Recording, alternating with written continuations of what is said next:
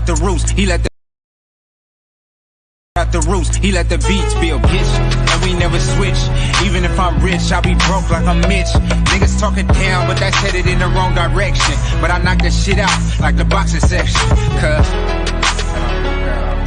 they can't touch what they can't see. All I gotta do is be the same me. All I gotta do is keep it cheap. Always be the same me. While I'm solid, boy, they can't change me. No.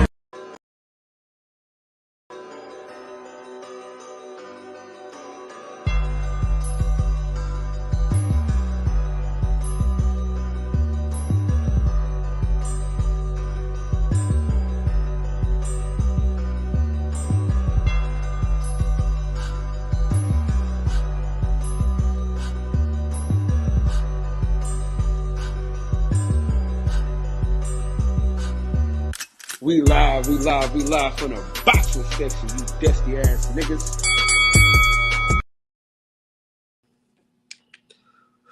What's going on, man? We live from the boxing section, god damn it. We back again. This is our second show tonight. And I'm with my motherfucking dog, man. You know what I'm saying? If you don't got a man, he don't want you. You know what I'm saying? The side nigga.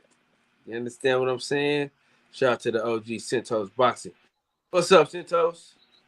What it do? If you got a man, you're all right with me. If you don't have a man, you don't need to look at me. What's going on, man? Talk to me, man. What's going on with you? Not a thing, man. You know me, driving this truck.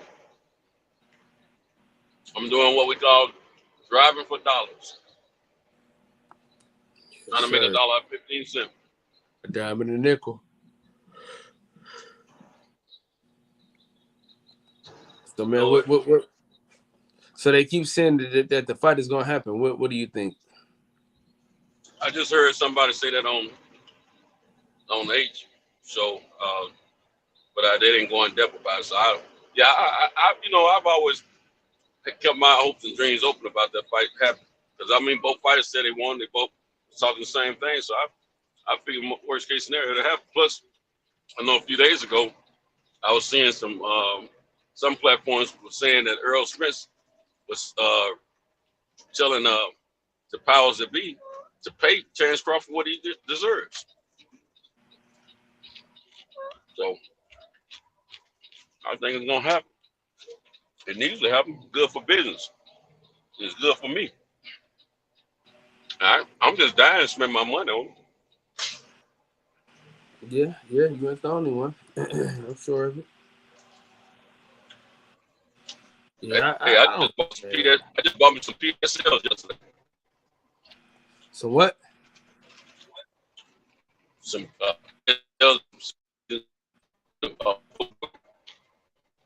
Yeah, you breaking up. I'm in the back. My mic was in there. No, you breaking up bad. Yeah. I'm about to hit the bad area in a minute anyway. Well, we up, man. We up. What about now? Yeah, we got you now. You good now? Yeah. Yeah, I had purchased.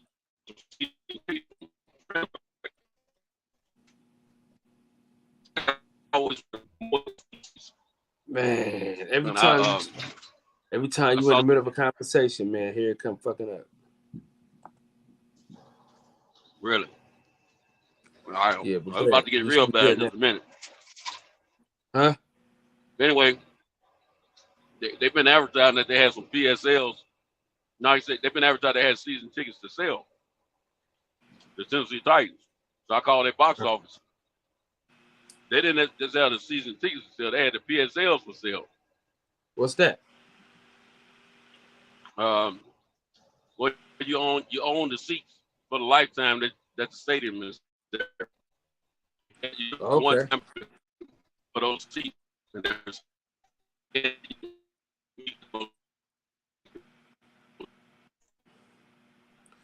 how much that costs?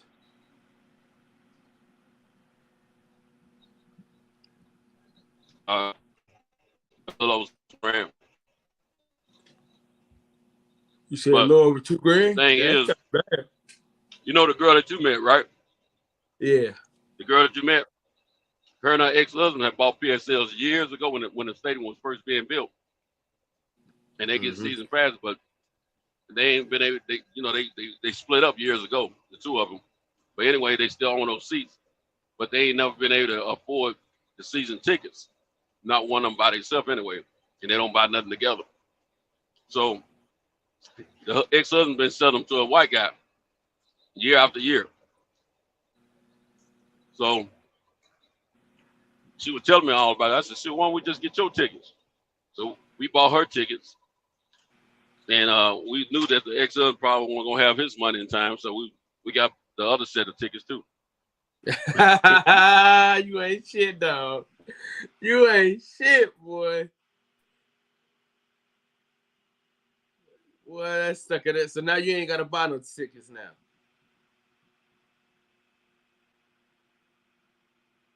Ah, he just cut off. Damn.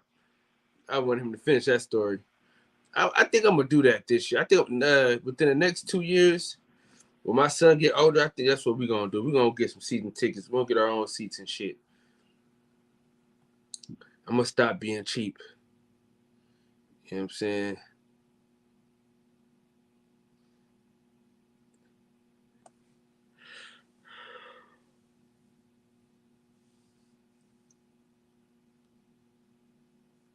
Man, I need him to. Shit. I need him to take it. God damn it. But yeah, man. DJ on his way. Thank God, man.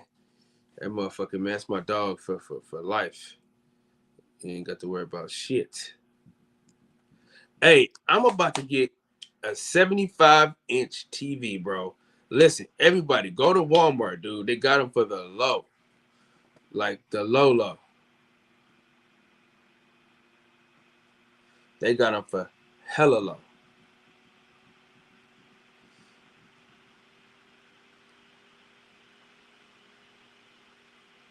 So go ahead and do that.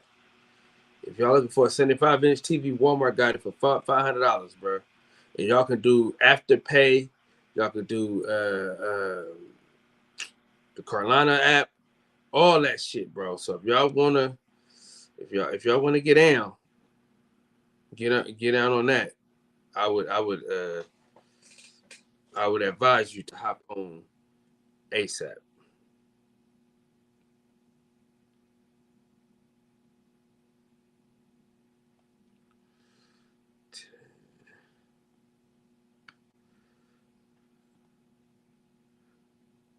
Hold on, man. Don't just hop in, man. God, give me I'm some telling time, you right man. now. Hide your grandma, hide your aunt, hide your mama, hide your cousin. Hey. You know what I'm saying? Your stepmama's favorite. No, you want him? Ooh, I like him.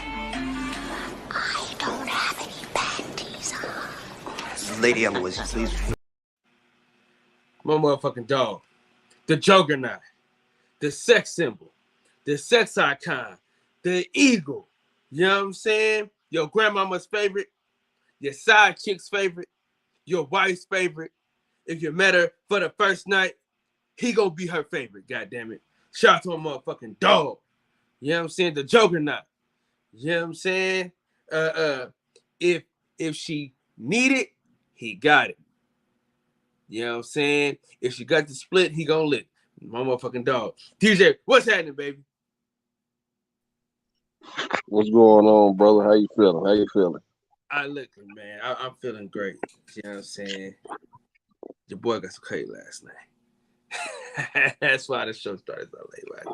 Had to handle my husbandly duties. You know what I'm saying? Big Dog Willie, what's going on, man? Absolutely. Man, so how's everything going, Big Dog? How you feeling, man? You know what? I'm all right today. I'm all right. I can't complain too much. You know, got some news from 3 credible sources today. You know, that made me a little happy, but sad at the same time. That the fight gonna happen November 19th? Yeah. Who? Yeah. I don't know, man. If it happened, I'll be happy because I'll be able to go. But I don't know, Yeah. man. From what I hear, it's happening, man. They said it's happening. So, They've been like I said, saying from that. 3 They've billion. been saying that for a long time, bro. Hey, but this is the first like real news we've gotten in a while. You know what I mean? The only news we've been getting here lately for the past couple months is there's no news as far as the development with this fight. But yeah, ain't no probably in it. I won't be going, but I'll be somewhere watching.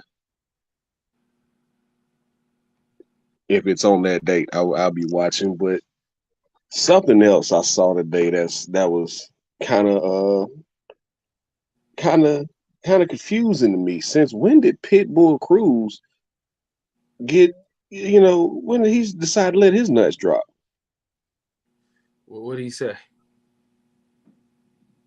Said it's gonna be great to fight Tank Davis again and bring a title back to Mexico City. Wait a minute, what?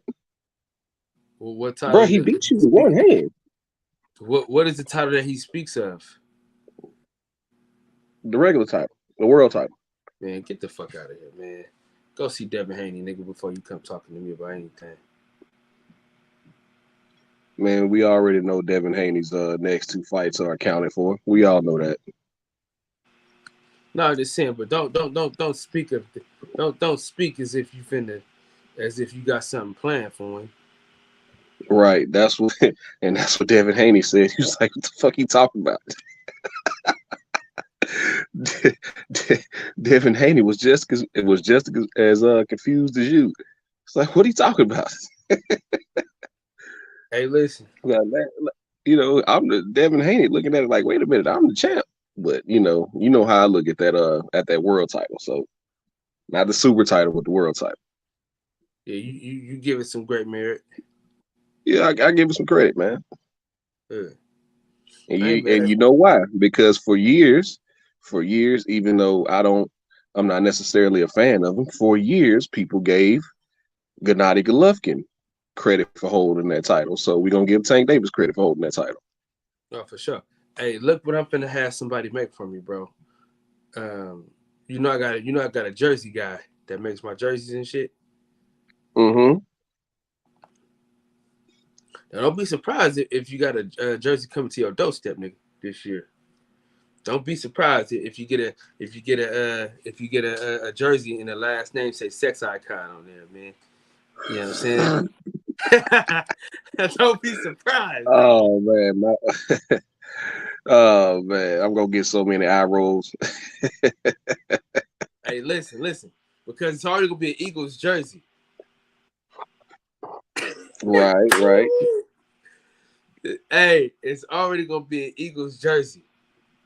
So if they say it's gonna say the sex symbol, oh man, it's all gonna come together, man. It's all gonna come together. God damn it, Man, oh man, it's funny you should say that.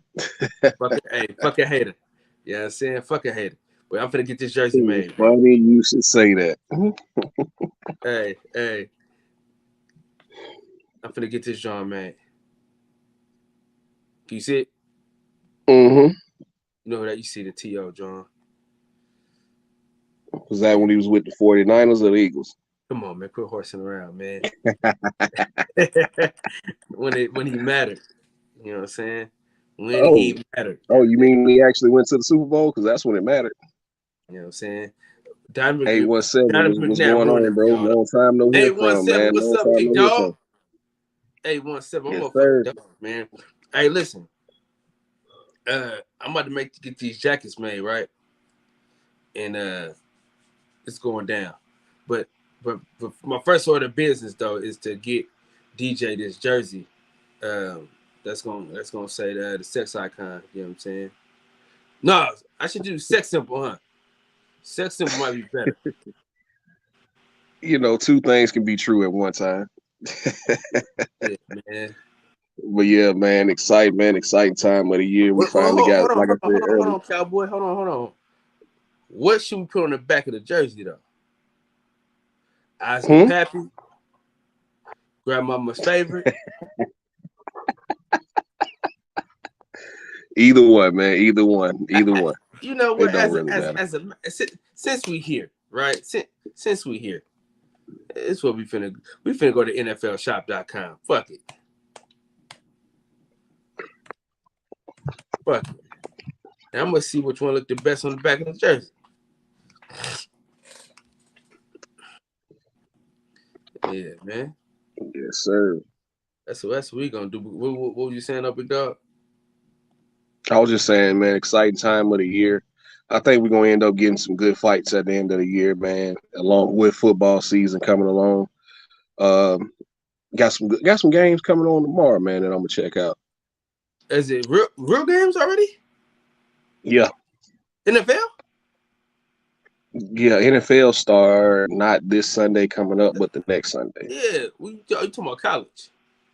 I watch all of it, man. I even watched the No, USFL. I got you. But you gotta make the, you know, because I ain't gonna lie. I've been so lost in football this year, bro. I don't know what the hell's going on. Oh yeah, man. We finalized our 53-man roster. The Eagles did finalize their 53-man roster yesterday. I lost the damn. A couple days ago. Hey, so you want to do a home jersey, away jersey, or alternate? It don't matter. I look good in all of them. Nah, you gotta make a choice, man. Make a choice, goddamn it. Make a fucking choice. Well, they don't got the alternate. Yeah, it is my choice. It don't matter. Hold on, they don't even have the alternate for a nigga to even choose from, though. Oh, here it go. Here it go. Here it go. Yeah, let me see this. 817, you know them boys coming to town, and you know them boys coming to town week 2. What number we want on the back of this John?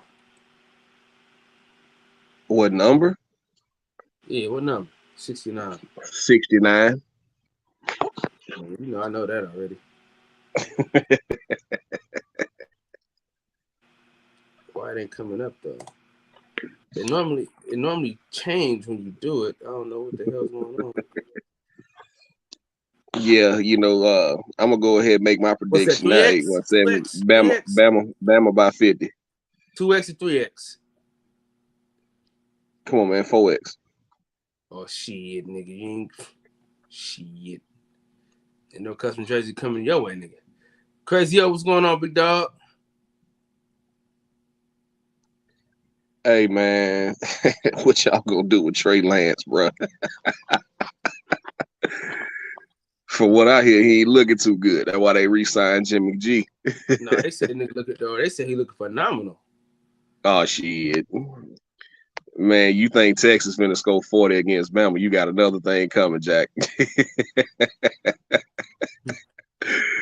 You go get beat by 40 more like it, but you know. Somebody give him some drugs. Somebody give him some drugs. You know, change the 5 TDs to 5 picks. Cause Will Anderson gonna be on his ass like stank on shit.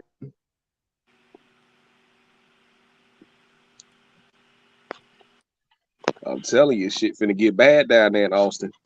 You might not want to tune in. Man, Coach Saban gonna be chilling. We'll be playing the freshmen by the third quarter. Nah, see, I've heard different. I heard Trey looking like dog shit. Nah, they said he looked like. Who said that? Who you that from? Who said that? Because everybody I've heard said the nigga looked great. See, y'all listening to them San Francisco beat writers. I'm listening to the NFL Network and other guys who ain't got a biased opinion and who ain't got to kiss his ass. They said he ain't looking too good. Hell, why you think they re-signed Jimmy G?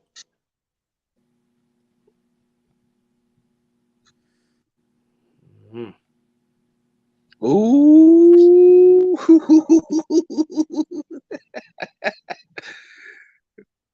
I hear you, 817. I hear you. Shout out to Jacksonville State, the Gamecocks, man. They just absolutely blasted Stephen F. Austin last week. You know what I'm saying? Beat the number 10 team in the country. Just absolutely dominated that game. Another Bama team beating the Texas team. DJ tune in. I hear you, Picasso. They ain't updated this shit. I'm trying to get them to update my shit. See, that's why I don't buy jerseys because they be discriminating against the big folks. You'll be all right, nigga.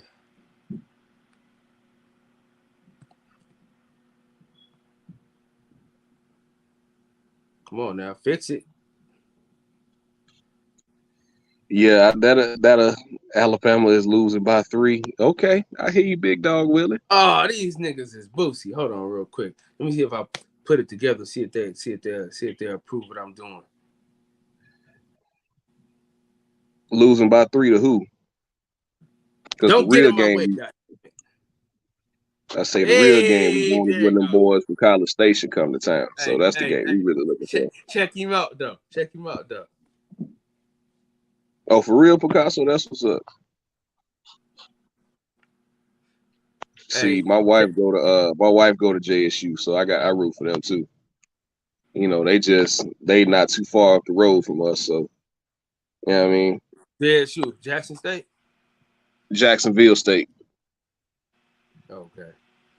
Nah, we coming to Texas. We coming to Texas to tear some shit up, big dog Willie. Look at your jersey, big dog.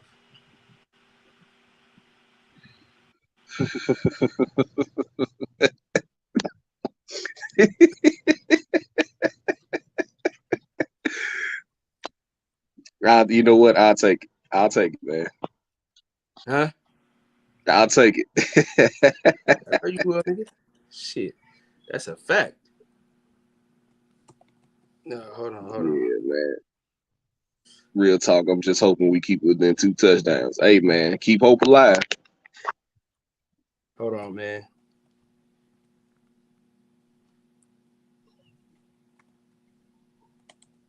You forgot Nick Saban don't know everything about Saban.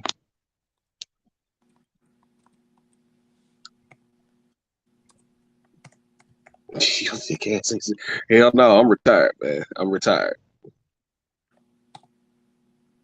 I can't even do the grandmama's favorite out here in these streets. Hold on.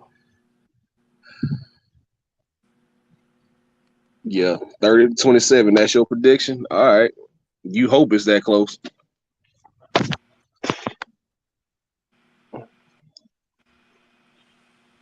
No, you didn't. Lane Kiffin did, but that's neither here nor there. There you go. Derek, what you thinking?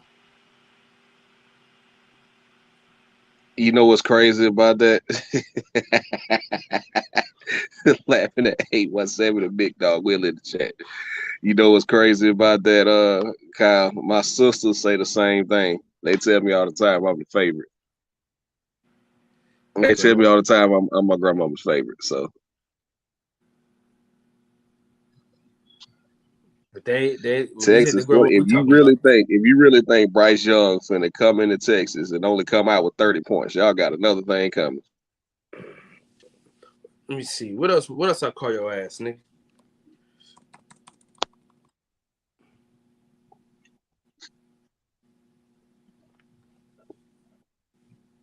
How come it didn't? You must have forgot when Tua was there and the numbers we was putting up.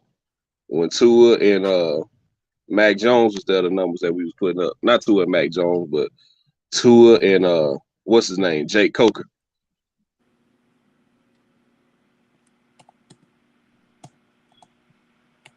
Bryce Young throwing 2 picks. Yeah, maybe, but not against Texas. Come on, man. We know y'all don't play no defense in Texas.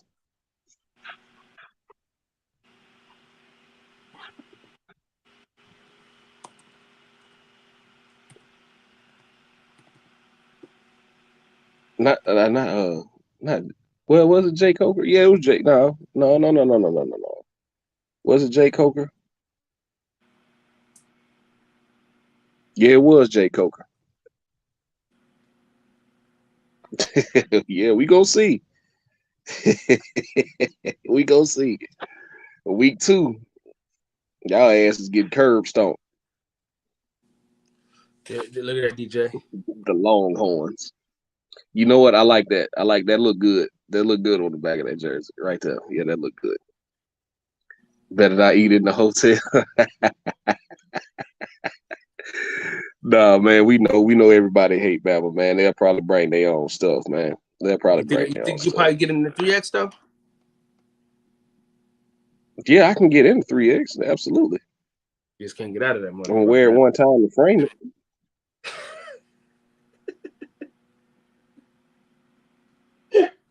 What's going on, Tony? Hey, do these jerseys run big or small? Small as hell. Because they like especially if it's like the on-field edition, like they fit super tight. Man, hold on, man. I'm gonna try to.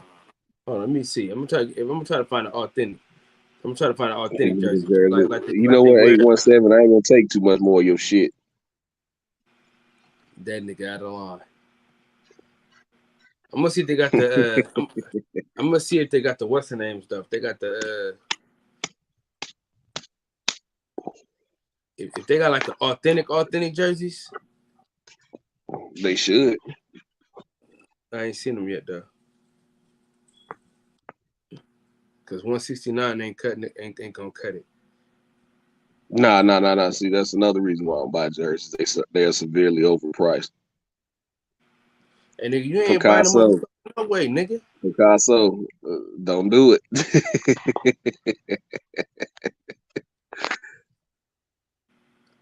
It's not enough letters. Man, what the fuck is going on with the Eagles, man? And they fucking jersey selections. Y'all probably got about the worst jersey selection I've never seen in my life, my boy. That's a lie, and you know it. That's a lie, and you know it. All right, here we go. Since this nigga think I'm lying to him, look at this. Watch the jersey selection they handed out. Clever Lane, the clever one, has entered the building. God damn it, Black Gallagher himself. What's up, Clem? Shit. What's up, Kyle? What's up, DJ? How you guys doing? On, bro? How you feeling? We about to go over this jersey selection that the NFL shop has for the Eagles. Are you the Eagles fan? No, this is for DJ. Oh, okay. DJ, I'm a Cowboys fan, man. DJ, look at that. Mm-hmm. Yeah, get the what happens? Yeah, get that Dawkins jersey. Or actually no, screw both of those jerseys. No, screw both of those jerseys. Just get your jersey and get your name on the back. That's what you gotta do. Jalen Hurts, Brian Dawkins. Nah. Get your favorite number and put DJ on the back. Or put fucking. Fuck these niggas, man. Fuck these niggas, DJ. Dirty sons of bitches. Fuck them. Anyway, I ain't about to go spend $200. Hang on, Kyle. I ain't about to spend $200. Miami Night. Texas really don't change their jersey. They don't give you no selection, bro. Yeah, they do. Bro, they keep you the same 3 jerseys every time you slide through, man. See, I already got a Brandon Graham jersey. I go Chris Carter, Deshaun Jackson, yeah, McNabb, Cunningham, Brent Selleck, Brian Westbrook. Shout out to Brian Westbrook, man. He don't get the respect he deserves. Let me show you something. Hey, who was that wide receiver from Missouri? I forget his name. Jeremy Maclin. There you go, Jeremy Maclin. Yeah, I got to meet him. I ran into him once. Let me show y'all something real quick. Jeremy Maclin, yeah. I was saying, DJ, I'm a Cowboys fan, man. I can't stand you fucking. I'm so sorry to hear that. I can't stand you fucking Eagles, man. But you I'm know so what? Sorry to hear that. But that's okay. It's all right. I'm not delusional. I'm not crazy. But Eagles, they coming up, man. They're coming up. They're building something nice as they usually do throughout the drafts and throughout whoever they pick to bring on their team. Howie Long really loves his team, man. So we shall see. Division got a little tougher since you guys got better. I have an old school Miami Dolphins aqua Miami Dolphins jersey and the old school pure white Green Bay jersey. The alternate home jersey from Man, okay. fuck that Green Bay Is that jersey. is that a Taylor jersey? Now, That now look at Aqua? this. Or is that Now look a at Ricky this. Williams? Now look at this, DJ. Look at the selection that the Niners giving you. You know what I mean? Okay, Hey, man. Trey Lance, Jerry Rice, Debo. Okay. No, I'm just saying that the type of jerseys that we giving out. Man, Trey Lance kind of like Ryan. Man, Trey Lance like Ryan Garcia, man. Fucking unproven. No, I'm saying that the style of what we got, they give That me gold one trash. That gold one trash. Yeah, that gold one is trash. Yeah, that gold is trash. Trash, B. Nah, that gold trash. That gold is trash. Okay. Gold gray is trash. Just the red and white. I prefer. I'm trying to figure out where the black one at, man. Are we not doing the black anymore? Stay black. Don Bree. See, this is what I'm interested in. This is what I'm interested in making right here. I'm interested in making one of these bad boys, right? For me, my pops, and my son, right? So the last name is gonna have Generation on the back of it, and then it's gonna have a 1, 2, and 3. So my dad gonna have a 1, I'm gonna have a 2, and my son will have a 3 when we go to our first game.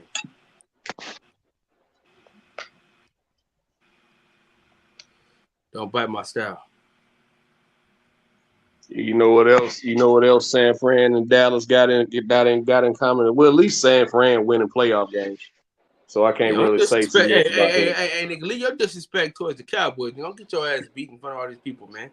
Nah, he brought you in it. He brought you in it. Nah, you tried to low-key disrespect.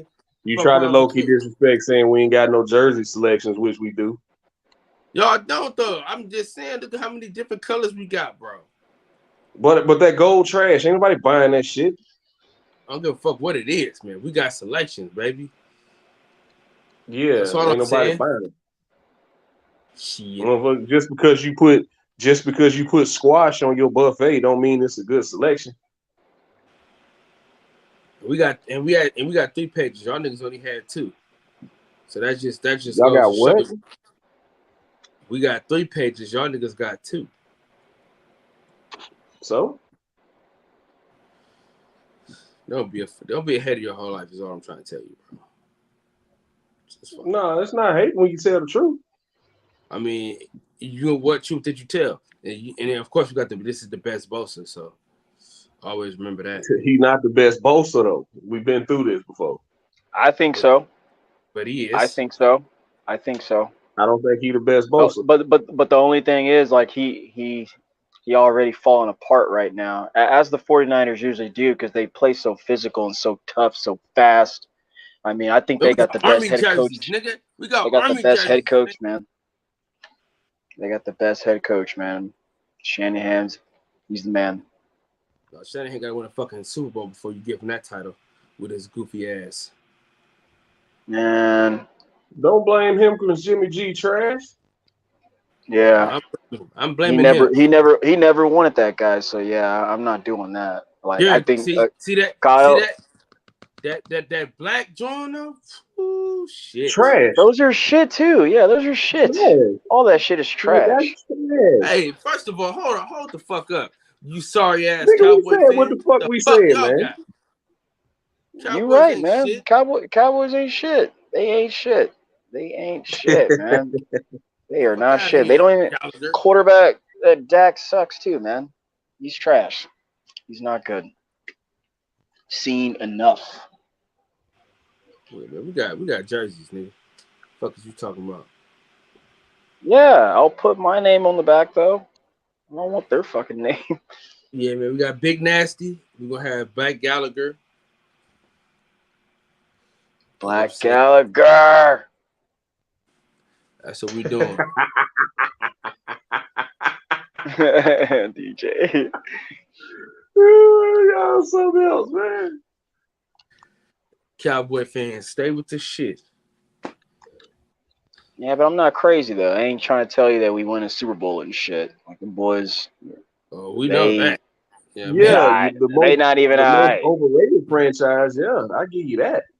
Ain't not even dog. So I ain't trying to front. rooting the Bolts this year. Hopefully they can get out of the AFC West. Make SoCal happy. But not if the Bills can help it. We shall see. But you know what, man? I think that old man in Tampa Bay gonna go ahead and do y'all in one more time. He gonna get there to the promised land. All the Eagles. All right. Please. Y'all got blown out. Stop. I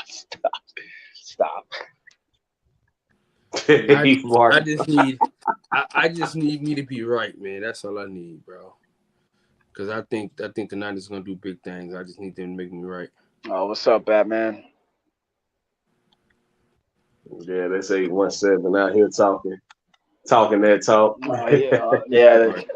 Sorry. It's all right. I mean, fans don't like that when you tell the truth. By 10 week one anyway, so it really don't matter. Shout out to my boy Law Nation Sports. Oh man. Hold up. We got a celebrity on the panel. Get your words out right now, because as soon as he come on, he cutting you off. So get your words out now, because once he come on, you don't get a word out. Oh man, the one and only 817 in the motherfucking house tonight. Oh, okay. Yeah. What's up, Batman? What's up, Batman? Talking about my goddamn Cowboys. Bring that goddamn burnt pep up. He from Boise. This motherfucking ass from Boise. Listen to his accent. He from Boise. Ain't no football team out there except for that team with the blue field. Nah, man. Better go tell. Where you from? That nigga from Boise, bro. Who's that? Will Clay. Fucking. This nigga from Boise. From Boise. Talking about my Cowboys. Your motherfucking ass from Boise. Nah. I'm from no Boise, dog. I don't know nothing about no Wyoming. That's where the white supremacists stay. I ain't from no Boise, dog. That nigga from Boise, bro. Get that boy a pot of neck bones and some collard greens ASAP. God damn. What's going on, man? What's going on with it, man? What, Batman? You think? What? You think they good? I think certain aspects of our team good, just like everybody else's. We gonna see. I think that D coordinator made a difference. You know what I'm saying? Going from what we experienced. Solid as a coordinator. I will give you all that. No, hang on. I want to hear Batman talk it. Going from what we went through during the COVID year, I knew with us playing the young guys that we had or whatever, and then Dak going down with the injury, it was going to be rough. You dig? And we took the lumps that we needed to take. Our corner, he took the lumps that he needed to take, and he stepped up in that second year. I think it's going to be hard for him to replicate the year that he had, the year that we had, right? The Eagles have gotten better. The Giants have gotten better. The Redskins, the division has gotten better. The division has gotten better. The Redskins are going to rally around Brian Robinson Jr. being shot. Okay? Yeah, that shit was fucked up, man. That was fucked up. You know, I mean, fandom and shit, you know, we talk shit back and forth, fandom and shit, yeah. But this division is going to be a blood and guts division this year in between each other. It always is. I mean, and as far as competition with the rest of the division, I mean, clearly right now, Tampa Bay, your Rams. I don't think the Rams are going to repeat. I don't think they're going to repeat, but I think those guys. I think the Saints are going to surprise some people. I love Mickey Loomis, but first time without their big time head coach, and I don't know, man. I don't know. That's a tough division too. They're going to play the Bucs hard, but I doubt that. Hey, listen. Yeah, they own Tampa, but I'm telling you right now, the temperature, bro, being around all these Falcons fans, they think New Orleans sweet right now, bro. I'm telling you. Hey, listen. Atlanta tough. I think Atlanta gonna surprise some people too, because who's their quarterback? The style of football that they're going to play, Mariota. But the style of football that they're going to play, if you go look on their roster, they have a lot of people that play multiple positions. I think game planning for them, you know what I'm saying, is going to be different. There are going to be some surprises. I think the Lions are going to play better football. You know what I'm saying? There are going to be some surprises. But as far as our division, it's going to be between us and the Eagles, bro. Real talk. Yeah, It's going for to be sure. between us and the Eagles. No doubt. No doubt. But Batman, you see, I love what you said, man. I'm not knocking anything, man. True that. But Dak's not the answer. You're He's not crazy. the answer. You're He's not crazy. the answer. No, You're he's crazy. not, man. No, Okay, he's so not. stop right there. No. But hang And on, let me- no, hang on. Before you start defending and go I into was just this, going that, to and the ask other, you. I was just going to ask you a question. but I'll tell you, I'll beat you. I'll beat you. The reason why is because I've seen enough, man. I've seen enough. He can't get it done when the pressure's on. You know, what is he in year 7, year 8, and he's progressed to a top. You know, I'll listen to y'all, defer to y'all, top 10 quarterback, whatever. But he doesn't get it done when it matters, man. I mean, take last year for instance. Let me ask you this. Go ahead. What quarterbacks have gotten it done within the last, let's say, 8 years? Name them. It depends, because that's a loaded question. I mean, you got to think about the ones who get in and actually get it done as far as the Well, we're playoff. talking about getting it done. We're talking about putting the ring on. But listen. You see, you didn't let me finish earlier. Look, man, I'm not knocking that he's the Dallas Cowboy quarterback and that what comes with that package is tough. And that, what am I trying to say? He's been the glue ever since he stepped foot into that building. He's been holding it together. It's no question that he's held the franchise together. What is required of a quarterback? What is required of a quarterback? It's time. And who put the rings on? Because regardless of games won, playoff games won, all of those things. Hold on, stop. All of those things. I want to win, bro. Hold on, bro. All of those things at the end of the day, one guy puts a ring on, right? One team puts one on, and the rest of the guys don't, and they start all back over. That's just like if Earl and Bud get in the ring, all bullshit, all your accolades, all that shit aside. One motherfucker is going to climb out that motherfucker victorious. So when you talk about that shit, you dig? You're talking about an elite. You're talking about an elite group. You're talking about an elite group generally. Every now and then you have a Trent Dilfer. Every now and then you have a Trent Dilfer or somebody like that. But generally, we are talking about the elite of the elite, veterans, and/or the elite of the elite. And generally, that guy has another elite motherfucker on that side of the football as well. Who? We're talking about a very small group. Who? The only young guy, young motherfucker that has won one within the last couple of years has been Patrick Mahomes. And he had an elite Cowboy fans do. He had an elite receiver. He had an elite. And just saying we want to win. I want to win a Super Bowl. And you over here telling me how elite this guy is. Everybody wants a Super Bowl. Everybody wants one. The Dolphins want one. The Lions want one. The Browns want one. The motherfuckers. The Packers want one. The 49ers want one. Quarterback's a pussy. The 49ers. The Ravens. The quarterback is a pussy. That's why they can't. Okay. All of that shit sounds good. All of that shit sounds good, bro. No, it's not. It sounds good as fuck. It doesn't. No, it doesn't. Everything you said does not sound good. That didn't tell me. This is what y'all say every year. And y'all want to get mad at me. Y'all want to get mad at me and act like I'm player hating because I tell you the guy sucks and doesn't get it done. Y'all, in reference to Cowboy fans, okay? But in reference to every other team that does not win it. I don't care about what they're doing. I know you don't. What the Cowboys are doing. I know you don't. And you live in fucking Boise and you care. That's why the Cowboys are the Cowboys. No, I don't. The fuck?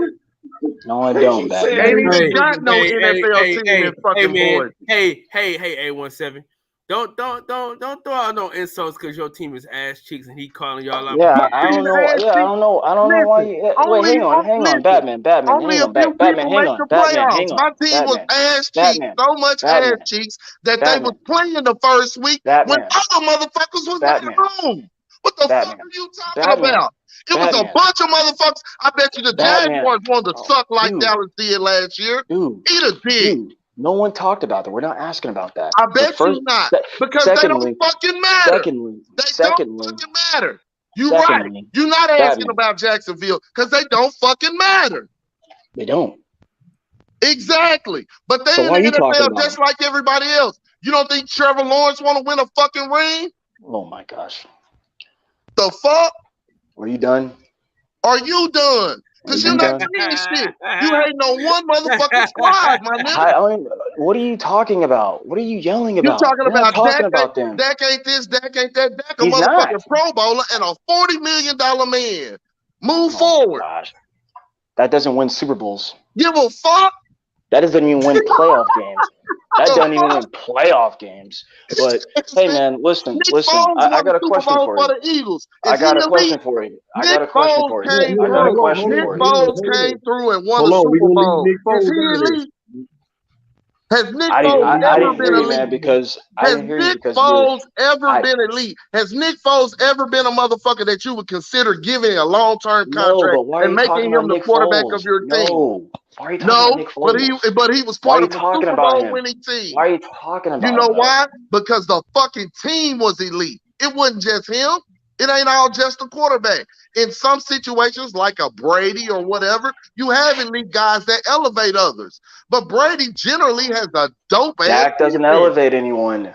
A dope ass defense. He blew it. He blew the game last year. Did you see that pass rush? Did you see his footwork? You see how he couldn't throw the ball vertical down the field? But it's Zeke's fault. Oh wait, he got the blind side. Oh wait, Wilson dropped it. Oh wait. Who the fuck is the scapegoat. Who the fuck is your team, Bradley? The Cowboys is his team. That's why he's the Cowboys is his team. That's the crazy part. I know, man. Get the fuck out of here, let me get a word Boys in, and Bradley ain't no fucking Cowboy fan. Hey, that's why he's so upset though, because y'all, because you. Who's the answer? Who's the answer, Boise?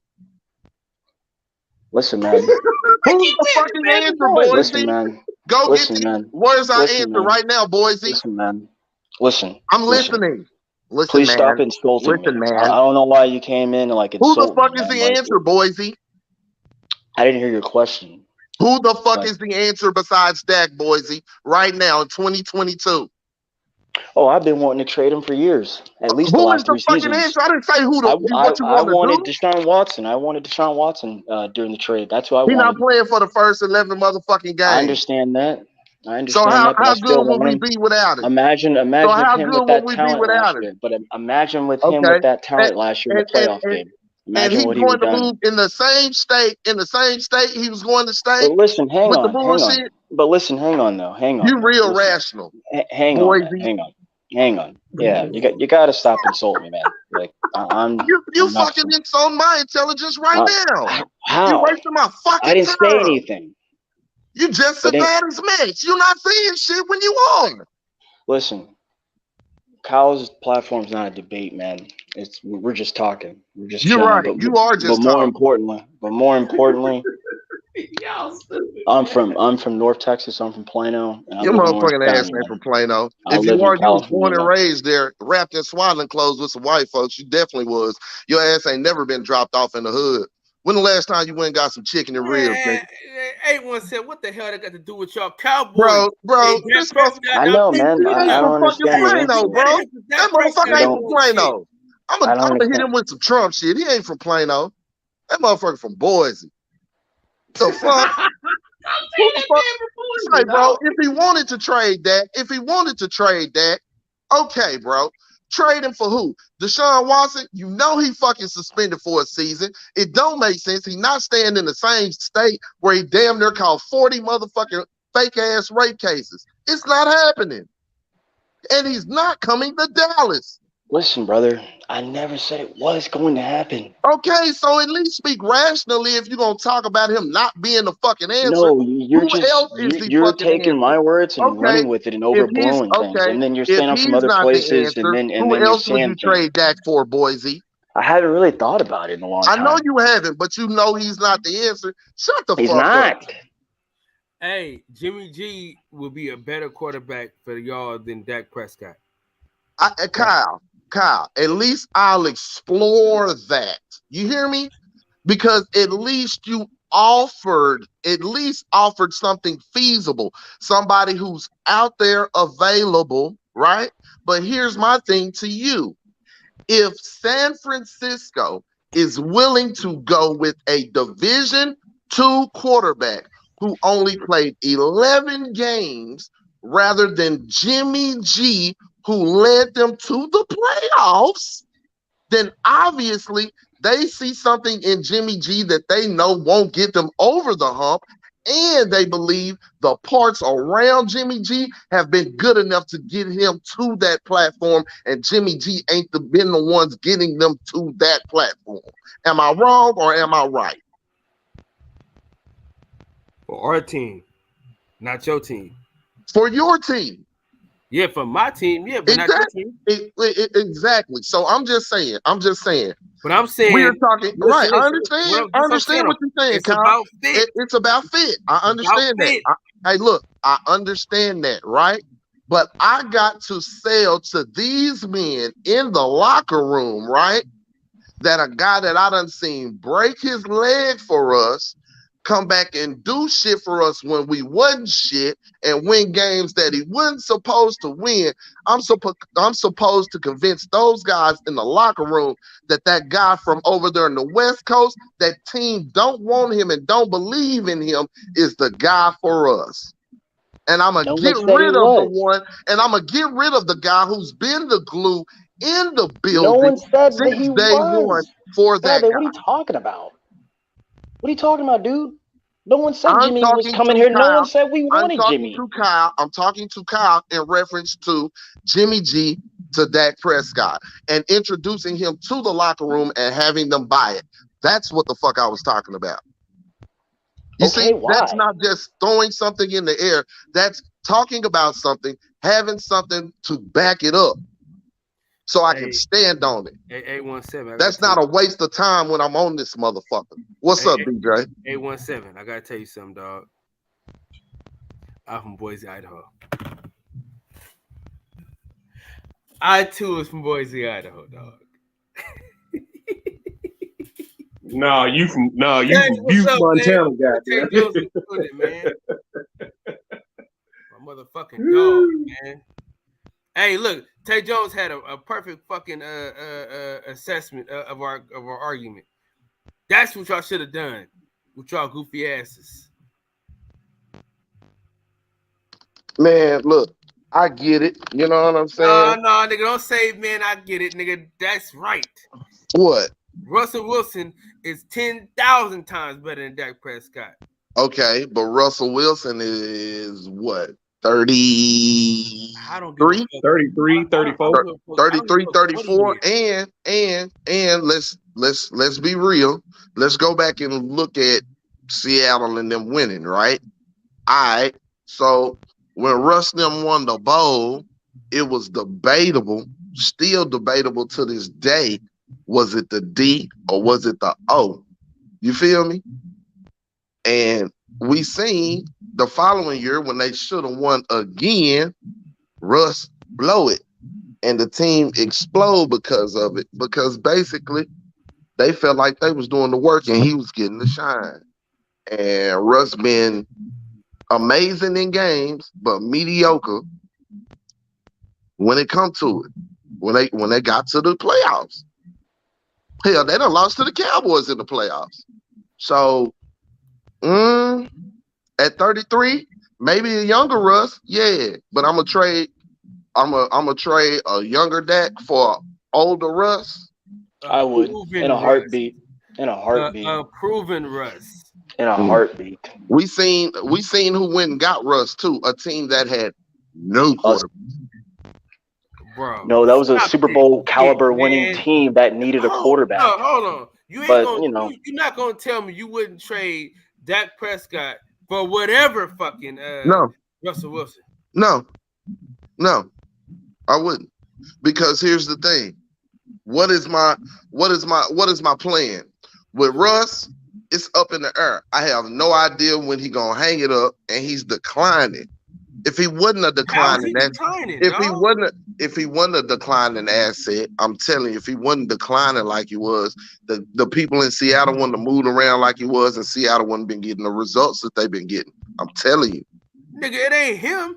It's Okay. the people around him. Bro, okay. Listen, I think Russ is not able to do it like he was able to do it before. And I think Russ going to Denver. I think Russ going to Denver. Hold on. Russ going to Denver is just like when Peyton Manning went to Denver. You need a better supporting cast. He's still able to get it done.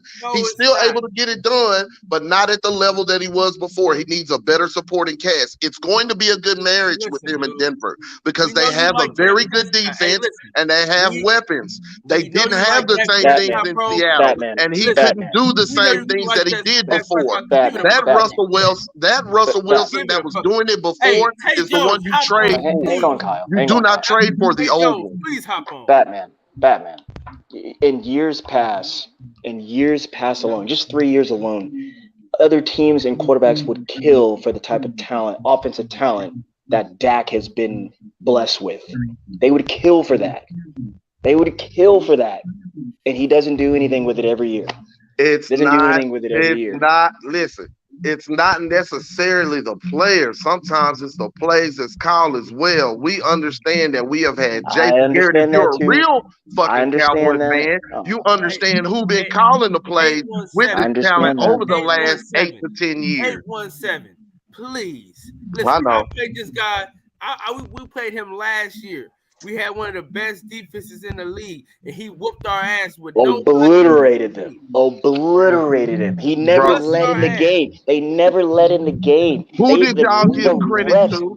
The refs even tried to cheat for the team. It was ridiculous. Who did Kyle stop them from giving credit to? And you said Jimmy it was G great tried already. to give it to him. No, you said Kyle Shanahan at the beginning of this fucking conversation. He's the best dang head coach in my opinion. He's the best dang head coach in my opinion. Just take a breath. Doesn't even have a starting quarterback. So he got that far. He got that far. So goddamn, mustache, Boise. What you're saying is, the coaching is so good in San Francisco that they've been excelling with a quarterback who ain't that guy, right? The Cowboys have had talent, but they ain't had a coach or an offensive coordinator worth a fuck. When Jason Garrett was here, okay, they constantly was told, as Cowboy fans, we heard it all the time. The opposing defenses know what was coming first, second, third, and fourth quarter. There were never any adjustments made. And there were no adjustments made with Marinelli on defense. Option route killed us. So it ain't about talent all the time, too. A lot of times it's about fucking coaching. Look at Channing Crowder. He talked about it simply. Going to talk to Mike Tomlin, was 10 times away from Cam Cameron and the shit that he experienced in Miami. You know why? Because it's fucking coaching. It counts for something too. Cowboys have more than decent coaching. But man, god damn. All right. They got more than decent. Hey, fellas, you can't convince us that you would take that. Jason Garrett got a job right now. You can't convince us that, bro. Jason Garrett got a job right now. What about Jason Garrett? What about Marinelli got a job right now? now. No one gives a shit about them. What are you talking about? I know you don't, because you don't fucking know shit. Right. No one gives a fuck. I'm trying not to lose my patience, man. Why? Why? What the fuck you doing? Don't educate. Leave the motherfucker. No, man, Cause you you ain't come talking on, about you shit. come You ain't on, you come lose on your this pay. channel just saying Maybe all that sorts might of be more shit, and you're entertaining. talking about nothing. Dumbass. But this, you Cowboy fans are so delusional. You Cowboy Dumbass. fans are so Hey, bro, delusional, listen. man. Listen. Nah, man, I I just don't want to listen. I listen. I watched don't another want to video. listen, man. Just look. You Me saying and my old shit lady about was me that's sitting not there even just true. a minute What are ago, you bro. talking about, man? Me and my old lady was sitting there just a minute ago, right? And we was listening to a video. We was listening to a video about Eddie Griffin. And Eddie Griffin was talking about how he not gonna vote for Biden until he do the Leave Niggas Alone bill, right? He's sitting there, he's sipping champagne, and he talking about the Asians gotta leave Asians alone bill. I'm not voting for him till he do a Leave Niggas Alone bill, right? That's what he say. So boom, Pierre I don't and do this, politics. hold on, bro. I didn't ask you what the fuck you did. So him and so this female and Pierre is breaking down his little statement. Now I'm making this a point to y'all because we on this place and we on this platform, right? And why I am the way I am, right? So they critiquing what the fuck he said. Mind you, Eddie got a platform that thousands of our black asses tune into, right? He high, full of champagne, talking out the side of his ass. Now Pierre comes back around. They come back around with this platform that thousands of us fucking watch. Pierre knew that this shit was coming on. Did he prepare himself to talk in an educated manner to his people about what the fuck was being said? Hell no. But the sister, she dressed the shit down quick, fast, and in a hurry. And I say that to say this. A lot of times motherfuckers don't understand there is a responsibility that comes with a microphone and a pulpit, right? And that's to any audience, right? I learned this shit in the 8th grade, being a fucking quarterback. When you talk to your team, all them eyes looking back at you. If you ain't confident in spitting back the play and what the fuck you got going on, they're not gonna believe in you or fight for you when you go out there. Then I learned when you in a position that possibly could be leadership, you got to be astute about what the fuck you talking about and what you saying, because people looking at you. So I'm saying, bruh, it's cool to bullshit. But when you come up to talk about some shit, make sure you got some shit to stand on, because you don't know who the fuck is listening. And motherfuckers are lazy and impressionable and can be led down the dark alley on the simplest of shit while you just up here talking and bullshit. Hey, Kyle. What's up, dog? Do I ever come on your show and bullshit? Since I've met you guys. Cinderella, put the shoe on if it fit. No, we don't give a shit about what you're talking about. I'm asking. I bet you don't, motherfucker. That's why you up here trying to defend yourself now. Talk about what you talk about when you come up here. No, I'm not Normally trying to defend you don't myself. come You up here just came to me bullshitting, and but you started did talking today. shit. You just came to me Sucker-ass talking nigga. shit. I don't know what you're talking about, man. I know you don't. And all That's why that you was internet trying to talk defend doesn't work. yourself I'm as soon as chilling I right stop here, talking, man. because you don't know what I'm Right here, talking baby. about. You sound I like a don't care. guilty motherfucker. A what kind of You motherfucker? wouldn't even put that shoe on if it didn't fit. Centos didn't say shit.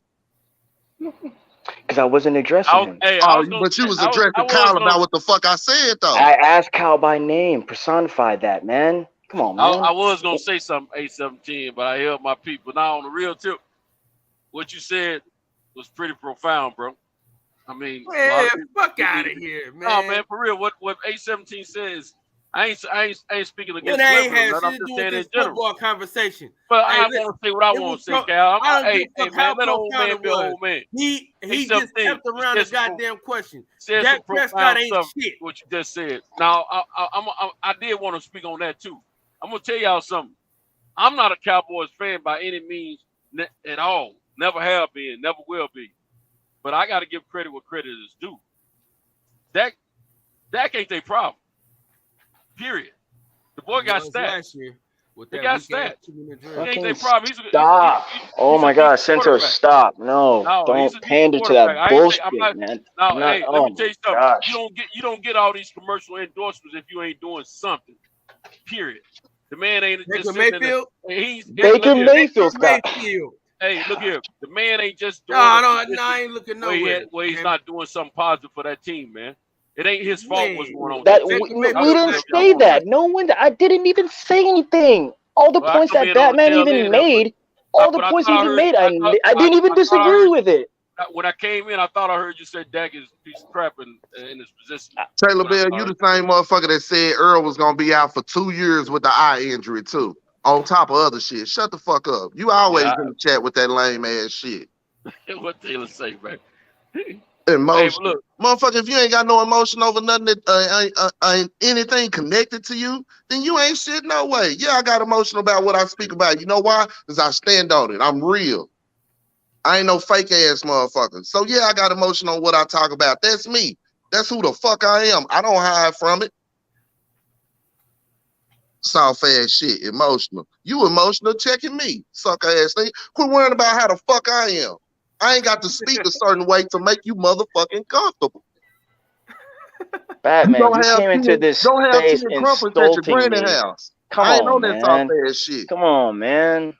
Bro, You just came like into I this said, chat. see, You came in this chat you address insulting what me. the fuck You I think said. I'm from You address somewhere what where I I'm said not, man. because And then you you getting on this guy in personalized the it. comments. Just like I Oh said, my gosh. Centos didn't personalize what the fuck I said, but you immediately felt the need to defend yourself to Kyle. It's because you personalize it. And like I said, Cinderella, if the shoe fit, slide that motherfucker on and dance.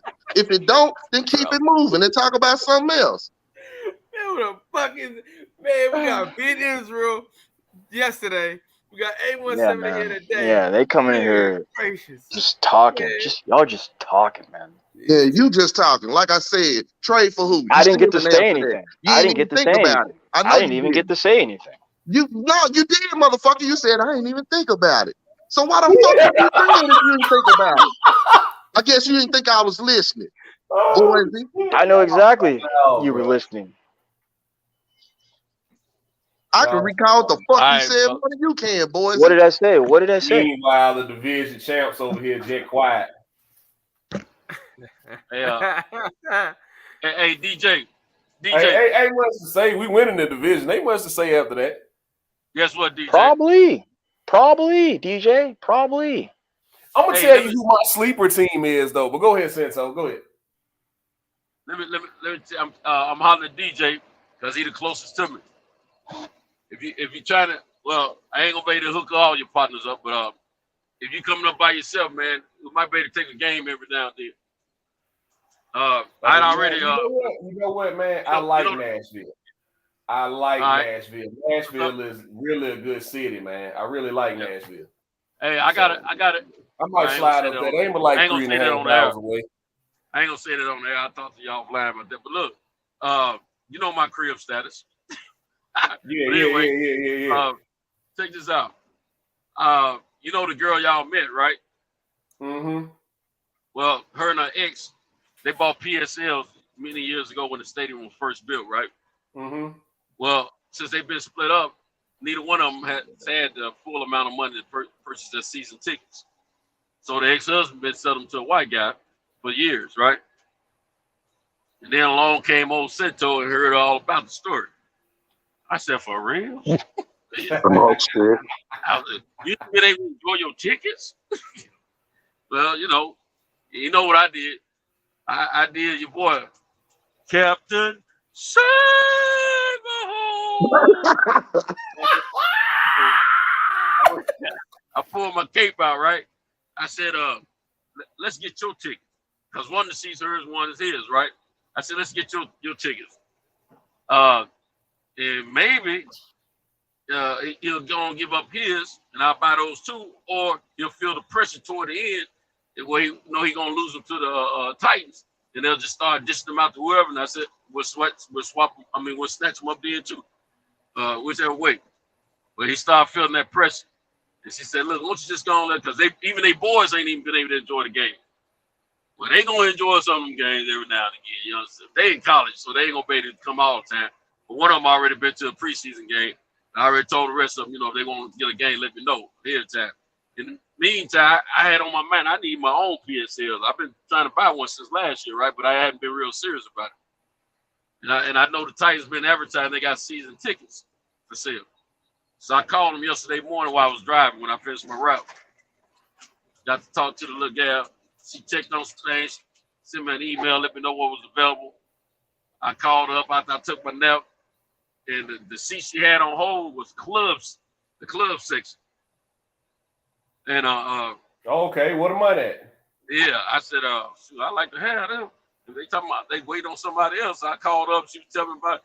I said, you need to check on that for I got money in hand right now. I'm ready to get them. Hey, you mean? So she checked with the other team, called me back a few minutes later. And I got my girl on three-way the whole time, the one you met. Snatched them joints up. Because when the little gal called me back, she said, okay. I said, hey, whoa, you supposed to call and say I got great news. You know what I'm saying? She didn't say that, but she did say, I got some good news for you, afterwards. So she said, oh, you're right. I should have said I got great news. But anyway, long story short, I got the tickets, right? Got the PSLs. So, I paid that high end this year. Next year, I just pay for the tickets. Club section, and then the tickets that Chicken the Old Man used to have, they down in the end zone, just a few rows back from the field. I'm just above the lower level in the club section, executive style, you understand? Right. 2 and 4, row C, understand me? Understand me? You know what I'm saying? And look here, there's gonna be some sales and there's gonna be some enjoyment. There's gonna be some enjoyment. There's gonna be some sales. You know what I'm saying? I'm a nigga at the end of the day. I don't just buy for entertainment. I buy for the business aspect of it. Investment. So, make sure when you go though, you wear your wind pants and no draws, my nigga. You know what I'm saying? I gotta have me some draws on, bro. Don't get that man no ideas, man. I'm wearing draws, bro. Hey, look, I'm looking forward. This is part of me going to enjoy my life from this point on. You know what I'm saying? Because anybody that know me really intimately, they know that I've worked, and I really enjoy myself. You dig what I'm saying? So I'm gonna be on the move more often than none from this point on, man. That's what I've already I got 2 weekends already booked up away from home next month or this month, September. Got the Wilder fight in October. And whatever else. I ain't gonna be able to go to that too, man. God. Yeah. I got my calendar open for whatever else is going on. And in between, I'll make money around those out of town schedules. You know what I'm saying? And I was gonna try to take a hoe with me every now and then, man. Bump that, man. And so all these hoes crazy, man. I'm gonna meet somebody where I go. Get that bull crap. Yeah. The only one ain't crazy is the girl y'all met. And she in a little situation, so I let her do her thing. Oh look, her old man talking about, he never wanted to go check the Titans. He don't like the Titans. Then all of a sudden, he say something to her this year about going to the. Now he don't like her ex, even though he know they the ones got the PSLs. And now he know me and her went to the game this past weekend. According to her, he knows. Anyway. Oh, well, she told him. Yeah, all of a sudden, facts. He wants to go to the Cowboys game. Now, I ain't no Cowboy fan, but I ain't stupid either. Cowboys mean money. Right. I'm selling both. I'm selling all four of them. You know what? Damn sure do. Damn I'm sure selling do. all As four. much as they get their ass beat on national TV, the NFL keep putting them on national TV. Oh, they got hey. Them fans are loyal, man. I mean, we won enough. Them. We won enough to get our ass whooped in the first game of the playoffs on TV. I wish Cowboy fans would let that shit go. God damn, y'all ain't won shit in 25 years. Hey, look. Let them keep loving this Cowboy. I'm in business now. Look at hey, Santos. Them Titans, they tough. You know what? I wish Malik would have came like 2 or 3 years earlier for them. You feel me? Because I feel like without AJ and shit, when they had AJ and Derek was really getting on the roll in the beginning, oh man, it would have been on. It would have been on. You know what I'm saying? I feel like he's coming a little too late. And I'm gonna tell you something. With Derek and Willis in the backfield, you got 2 running threats right there. That's that's effective, man. You know, Right. and he can pass that ball. You know what I'm saying? Well, A17, whenever the opportunities are there, man, and the Titans are playing in Texas, man, I ain't got too much going on. I'm down there, bro. I hear you, man. Down there. You know what I'm saying? I hear you. Hey, look here. Vrabel a good ass coach too. Tennessee is Yeah. a scary ass team, man. They're a scary man. team. They just don't have no receivers. Right. And that's what they gave one of the best receivers in the league up. Man, They ain't want to pay him. Could they ain't want to pay him? Exactly. Hey, Why not? But I mean, if you pay that boy, right now. I'm just saying, if you pay that boy, is Tennessee the type? I mean, I don't know as far as they team and as far as how they are with spending, because you know some of these owners are frugal and really only looking for $1. They really not worried about winning. If they can win enough to bring people in, you know, they cool. But I don't think Vrabel the kind of coach that's gonna coach for an owner like that. So my question is, why wouldn't Tennessee spend the money on a guy like AJ Brown? Would it hinder them? Ryan Tannehill. Remember, Ryan Tannehill just got a huge guarantee a couple years ago. Right. And that's why I'm glad they got like the year before that, they gave Derrick Henry a lot of money. Okay, so here's my thing. You draft a young quarterback, right? This year is going to tell the tale. Well, you don't have to pay for 3 years. Tannehill makes the year. What do you guys think? I don't think he makes the year being the starting quarterback. I don't know if he makes the year. It all depends on how they do. It all depends on how they do. We get our best production out of Tannehill when he knows he's got competition. Right. No competition, he don't play so well. That's what I noticed. So, you know, last year. You already heard him hitting him out. Yeah. See, he know he got competition now right off the cuff. So, he got to play. I think Tannehill ends up in Seattle next year if they don't draft, if they don't bomb out like everybody expects and draft a Bryce Young or something. I can see Tannehill in Seattle next year. Them going with a plug, you know what I'm saying, a veteran, a proven veteran. Yeah, it's gonna be on, man. We got a lot of show and tell to do, man. I'll tell you what though, if Jalen Hurts don't do his fucking job, they better send that motherfucker. Yeah, he could be shipped out Trey too. Lance don't do his job. Get him the fuck out. He could be shipped out. He could be shipped out though. Trey Lance got more of a leash though than Jalen Hurts. Yeah, he do, but he don't.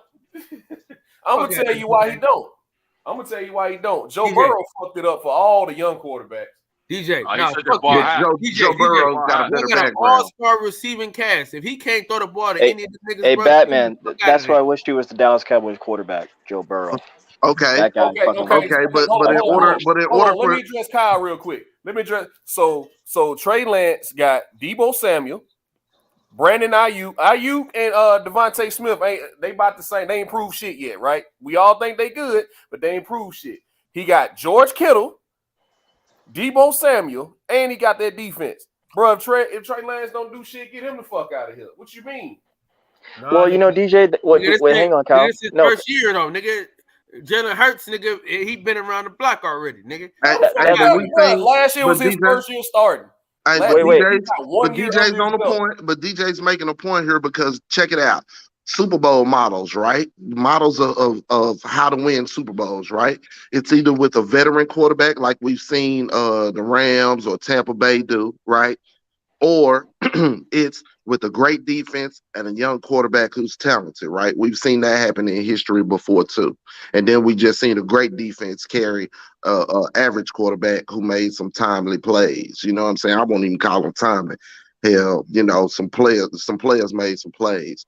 But I mean, that's a model to win what San Francisco got. They got a great coach, they got a great defense, they got great playmakers, and they got a dynamic quarterback. He just young as fuck and he green as far as this level. So I mean, you know, what you probably expect is to see him struggle early. If they are 3-3 or 4-3 team early, you still good because by mid-season, you know what I'm saying, what you expect is for the kid to start picking up. And if the kid does, and if the team is still somewhat healthy with all of the shit they got, Kyle them team in a good position, bro. Real shit. I jive with that, Batman. Only thing I would add to that, and I've always said this about Trey Lance, is that you see he's a bit of that wild card scenario because they're not bragging about him. They never have. Maybe when they drafted him, but it's been 2 years.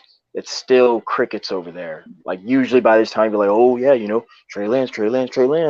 No, You watch him in the preseason? You've never. No, I didn't see. I've only watched one preseason Okay, game. I that's like why. all football. So check it out.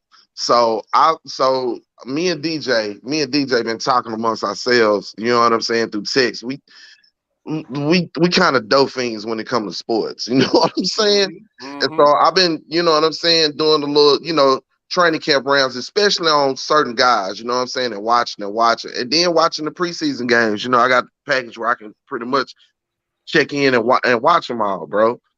Trey is making plays. He's making, you know what I'm saying? He making soup out of shit sometimes. You know, he'll fuck up, but he'll make something good out of it. So when you seeing that, I mean, if you're a coach, right, and if you're Shanahan, you know what's the name is going to give you, and know when the heat is on, what is giving you. You see Trey make some mistakes, but they process mistakes, and he don't make the same mistake twice, and that's giving the coach, you know, hope. And I'm telling you, bro, with the talent that they got around, if they just nurture that talent, if the team gonna win some games for him. You know what I'm saying? His defense, they're gonna win some games for him. I'm telling you, if the light come on for Trey around game 8 or game 9, the league in trouble. It's over. He gonna have a good 3 or 4 games spurt in here where he gonna look like an all-star, y'all. And then he gonna have a couple of games where it's gonna be ugly. But I'm telling you, by late season, we might see the real Trey Lance. I'm telling you, by late season, this kid gonna start to make plays, y'all.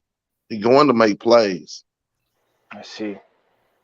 I drive with that too because I'm high on the Niners. I like what they've been building ever since Lynch got the job at the helm. And of course, he hired Shanahan. They've rebuilt that into a nice team. Shanahan hired him. Right. Nah. Yes. I'm pretty sure that was Lynch. No. Or they may have come in at the same time, but it doesn't matter, man. I've watched them rebuild that whole franchise, man. They're fucking unstoppable. I'm gonna tell you this, man. I'm gonna tell you this though, because I hate the Dallas Cowboys so much. I need the Eagles to do their fucking job, man. Yeah, man. Well, you got a chance there. It's the Eagles. The Eagles definitely gonna beat us in one game. Not sure if it's gonna be. I'm pretty sure it'll be the game where we go to the link. We'll play like shit up there, and I'm not sure if it'll be cold. Generally, if it's cold, we're gonna play like shit up Nah, it there. ain't gonna be cold, bro. It ain't okay. It ain't gonna be like it usually is when y'all play us up at the link in December and January. Facts. It ain't gonna be cold like that. It'll be probably 60s, probably 50s and 60s. It ain't gonna be down in the fucking 30s. Yeah, and I mean, in reference to Dak, listen, man, I ain't never been a Dak Kool-Aid sipper, bro. I'm the guy that when Dak was on his run, his his rookie year, right? And Romo got hurt, and Dak was on his rookie run. I'm the guy that when Romo played that last game of the season, I said they need to start Romo that playoff game against the Giants. Fuck you mean? I said Dak not gonna be able to handle the pressure. They're gonna man up. And they're going to need somebody accurate and somebody willing to put the ball up. And Dak not going to throw it until he see it. And I be damned. You know what I'm saying? He wasn't seeing it. And when he was trying to, he couldn't hit the backside of a barn. Romo should have played in that game. And Romo went on and retired. Motherfucker, 817. What'd you say? I said, you a country motherfucker, man. I am. You know what I'm saying? He couldn't hit the back. I am. I ain't going to hide. But real talk, Romo should have played in that motherfucking game. Romo should have played in that game. It was still going to be Dak's team. Romo gave them the best chance to motherfucking win, and they didn't. Romo got broke up by the time the team got good. They got fucked against Green Bay, but Romo got broke up when the team wasn't good. You know what I'm saying? And then by the time the team was good, the time had ran out. But the Cowboys made a mistake in not letting Romo start that playoff game against the Giants. He would have beat the Giants. You know, Romo was he was solid, had a decent IQ for quarterback, but I felt like he was overrated. Hold on, let me finish my statement. Great IQ, bro. Great IQ. I think he was a little bit overrated, but at the same time, he was. I miss Tony Romo. He was a solid quarterback. No, he was underrated there, Cinto. No, I don't think he was ever underrated. He was always got underrated the I early. think he was underrated. I He think was well, underrated early. yeah, He was earlier, but underrated early, and I think he was overrated late. It was a love fest Yeah. late. You feel me? It was But it was a little bit what I of was him gonna being a say, Cowboy quarterback. Batman, that guy gave his life Hold to on. the team, man. You Broke said back, so. What was you punching saying? lungs, Finish. foot. Even though he fucked up a but lot, he at never least could win the big. one out He of couldn't three. win the big games though, Yeah, man. That's but what I was dude about had to say. Troy Hambrick, Rondé Barber. He went through all these pieces, man. I mean, and literally, and then He couldn't. when they I ain't got no wait, hang Cowboy on, fan. I'm hang just on, saying. Cinto, hang on. But when they did get good, because Batman just said this, he fell apart, and they were in transitional flow. And I said that Batman earlier. I said, look, it's no secret that Dak has been the glue to the franchise. But what I'm saying, and what my critique and criticism of him is that he doesn't get it done, man, when the pressure's on. I mean, you can go back to last year, for instance. Let's see, opening game at the Bucks, you lose by a touchdown. It's for me. I'm just like, dude, you gotta win that game on the road. Do you Hang think? on, Do you think? Hold on. Go back to that hang on. game. You talked about No, the no, Tampa hang game. on, Hold on. hang on, Don't no, move hang on. past the Tampa game. Hang on, man. No, you won't let me. No, you Don't won't let move me past finish, Tampa man. Bay. You won't. You keep doing this, and you go on a tire. Let me finish first, and then you can rebuff it. So they lose that. Then you come out here to LA where I'm at. I'm in SoCal, by the way, not Boise, man. I'm where the palm trees and sunny, man, where the women are really, really, really, really pretty. Fucking.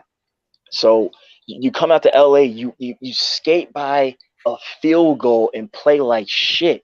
Then you come back, you go to the Chiefs, the reigning defending champs. You blow a stinker. You just fuck that game up.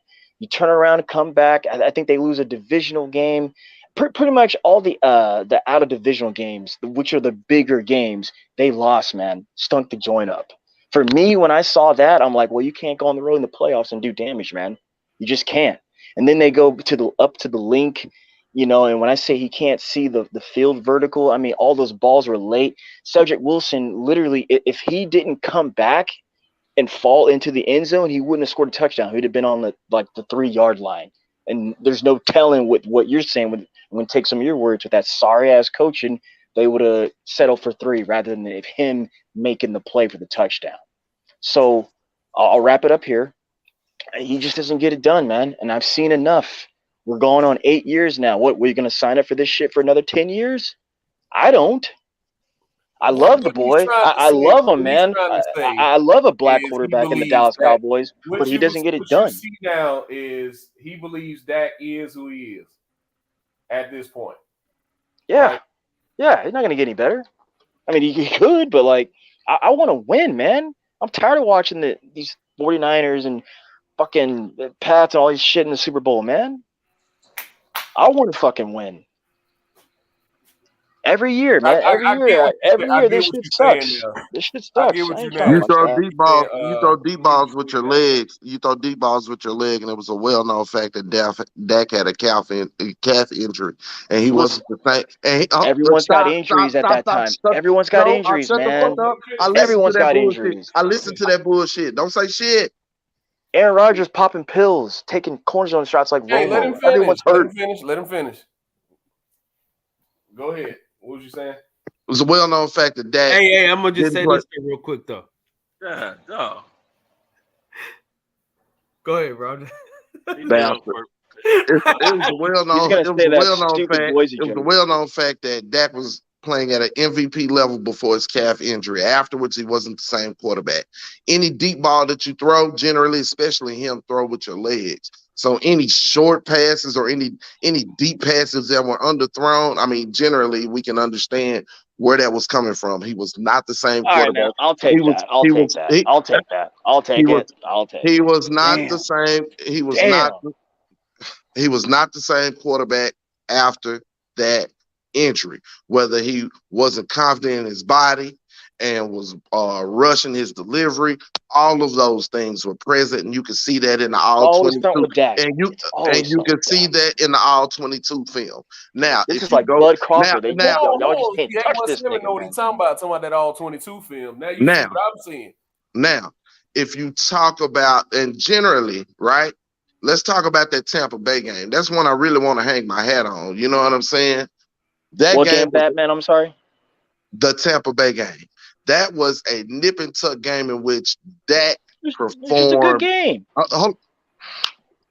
In which Dak performed at an MVP level. And that was the talk coming out of that game. That game was won on a penalty and a debated penalty. Okay? That game was won on a push-off. It wasn't a lack of Chris Dak. Godwin? It wasn't a lack of goddamn. It wasn't a lack of Dak doing any motherfucking thing.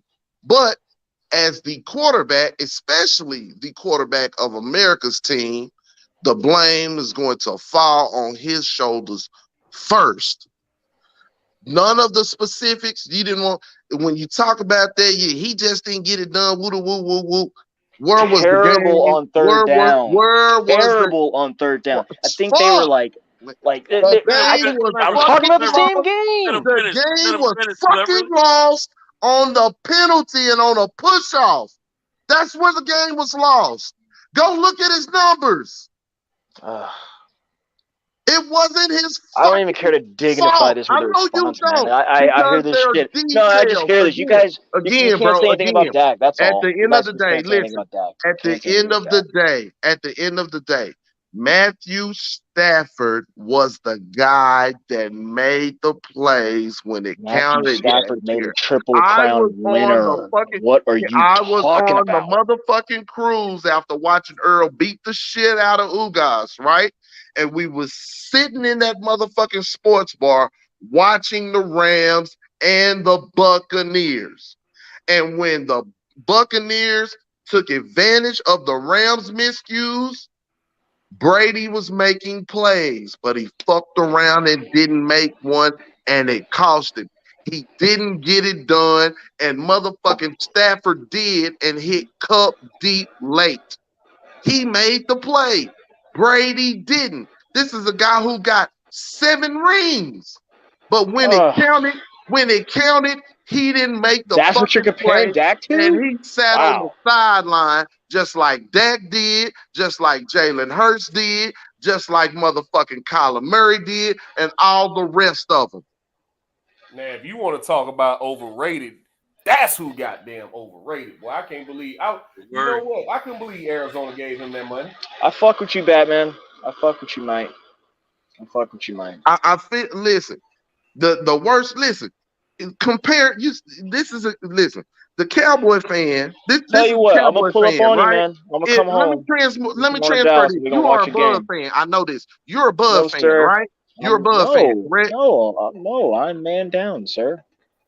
Okay, even being an Earl fan. Texas, okay, so look, right, even being an Earl fan, this is what you sound like. Okay? Yes, sir. Earl, man, I seen him do some things, but he really ain't gonna get it done when it counts, man. I mean, he in there with Terrence Crawford now, man. You know, all that stuff is cool, but now he in there with somebody who's been undisputed before and shit, man. I don't know if he can get it done with it. That's what that shit sound like. His jersey, his this, that, and the third, but when the game come on, I'm watching. Stop that. Actually, I don't watch shitty product anymore. But you talk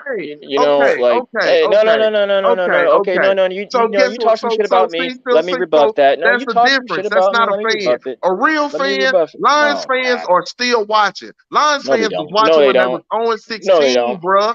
You a goddamn lie. I was in Vegas. One of my best friends, Detroit, born and bred. We was in Vegas. Don't watch that shit. Cleverly. When we was in Vegas, I'm walking to the Bellagio across the street. Tell you what. And the motherfucking man with a Lion shirt on. We're gonna go to downtown Greenville. We're gonna hit up Deep Ellum or Bishop's Art District, and we're gonna watch a game together, and we're gonna have a good time, man. Man, stop, man. All right, I got you. Hey, y'all. Y'all see it. Y'all can see it. I got you. Y'all can see it. Like I said, I was in Vegas, and the motherfucking Lions fan was walking down the street in his shirt, and I told him, man, I say, damn. You confident in the motherfucker to be walking around here in that Lions shirt. He say, I always have been and always will be. Yeah, they true to it, man. I got family in Detroit. Hell you mean? That's a fan. Just what you I got a mean? homeboy. We just went to the playoffs, and this motherfucker talking about bro. You act like we was on. You're saying I'm not a fan because I'm 16 critical of last my year. quarterback. You're saying think about what you're saying. You're saying I'm not a fan because I'm critical of the quarterback.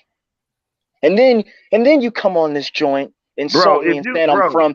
You calling me something, all these names, and saying I'm not from where I'm from. It's ridiculous, because dog. if Come you on, had man. common sense, if you had Come the on, common man. sense Come on, dog. to milk No, a I'm just motherfucking saying you gotta do goat, better you than would that. know that I'm just saying you gotta do better than that, Jason man. Garrett was more of the Cowboys' problem Jason than Garrett any is motherfucking shit, player just like this that they had. conversation.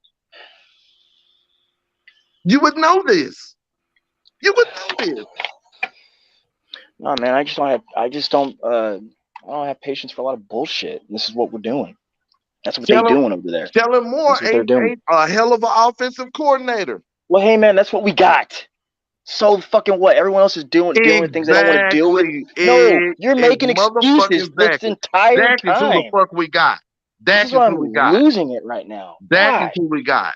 You fucking You making ain't even excuses. watching though. And then guess what? I said okay, and he You ain't sucks, watching and the you're losing shitty your product mind. that went to the I said he playoffs. sucks, and you're Shut your losing dumb your ass mind. up. I said he Shut sucks, your and dumb you're ass losing your up. mind, You ain't man. even watching the Damn. product that went to the playoffs. Hey, It's fellas, shit. They are Shut shit the fuck product. up. Are you kidding look, me? I'm 55 years old. This is the first time in my life I've ever witnessed two Cowboy fans going at it. This is great. Go ahead. Because this why you is think I've why been so people hate quiet? Cowboy Why you fans think I've though. been so This quiet? is why Why you think people I've been so have a quiet, room Spencer? to talk about Cowboy fans on the cool, because I'm telling you, like the Cowboys that go out there and lose to the Raiders like they did last year, and this Oh yeah, I motherfucker, forgot. and this I and listen, forgot. and Yeah, this they lost to motherfucker right as here, many check problems this out. they had. This motherfucker right here will be front and center. You hear me?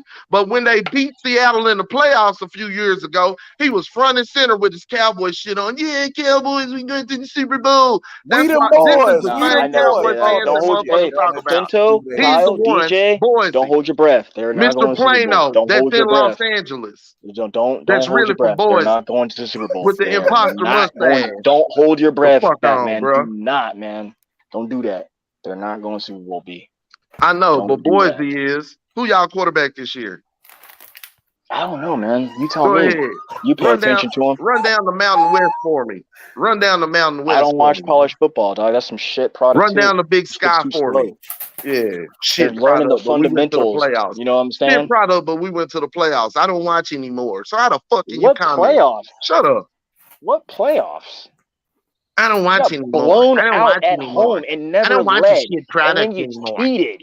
I'm out Come here on the on, West Coast. I'm tired of watching New England and LA, man. I want to see them win, but I don't watch a shit product. They went to the playoffs. Man, look how mad Shut the you fuck are. up, bro. Look at you, man. You mad. Look at you. Look at you. You're real mad. mad. You're You mad that real I'm mad, dumb. dog. You're mad I'm Real dumb and mad, I dog. didn't have shit to say. You real mad, The dog. fuck up, bro. Big mad, man. You goofy. You big goofy. Hey, that's true. Put that shoe That's on, true. Cinderella. I'm a goofy, Just like man. you I'm a goofy personalized guy. it a minute ago. Man, Say again? goddamn, bro.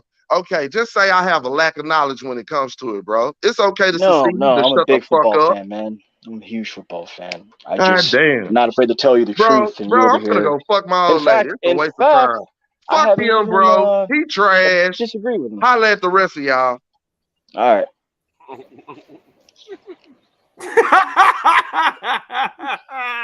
Kyle, man, you got some interesting people, man. Come on, man. I know it. I know it. Got some interesting people, man. What's really funny, man, is that people get real mad because they actually understand the words that are coming out of my mouth, and then the first thing that comes to their head is they're telling me who I am and where I'm from. Like that doesn't make any sense. I'm sorry. I'm sorry. Go ahead. I'm sorry.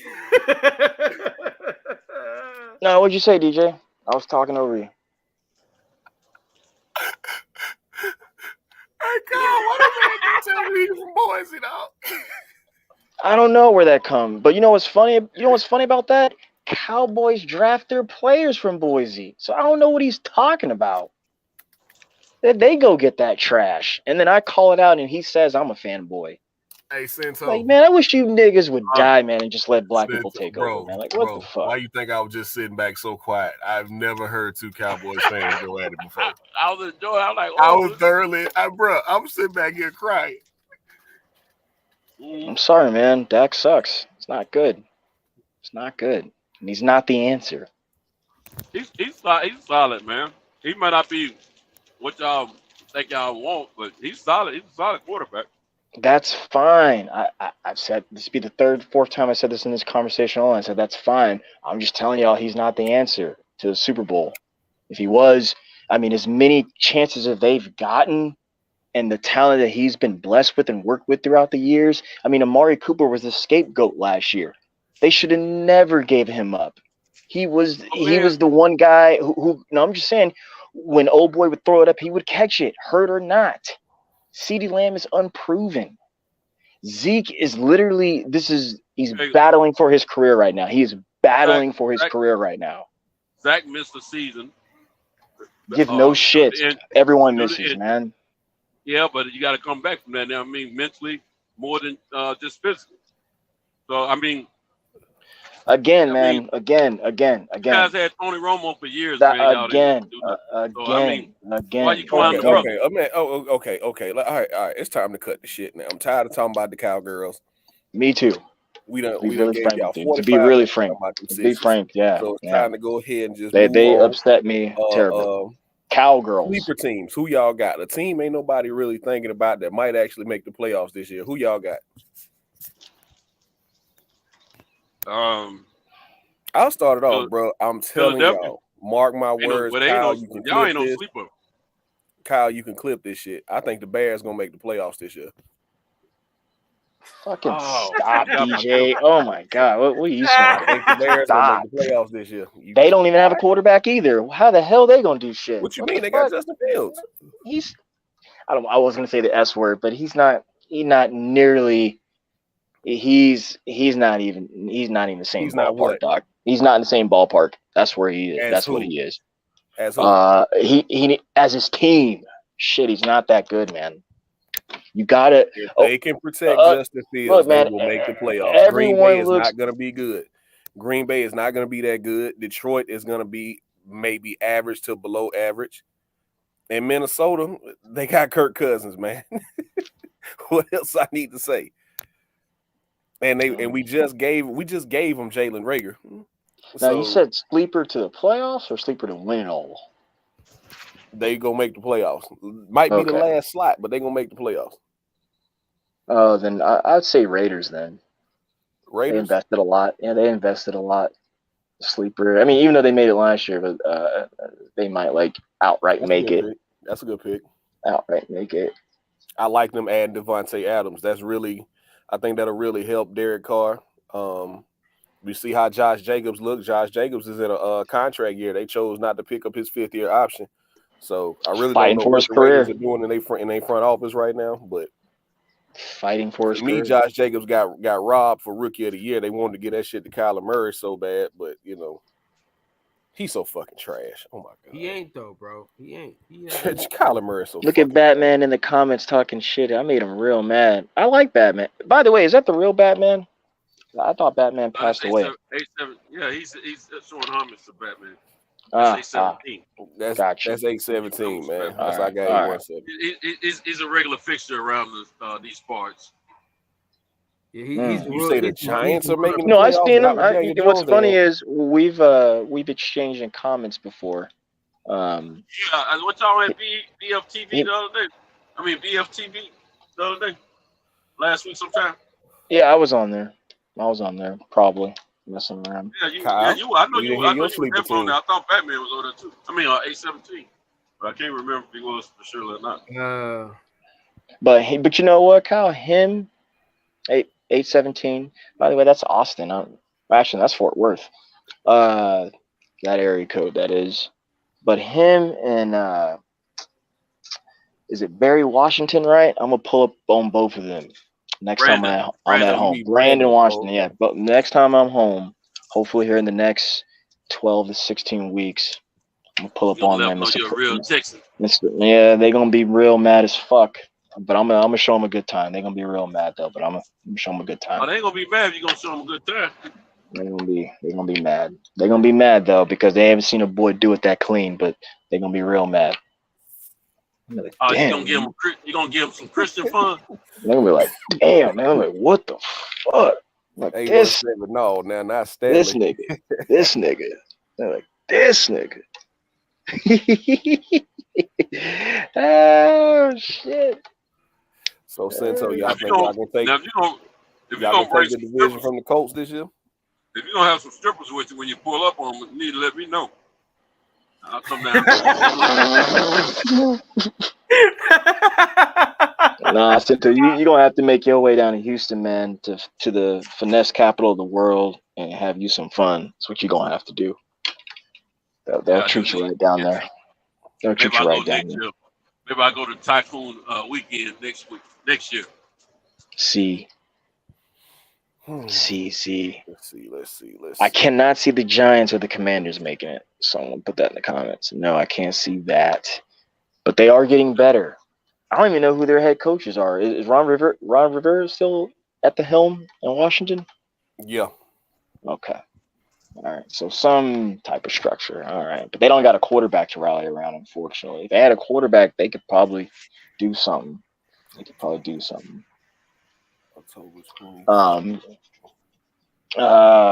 I honestly, man, I expect Tom Brady and company to be in the Super Bowl, to make an appearance. I really do. Them and I don't know, that AFC West and just the AFC outlook is tough right now, man. Denver it's winning. tough. I'm putting a lot of pressure. I'm putting pressure on the Bolts. I'm putting pressure on the Bolts. It's either gonna be Denver or the Chargers who gonna win that division. Yeah, Bolts. Well, I'm rooting the Bolts this year. Because last year I said the Rams were going to do it. So hopefully LA, the Bolts can return the favor. But do the Bills get back is my question. I keep asking win the Super Bowl, because if they didn't, somebody was getting fired. Bro, they gave away all their first round picks until like 2024 or some shit like that. I mean, man, crazy shit happens, man. The NFL. I mean, they paid Jalen Ramsey. They gave Matt Stafford some money. He's not even that good to me. Who else? They paid Aaron Donald. The Saints, the sleeper team. Okay, Sir Isaac. Hey, Deion. Jalen Ramsey is like he's to me a little overrated, man. Like I used to play that position. I'm gonna say this cleverly about Jalen Ramsey. Trayvon Diggs, the one who overrated, and I'm a Bama fan. Deion Sanders gives him his. Oh yeah, no. He's just not that good as people think he is. That's all what that is. He was drafted way too high. Parsons, even though he's a complete liability in coverage, but I like Michael Parsons. No, he's a pure lineman. NFL, as far as coaching and front office staff, they seem to think the boy's pretty good. That's why they paid him. And he's holding his own. Let me say this too, though. Let me say this too, though, Cinto. Let me say this too. Like, and Deion Sanders gave him hang on. Deion Sanders he's my favorite player all time. But Deion I respect what Deion said about a player in the position they play. If he knows a football player when he sees it. Hey man, Sugar Ray Leonard said Mike Garcia was going to win, but Cinto, real fast, man. Sugar Ray was trying to get a check. Real fast though. Like, and I know what I just said there probably ruffles some feathers as well. But the interesting case about that statement on what I said is that all the top corners, even to take the top 10, they all have a different style, man. They're all, or their strengths are all different. Even if you start ranking their attributes in their height and all that kind of good stuff, they're all different. So it's kind of hard to tell who's the best current DB right now, because everyone does a little something different. No, it ain't hard to tell. It's Jalen Ramsey. Man, no, stop, no. Listen, bro. No. He's good, man, but I see him get beat up on. But you know what? Perhaps. That's another thing. He doesn't complain about. Hang on, Kyle. He doesn't complain about injuries, so he could be really beat up ever since he left Jacksonville, because they played a very physical style. So perhaps that's been in play with him. But I'm, just like in boxing, man. I have criticism, man. I'll be watching those little subtle things, those little things. He's in my division. Listen, he got hurt in college before he turned pro. He was hurt right before the draft, and he still went high to the draft, bro. Listen, same thing with Derwin though. Derwin's hurt now. Like he's almost he's not. Yeah, I don't even want to say he's probably 80% now of what he used to be. And I'm a huge Derwin James fan, but he tore up his knees, man, in the last 2 years. So hey, he's in my division, so I know tough. how good he is. Who are you talking about? Oh, you're talking about Jalen. My sleeper team, though, Carolina Panthers. Bro, Jamar Chase had a field day on that dude. Come on, man. No, he didn't. No, he didn't. No, he yes, didn't. Jamar Chase did not have a field day. He got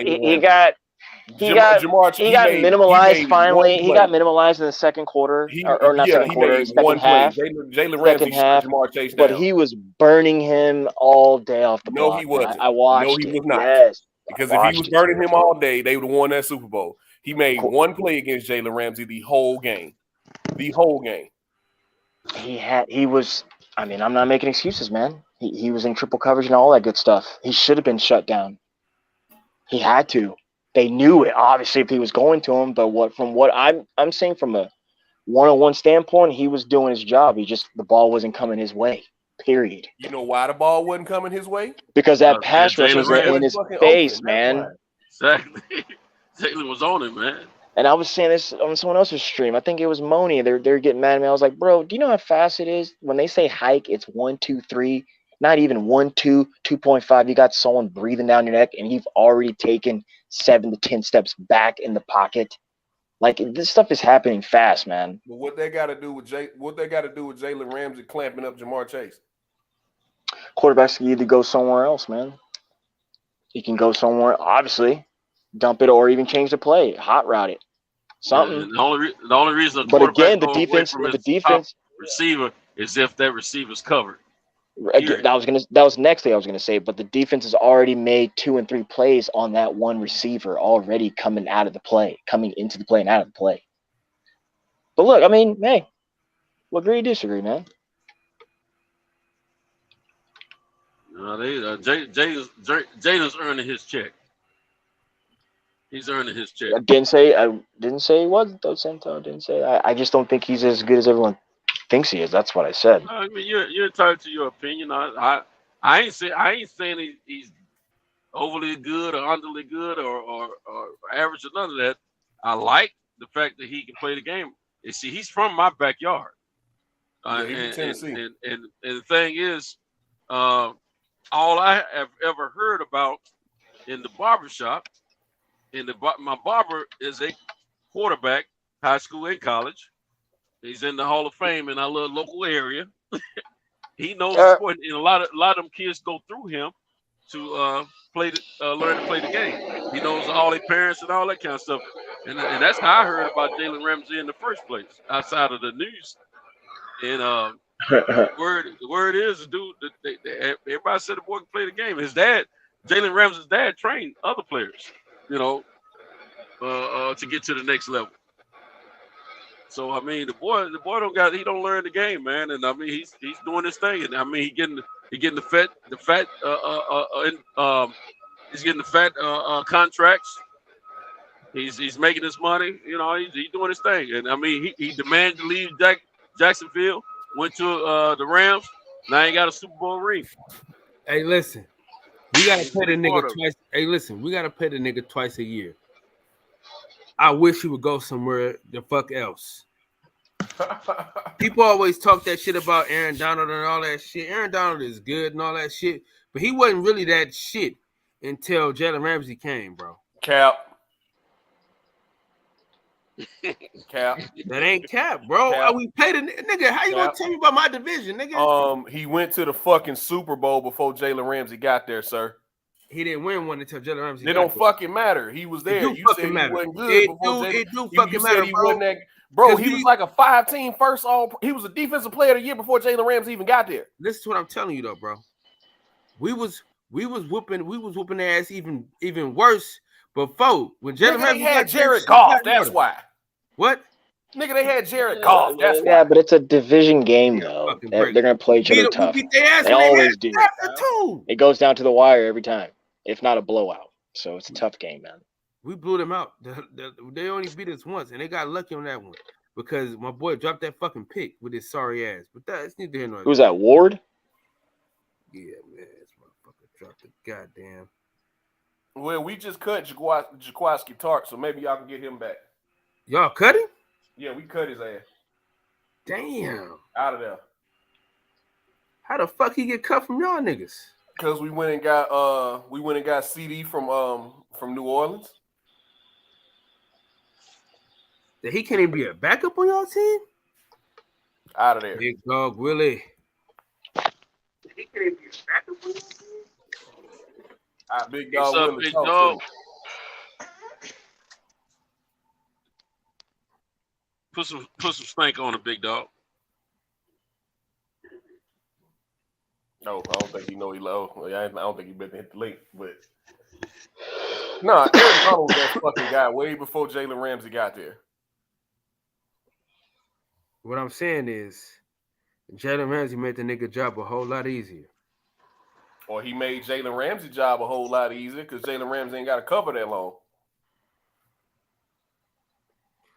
How about we agree? Well, maybe we can say they complement each other. How about that?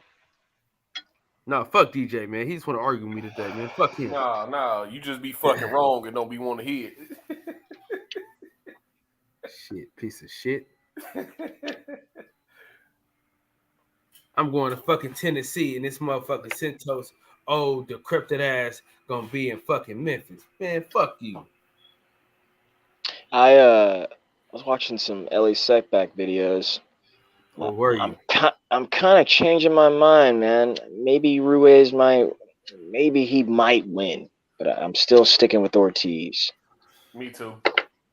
But I'm not gonna lie, he looked good. They both look good, to be frank with you. But Andy was like, "Ooh, I saw Andy." I was like, "Oh shit!" I was like, "Oh shit." He was on the juice. Yeah. Maybe, but What's up, Kyle? He's ready to win. Hey, buddy, come on, fella. Kyle, What's up, man? buddy? You're tripping, dude. You saying the dude from LA? What's his name? The guy, the front four dude. What's his name? You said, what's his name? Aaron Donald. Aaron Donald is, man. He's a first round. I mean, he's filthy, dude. Man, I'm from Seattle, and we beat you guys a lot, and he harassed us. He harassed the hell out Russell Wilson. And it's not fun playing against him. You know them days is over with, though, right? You know you can kiss that baby goodbye because ain't no Russell Wilson, so you can forget it. So you might as well grab a comfortable seat in ass whoopingville. We're on a rebuilding. I ain't tripping. Yeah. I know we got a string of victories over you guys. Like the last 10 years, it was so many victories. I forgot the count. Do you know how many victories we had over you guys? And how many Super Bowls? Yeah. Just what? Just one? Huh? I just had one Super Bowl. Oh, this is the new time. You haven't won Super Bowl since when? Hey man, look, Seattle been in 3 Super Bowls since the last time. I mean, come on, dog. Like saying, Hey, big dog. No, Kyle. Me and Kyle are natural enemies when it comes to this NFL shit. So. Hey, where my boy Cam at, the Green Bay Packer fan? That's who I. Listen, fuck the Packers. Y'all just got good yesterday. You know what I'm saying? Fuck Glackhouse to yesterday. You know what I'm saying? We've been whooping y'all ass for a long time now. You know what I'm saying? We got into your division. We got into your division like in the mid 2000s, and so we got, man. It's not. No, if you look at our record towards you guys, I think we're up above you guys. Into division. Look at it. I mean, I had Russell Wilson for a long time, so fuck y'all. I'm glad that motherfucker's gone. That was the best thing that happened to me all year. Was him leaving you stinking ass dirty birds. Talk to him, big dog. Talk to him. Don't get up. Like the 49ers just didn't get good yesterday. Nigga, we've been good your whole life, DJ. No, the fuck y'all haven't, bro. No, the fuck y'all didn't. Fuck is you talking about, nigga? We done been to the playoffs or the Super Bowl damn near every decade, nigga, of your life, nigga. Fuck what Oh you my talking God. about, homeboy? Oh my God. We gonna forget everything before 2010, right? They started coming back prevalent. You do know we made it to the we was in the playoffs with T.O. Don't forget T.O. Yeah. But when's the last time you guys won a Super Bowl? Was it 1994? You guys are like Cowboy fans. Amen. Menace to Society was in theaters last time they won a Super Bowl.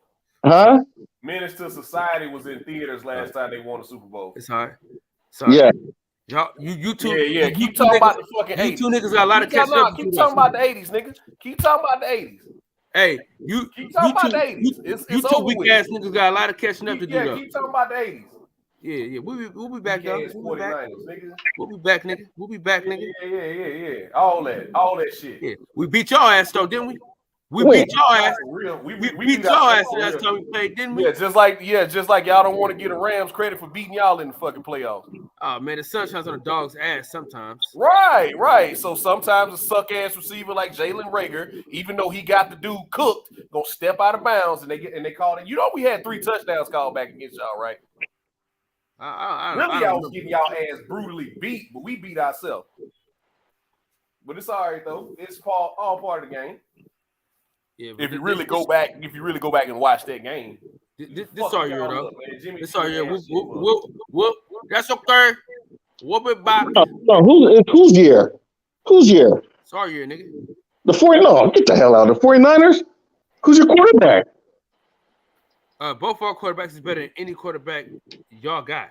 So I would just shut the Willie. I'm not stressing about that because we're rebuilding. I'm talking about when last rebuilding ass up then. How about that? How about you shut the fuck up and rebuild? I bet you money Seattle will be back to the Super Bowl before you will. You said what?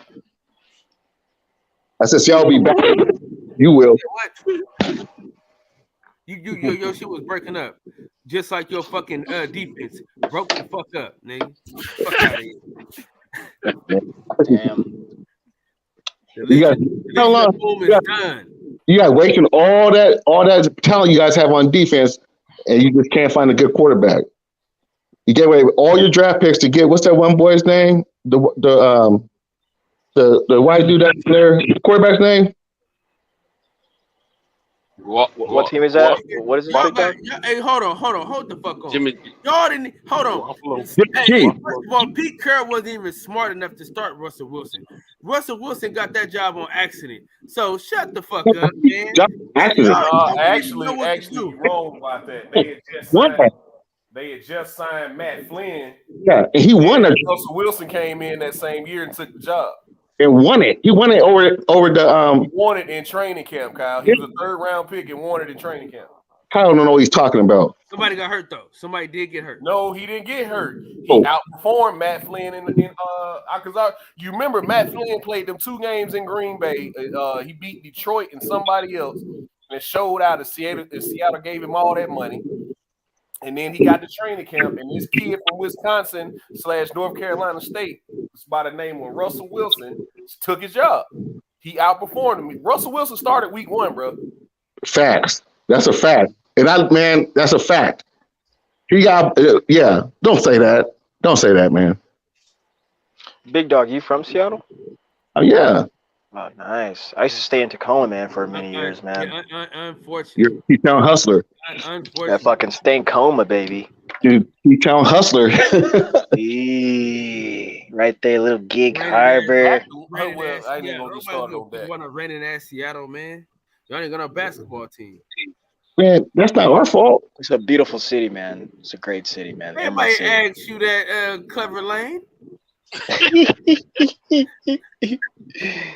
Oh, man. Hey, Cal. So, Kyle, we just gonna forget the days when y'all had Tim Rattay and Jeff Garcia, huh? We made it. Jeff Garcia goes hard, man. Don't even, man. You can't even front. He played for y'all and stunning for y'all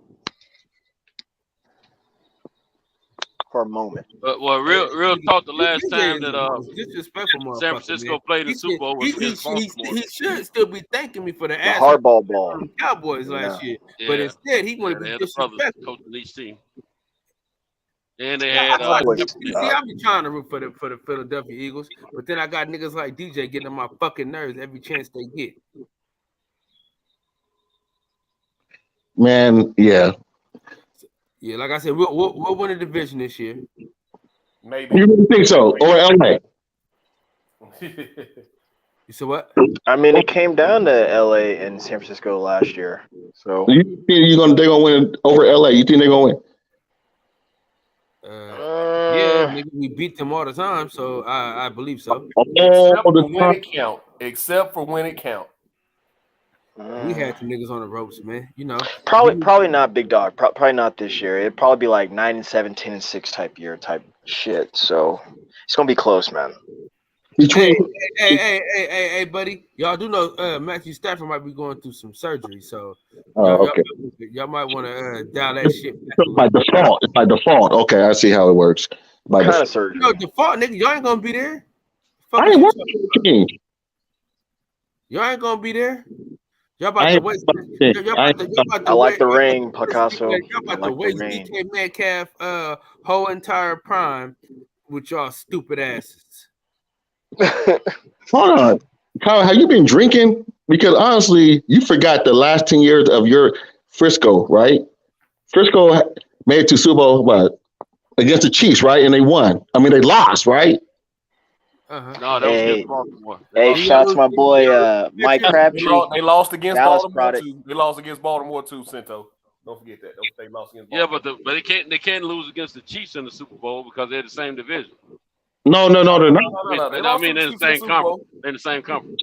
In Super Bowl, San Francisco. No. I'm sorry. You're right. I'm sorry. I'm thinking about the out of Washington, out of DC. That's what I'm thinking about. The Commanders, or whatever they call them. I mean, we always got a nigga that fuck up the whole entire situation. You know But you know what though, Kyle? It's real hard to I'm not talking shit. I'm just saying, like, man, you guys made it to a Super Bowl, man. Like, it's so hard to get there and so hard to get back there. But that's how high level the 49ers been playing, man, for the last 3 to 5 years. Just high level. Like, they play the fastest football I think I've seen, man. Not named the Chiefs because of certain reasons, but they play physical, fast, smash mouth football, man. That's why I like the 49ers. Man, there's a time Seattle too, man, but Seattle been coming down on the rings because Russell's been carrying it for many days without a run game. Man. So it's tough. Let me tell you something. The only thing Seattle has ever had on us is a quarterback, bro. That's the only thing they ever had on us, bro. The most important part. Wow. You know what I'm saying? That's the only thing they've ever had. Appearances. Our defense. We always better than y'all niggas. Not our defense. Y'all niggas. Big dog stay down there. We're gonna be better than y'all niggas. Our defense has been better than any defense that San Francisco ever had. No joke. What are you talking about, man? Seattle's defense back in the we had the number 1 and number 2 defenses against you all the time, bro. We had Patrick Willis, Navarro Bowman. What are you talking about, man? We won the Super Bowl with that defensive team. What the fuck are you talking about, Jack? Do you not remember our defense? Yeah, y'all defense was good. Our defense was good too. Nigga. What the fuck are you talking about? Yeah, we had a better defense than you guys did. My man. Say we didn't. What did I just say? The only thing y'all had on us was a quarterback. Everything else was fucking even. Everything else was fucking even, dog. And the defense even. Nigga, Patrick Willis is better than any linebacker you've ever had in y'all fucking lives. No, Bobby Wagner? No, he's just making shit up now. He's not better than Bobby Wagner. Patrick Willis is not better than Bobby Wagner? Are you out of your fucking mind? No. Give me a fucking break, man. No, he's not. Give me a fucking break. He a first ballot Hall of Famer. Are you out of your fucking mind? And Bobby Wagner's not? Bobby Wagner is the first ballot Hall of Famer too. Boy, y'all boys as high as a motherfucker, boy. Man, you with Patrick Willis, man. Man. Y'all better do, man. Y'all fucking my y'all think Bobby first ballot cornerback and first ballot safety, and second ballot other safety too. I don't know about Earl. Well, the first ballot, Earl's a first ballot safety. Yes, he is. Yeah, he is. I don't know about all that.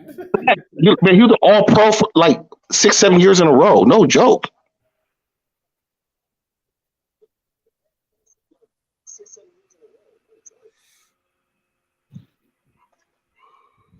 Yeah, that's yeah. And then you got Sherman. Nah, come on, Kyle. Come on.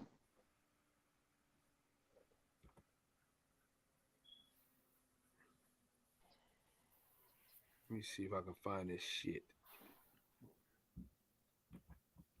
See if I can find something to put their numbers together.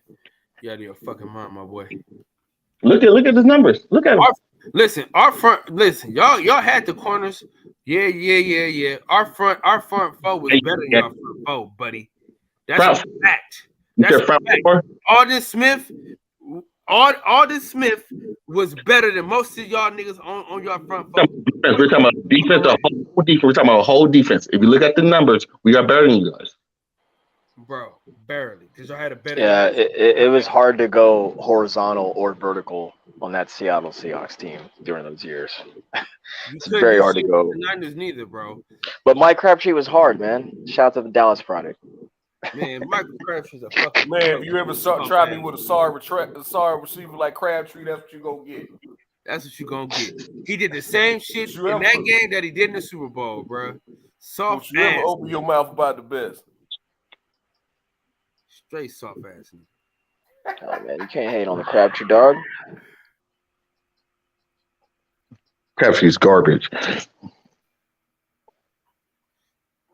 Crabtree fucking garbage, man, with his soft ass. Yeah, he's soft. I don't give a fuck about the football game. You snatch my chain off. I don't care who he is. Dang. Man. Fuck hey, man, job. I'm gonna get out of here. Peace to all you guys. Yeah. Hey, Big Dog Willie, before you go. What's up? Fuck the Seahawks. All right, man. Yeah. All right, Big Dog. Luke, I don't like that. Seahawks ain't shit. Shit, they got hey, they had all them good defenses and all that, and only got one Super Bowl to show for it. Fuck them.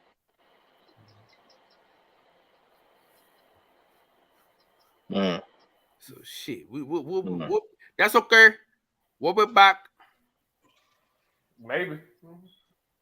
We'll be back. We always be back, man. We the 40 fucking they lost that last Super Bowl on a bad offensive call, man, from the coaches. They should have gave that ball to Marshawn. I don't give a fuck how they lost it. They lost it. Hey, listen, as bad, as sad as I am that my cousin got taken out the game on that play, I thank God that it happened that way. Now, who's your cousin? Kyle Harrington. Yeah, I remember him. The only jersey that I own that's not a 49er jersey is that jersey. That's hilarious. Yeah, man. Yeah, fuck the Seahawks. Fuck the Rams too. Fucking lucky sons of bitches. Hey, listen, man. Hopefully these young boys that we got, they look like they're gonna be great. Hopefully they turn out to be as great as I think they are, because we damn sure need them to be. Because man, if we could just get a motherfucker that can catch. But I don't really. But see, the thing is, I don't blame the nigga for not catching the ball though. He a DB for a reason, because he can't fucking catch. Who's this? I don't even want to speak of the man's name. I'm still having nightmares about that shit. Hey, am I the only person that gets bad anxiety? Like I be like nigga can't breathe and shit when the game be on this shit, man, and the game hella close, and your body start shaking, and shit, your heart start beating hella fast and shit, you start sweating. Am I the only person that did? You don't want on the panel. I'd be stressed the fuck out when I get emotional. Not anymore. The fucking Cowboys ruin that shit. I've been stressed the fuck out, bro. Like I can't hold my kids, nigga. I can't eat during the game. I don't know what about y'all niggas? I can't eat during the game. Oh no. See, See, you got some more shit going on because I'm gonna eat. Yeah, I can't, man. I be having like the butterflies be so heavy, bro. I can't even eat. Either I gotta eat before or after that motherfucker. They talking about it in the chat.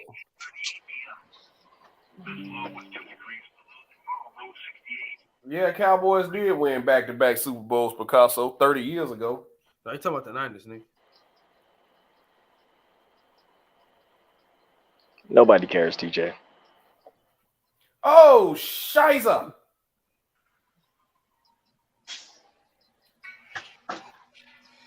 Man, I gave him that one. That's all right, though.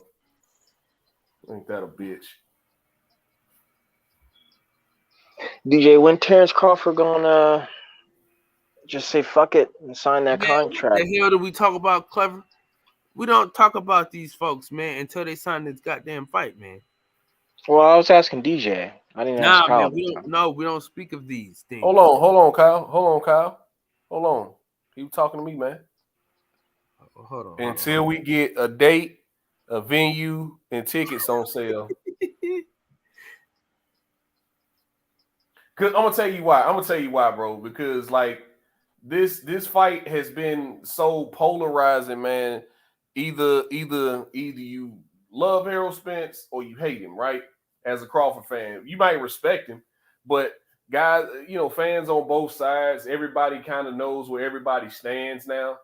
It's just we just waiting on the fight. That's pretty much it. We just waiting on the fight. Right. That's it. Damn. So until it's cool that they announced today or yesterday now that November 19th, that's the date that's out there, right? It's cool that they said that. Who said that? Wait a minute. Hang on. Who said that? Was that Mike Coppinger who said that like 2-3 months ago? Yeah, I don't know. He said October. Where's the supposed to take place though? That's the thing about it. I thought Vegas. He said.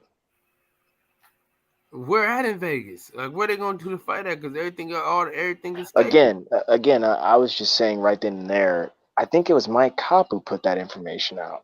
I don't trust shit Mike Coppinger put out.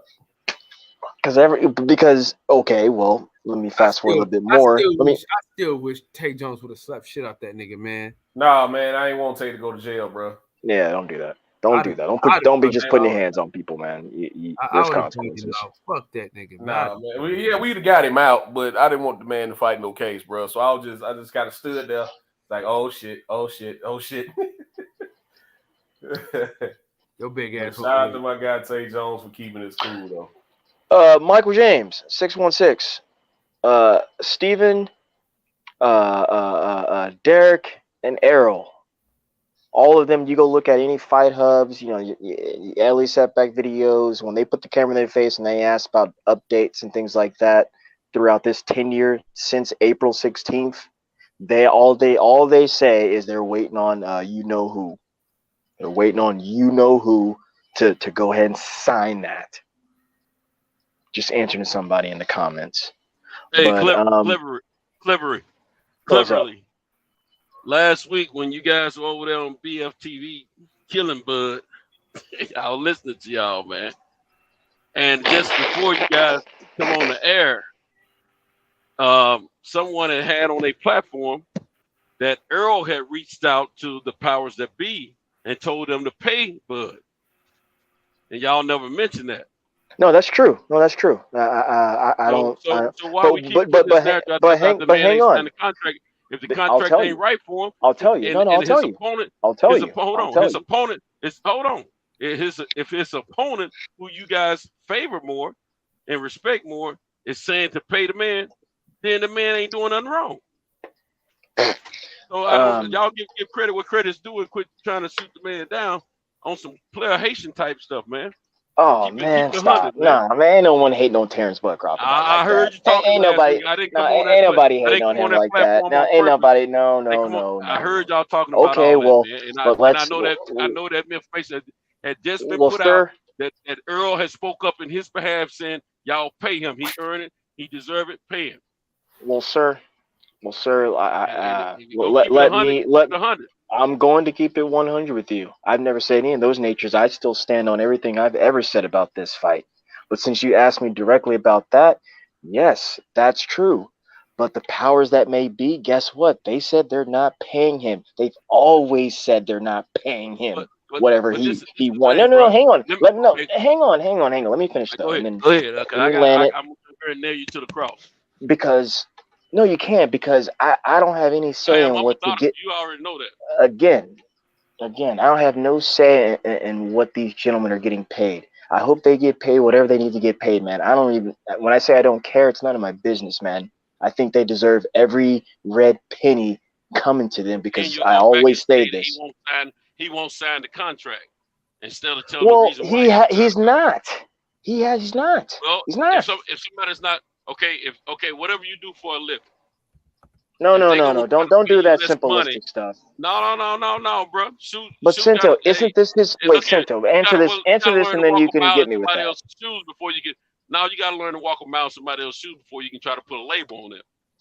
Now, if the shoes on the other foot, you got responsibilities. I don't know if you have kids or not. You may or may not. You may have a woman. I don't know if you do or not.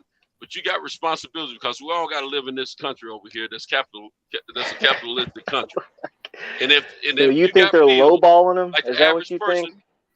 I don't even know the numbers, so I can care less. Hold on real quick. No, just generalize it. Just generalize it. Hold on real quick. Shit, we gonna run that train again. All right, man, enough's enough. This is my girl now, all right? Ain't gonna be none of that fucking sucking, none of that. I love her. I just proposed to her. What? We all just did our thing. Like, nigga, I was then. Now it's now. That was 10 minutes, whenever. She good now, man. I love you. You gonna marry me? ¡Viva la México!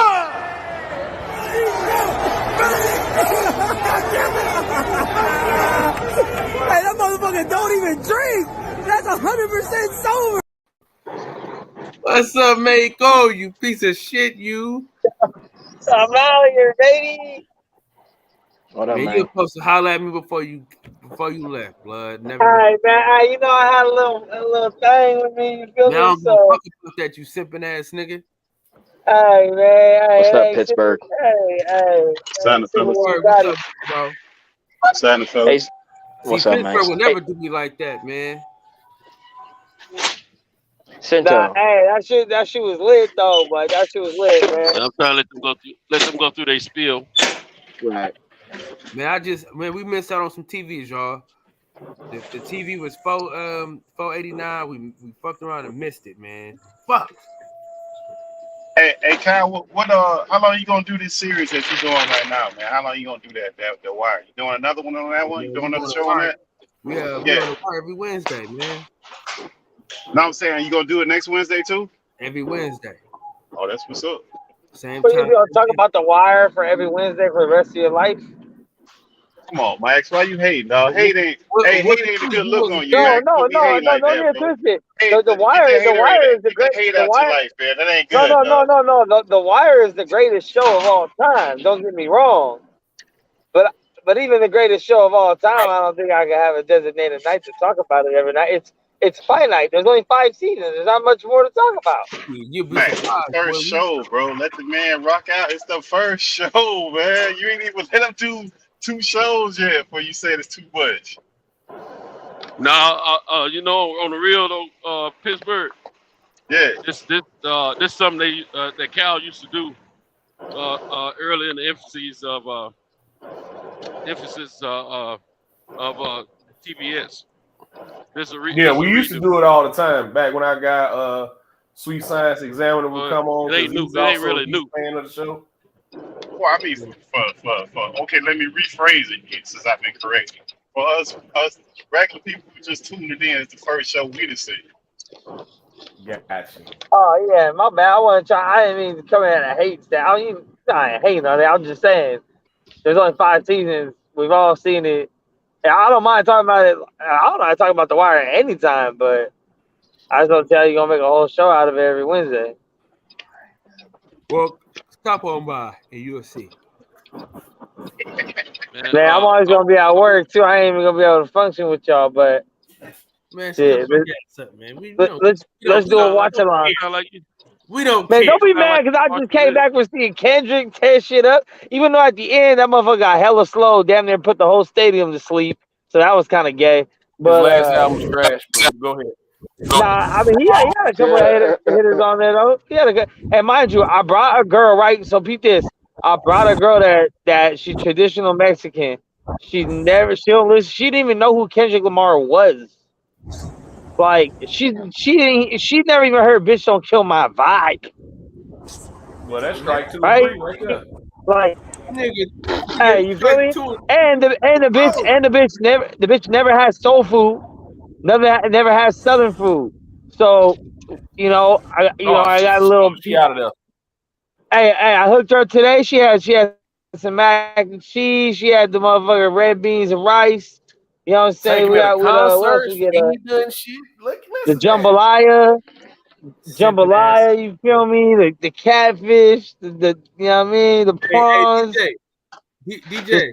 Shell crab. Look at this, DJ. Yeah, we gonna run that train again. Alright, man, enough's enough. This is my girl now, alright? Ain't gonna be none of that fucking sucking, none of that.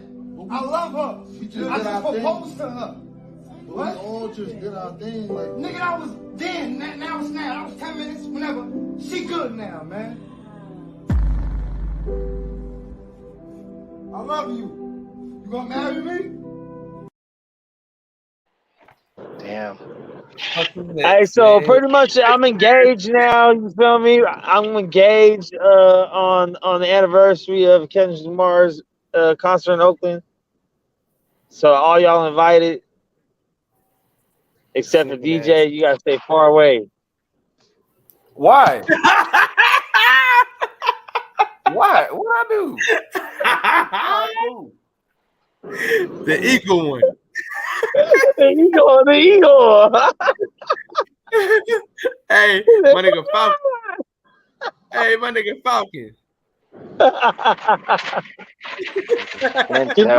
you fucking Mighty Morphin pterodactyl ass motherfucker. He said, I saw you talking smack.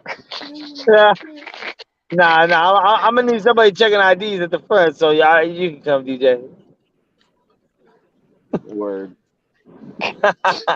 Nah. Hey, this is lit though. Stupid.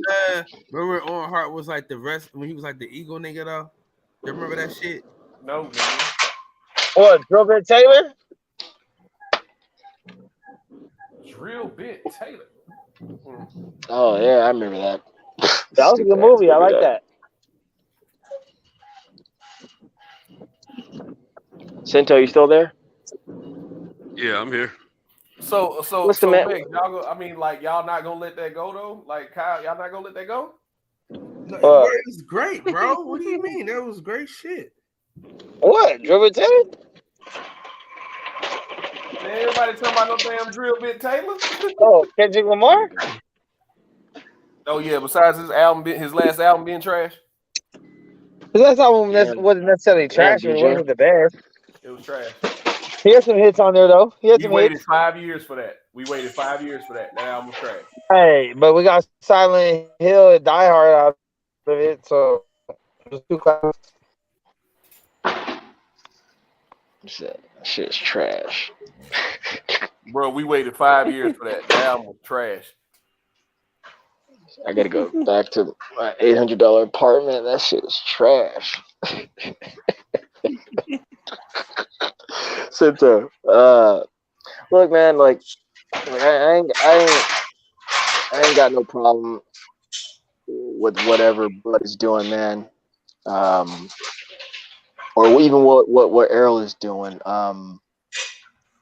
I think one telling thing is though about the whole thing is like, well, okay, if it's about the money, then like this is his biggest bag ever. Why are you tripping on the biggest bag ever, dog? But that ain't for us to say though, because we're not in there getting punched. We're not in the Okay, gym fine. training. Okay, fine. That's not for us to say. I'll grant that. No, I'll grant that. this Okay, man no, let know me what ask his you though. dedication for the Part boxing two. is, Part two. and he knows Part what two his though. worth is.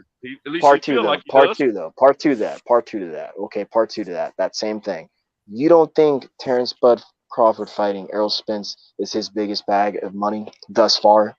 in his No, I illustrious didn't career? say that. I know. No, I'm That's gonna asking be you. a No, I'm asking you right now, though. I'm look. asking you. No. Just answer that for me before No, you can't tell me how to you answer go it. I'm ahead. gonna answer the way I I'm not answer it. telling you how to answer. I just asked you to answer. It's both of their biggest bag. It ain't just one of them's biggest bag. It's both their biggest bag. Neither one of them get their biggest bag without the other. Period. And that's what y'all haven't been acknowledged. I didn't know. I disagree with that, but okay. I disagree with that You're totally. totally wrong. You're totally wrong. No, I'm not wrong. I think wrong. Errol can go off and go do With who? with the likes with the likes of a Canelo. In you the welterweight division. With who? know. Don't Canelos and all that. We're talking about the welterweight division. Who can they get his Yeah, biggest bag with? but he's moving up, man. Like, oh well. Forget all that. That's you talking about future wish. We talking about I'm a not fight future that's wishing. realistic to I'm make. not future We wishing. talking about a welterweight fight. There's no other welterweight that he can get the most money with. Period. Again, you didn't even answer the original question I asked. I said, don't you think this is his biggest bag? I said they both. And you said it's both their big. No, you said it's both. You're right. That's right. It's both their Then why biggest is he bag. holding up then? Why is he holding up? Because it ain't enough. Oh wow. Apparently it ain't enough. All right. Okay. Everything's not to the satisfaction. First they were talking about first they were talking about the deal with the what do you call it? The when you redo a fight. Rematch. Rematch. Yeah, he turned that down. Okay. I don't blame him. It All should be a right. rematch. I don't blame him. Okay. All right. They didn't give Sean Porter a rematch. All right, man. I mean, look here. I agree to disagree, man. I really don't care. I really don't even care, man. I These guys really are don't even care. negotiating in their best interest, and it's not out of the way for either fighter. I have no problem with what they tell these folks how much they want, because these folks at the end of the day, they getting paid. The fighters should be the ones getting paid more than everybody. Oh man. I don't give a crap. And me as a fan, all I care about is what that ticket price is gonna be. I don't give a crap about what that contract says. You know what YouTube has done? It's made all of us fans sports agents. And they neither one of us agreed to be a sports agent. Hey man, I'm not claiming to know anything that's not public knowledge. But that we all know. You don't have to. Look, I'm just telling you what it is, brother. At the end of the day, we love the sport, but we're not sports agents. That's what they get paid. Never claim to be. But you don't have to say I want to be a sports agent. All you gotta do is talk like you're a sports agent Not about what a fighter even. or a player is supposed to get, and no more than what he's supposed to get, he or she. Me personally, because I'm speaking about me. Then when we doing all that, we're claiming to be a sports agent. Indirectly. Okay. All right. Well, that's enough of that then. Oh man, I'm laughing, Tinto, because like, man, this Spence Crawford saga, this stuff is this stuff don't make no sense no more. But I mean, you know, at the end of the day, when you guys talk about all this contractual and all this money thing, and this fighter shouldn't get this, that fighter shouldn't get that, you're not helping the sport. Y'all think y'all are, but you're not helping the sport because you think you're helping your fighter. What you're doing is you're hurting the sport, and you're making us not get the fight even more. That's why I hate when people come on and they get to saying all this stuff, because it makes it harder for a guy like me who wants to see the fight to see the fight. And a lot of y'all don't realize that's what you're doing, because I don't care what y'all thinking, they're listening. It ain't just the fighters that's listening, it's the handlers that's listening. It's the networks that's listening. It's the promoters that's listening. It still don't make it right, regardless, no matter how y'all hang on, Pittsburgh. Hang on, Pittsburgh. Let him land. No matter how y'all try to put the ice on, it still ain't right. It still ain't right, because I get the pride, and when I get the pride, I get pissed. And everybody out there taking up, making all these accusations and making all this claim to this, that, and the third. Ain't neither one of us got a promoter's license. Neither one of us got a boxing license. Neither one of us got a manager's license, and neither one of us got a sports agent's license. So I think we all just need to let the fight develop. That's what we did back in my day, and we got the fights. We ain't know nothing about no purses and all that till they told us, and we didn't have no say about it. Now everybody got to say about the purses. Well, the fighters didn't know nothing about that either. They were all getting ripped off. Yeah. Look, Cinto, I'm not. When I say agree or disagreeing with anything that you're saying, sir, because I asked my little questions from you, and I'm satisfied with that because how I feel about this whole thing is I take the unpopular view on it. So I don't care, man. And again, to assure you, these guys they deserve everything coming to them, man. And that's not for me to judge or say or even take away. And that's the long and short of it, man. You know, and I'll steal from you just now what you said. You said you just gotta let this time develop, and you're right. The real profit here is time. And that's it. That's it. That's it. We lost DJ.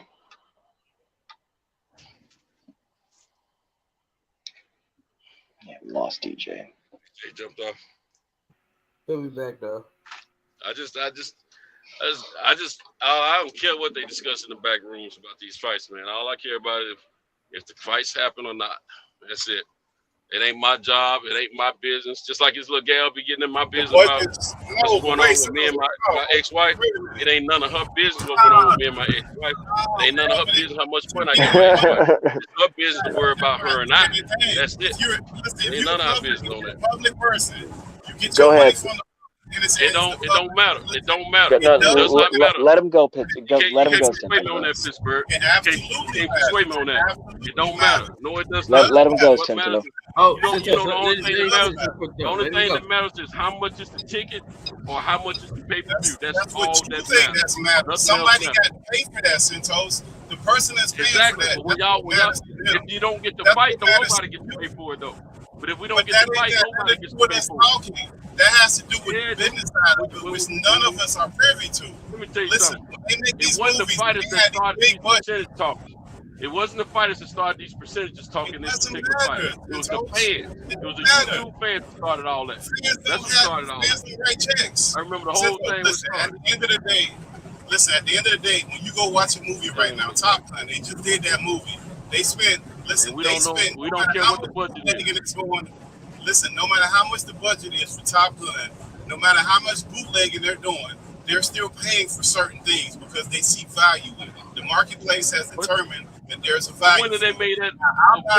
Let him cook though, Cinto. Cinto, let him cook. When did we ever say so about what these budgets are? But let me finish it, Toast. It doesn't matter what we think the value is for Top Gun. That production was based off of what they projected those numbers to be.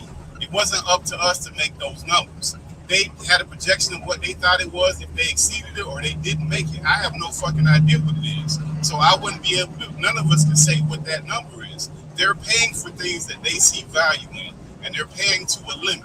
Whatever that number is, either it could be, we could be all wrong about this whole, I don't even get too caught up in the Crawford thing, because it could be Errol Spence. We don't know who the fuck holding that shit up.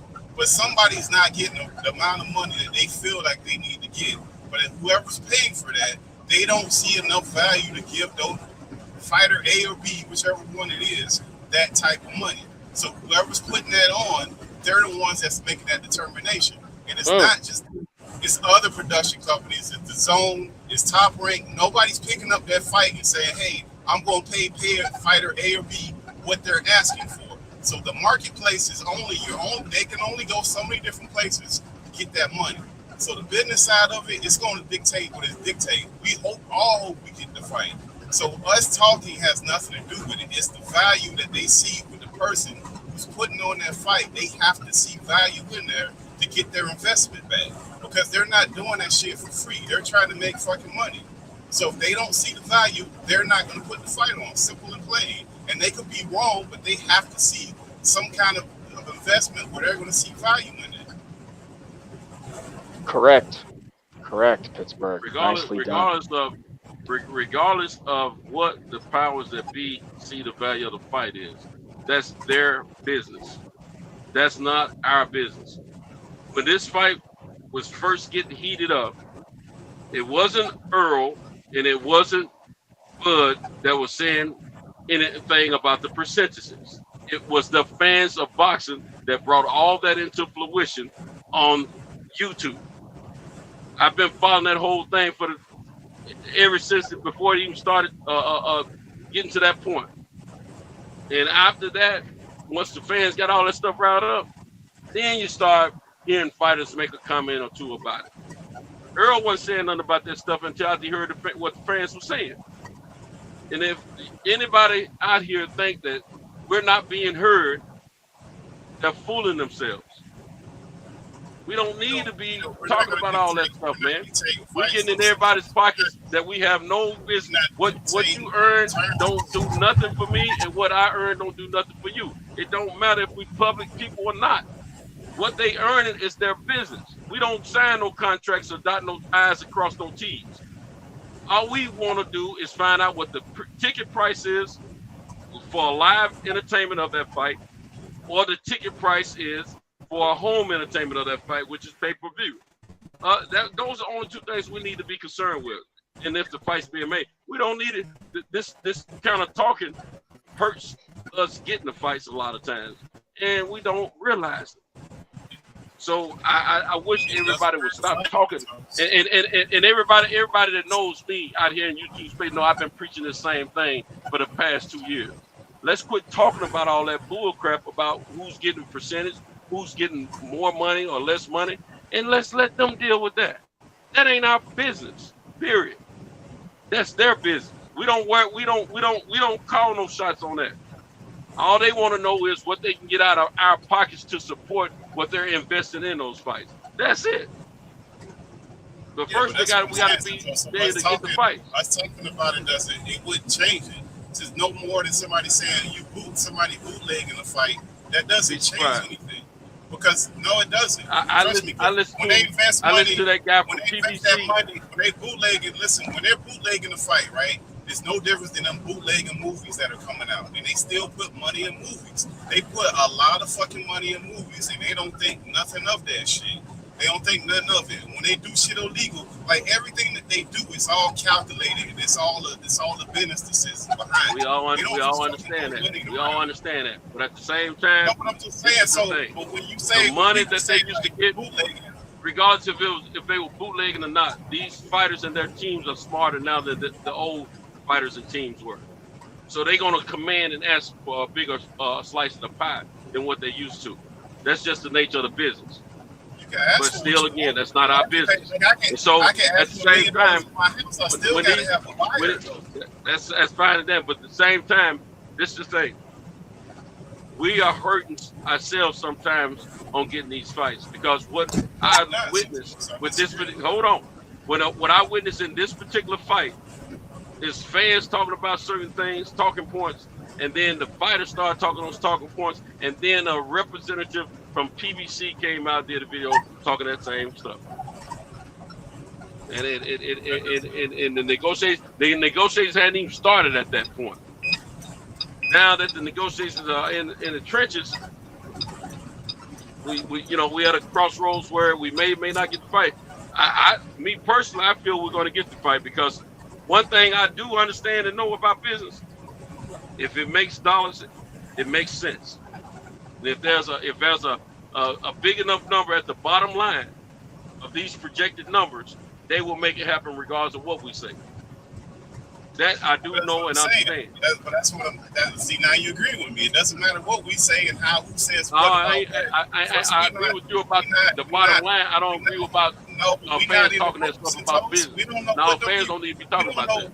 I ain't gonna never change that. Fans can talk about whatever they want. They're not gonna stop PBS. They're not gonna stop ESPN.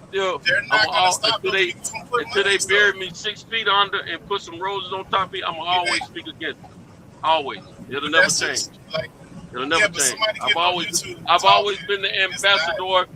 I've always been that ambassador since I've been on YouTube, telling other fans, stop talking about the business of boxing because it ain't our business. It's not going to change nothing. First of all, Cinto, that doesn't change. That's no different than a football player getting a contract. Somebody getting on YouTube piping about a quarterback what he should and shouldn't get. doesn't change that quarterback getting maxed out deals. That doesn't change anything. Like I said from the beginning, if the business who wants to invest in that quarterback or their fighter, they see enough value in that person, it doesn't matter who the hell says what. They don't care. They got different type of relationships. You know what the difference fighters, is? You know the boxers, difference between different entertainers. It's all between, based off relationships and value. That's true, but the difference between football players, baseball players, hockey players, these team sport athletes, the difference between them and boxers, which boxing is an individual sport for a man or woman. The difference is the boxer has to fight against an opponent, and if both sides can't agree, nothing happens. Well, those are two different. Those are two totally different, separate entities. Okay, when it comes down to football, no, Earl Spence, his financial reports has nothing to do with Terrence Crawford's financial reports. Period. Totally two different separate. They're totally two different separate. I'm supporting what I'm saying. It's two different separate entities. Period. Now, when it comes down to these team sport players, when it comes down to them, they may have an influx, an internal situation going on with the team that they play for versus themselves. That's totally different. And if that one team ain't looking right for you, you can go to the next team and negotiate. Just like we lost our best receiver with the Titans because the Titans weren't trying to give him enough money because they said he wasn't worth this much money, basically, in so many words. And he went to Philadelphia and got all the money. So, guess what? But guess what? The media and the fans didn't make that man's check. They didn't make his contract. Him, his agent, and those organizations that he negotiated with made his contract. So we just I'll never agree with fans didn't need to be talking money. These two, in this particular instance, these two fighters need each other. Whatever they did previous to that, that has a bearing to a certain point. But when the person is trying to invest in this, they need to make sure that they're going to make those numbers for this particular fight. Whatever the hell they did before, yeah, that got them to the dance. Now they at the dance, they got to figure out the business side of that. So there's going to be people talking about it. The talk that happens about it has nothing, to me, it has nothing to do with the business side of it. Because there's no way that you can tell me that PBC, Top Rank, or The Zone, or any of these networks that they can make $100 million. It don't matter what the fuck we say. If they feel like they can make $100 million and pay them pay fighter A X and pay fighter X B Y, they're gonna do it. If it makes business sense to them, it don't matter what the fuck we say. They're gonna figure that shit out. Like all this other stuff, the innuendos and rumors of who holding the fight up, who fucking knows? Because we could all be wrong about who holding up what. We don't fucking know. It might not even be no damn money. Who knows? It could be a bad fucking relationship between whoever making the fight. We don't fucking know none of that shit. But all that stuff will work itself out when it comes to business. Because business, at the end of the day, you're gonna invest X amount of money and you're gonna expect to get Y back. If you don't feel like you're gonna get your money back, you're not gonna fucking invest it. It's as simple as that. People don't do that. They don't do that. Networks got a certain budget that they got to roll out every year. We didn't have an influx of fans talking about the purses and what they feel fighters should get until Deontay and AJ was trying to fight. That's when all that bull crap started. And we never got that fight. But the thing about it, that all that started then. And it shouldn't have been going on then, and we have not stopped doing that since. It's only been 2 real fights that people have talked about what fighters should get as far as purses. Deontay Wilder versus AJ, Earl Spence versus Bud. You don't hear really no one talks about these other fights like that. You've never heard no negotiations between Wilder and Tyson. You know why? You know why you ain't hear no negotiations? They kept it out of foot because Wilder learned from the first time. We'll talk about it behind the scenes. Plus, Fury didn't respect what they did with Wilder, and Wilder didn't respect what they did with him. And they so they had it right there. Money, though, Santos. They was not arguing about money because whatever those fighters were asking for they received. Neither one of them was complaining about no damn money. So whatever they was looking for, the marketplace gave them what they was looking for. That's what I'm telling you. You didn't never hear nobody. You know what they agreed upon? They agreed upon 50%. They both got different amounts up front. They both got the same thing on the back end. 50%. That's what they agreed upon. That's why they didn't have any argument. And they didn't get the fans a chance to get inside the mix of it. They did it smarter than Hearns did that stuff on purpose. He ain't listening what I'm saying. That's what I'm telling you. I ain't saying nothing different than what you just said. That's why I said they agreed upon 50%. Same thing. That's why they have no problem. Somebody is expecting to get more than that. Kyle, Let me tell you something. There have been thousands of fights that have gone on. Nah, man, I gotta get There's there. thousands of fights that have been made over the years. I got one fighter got more money than the other fighter. Yeah, when you have some time. Fans never said a word about it. Because they know it ain't our business.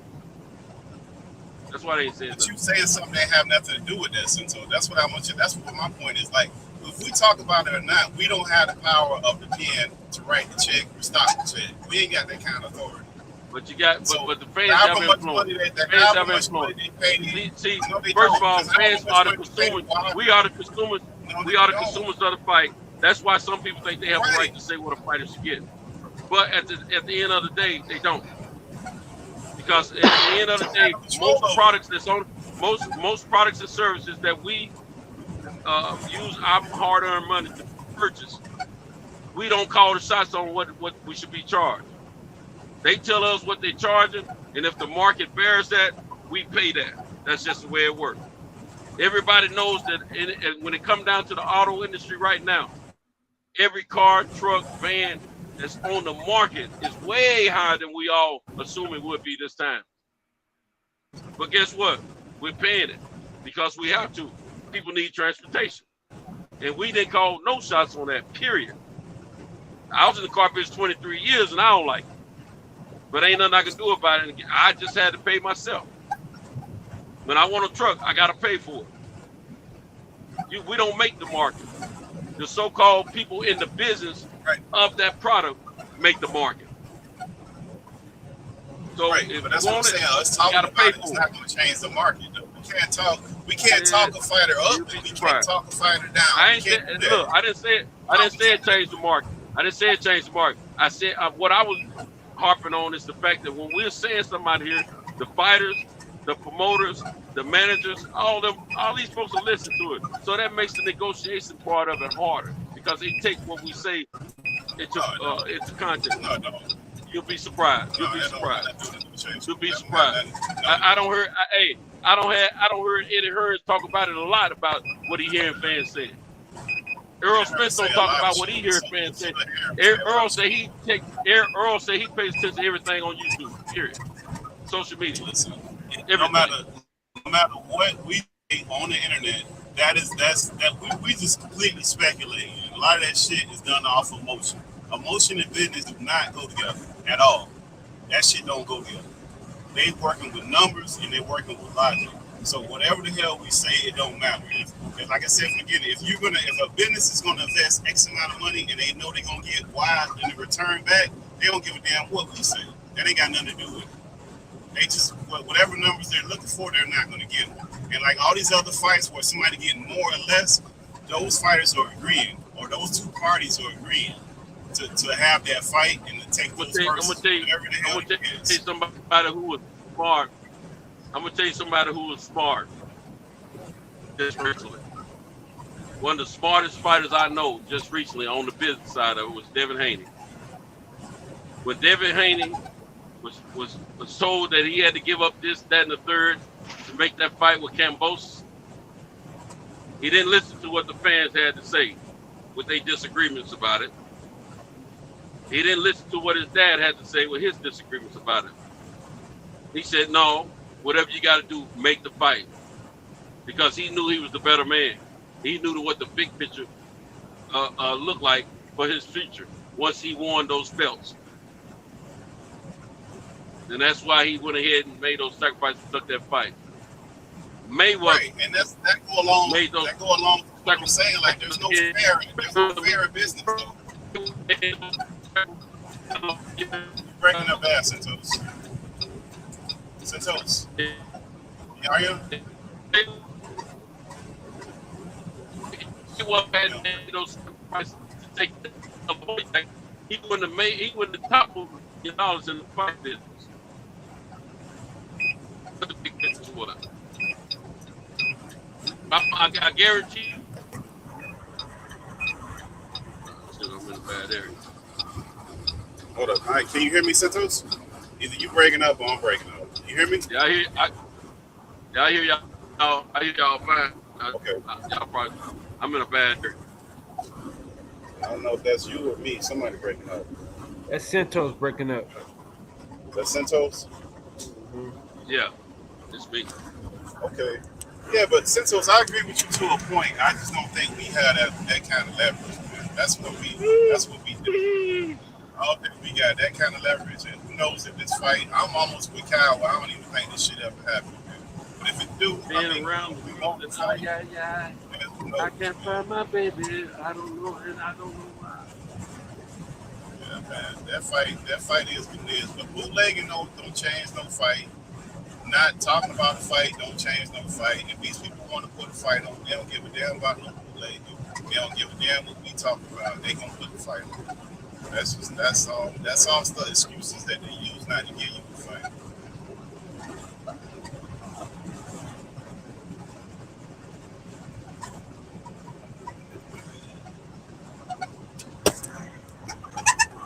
Santos gone. Cleveland, you on here? You know he be losing that connection. Yeah, he in and out. We'll see with that fight stuff. I just don't, that whole bootlegging stuff and us talking about fights, man, that's just an excuse, man. These people put money, they put millions of it. Like Hulu's owned by Disney. Disney own Hulu, they own ESPN, they own all kind of shit, man. And they be buying other companies for hundreds of millions of dollars like it ain't nothing. So, like most of these companies that we talk about, they like smaller companies or these bigger companies. So the budgets that they have are just ridiculous. What we think they can afford and what they can actually afford is two different things, man. Damn, bro, get your ass out of the way, man. You fucking rip me off, bro. Fuck off.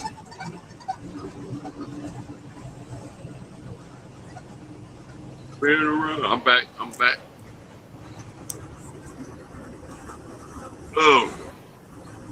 Hey, you back in here not Santos, man.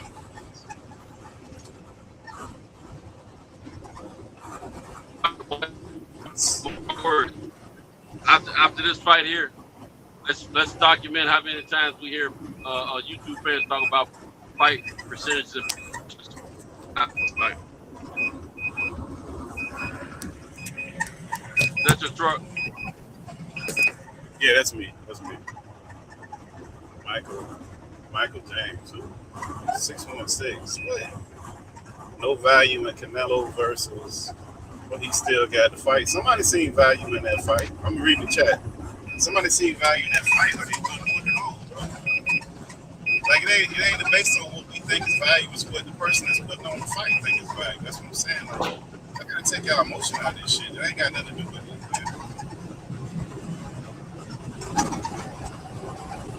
And then hating right now. I mean, these dudes, they won't even say the dude. They ain't trying to fight him right now.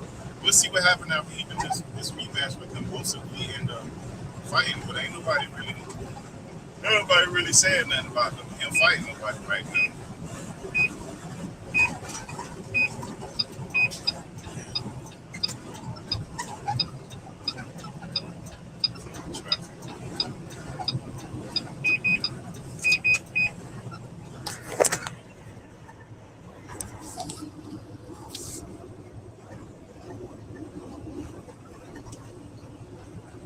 Santos again.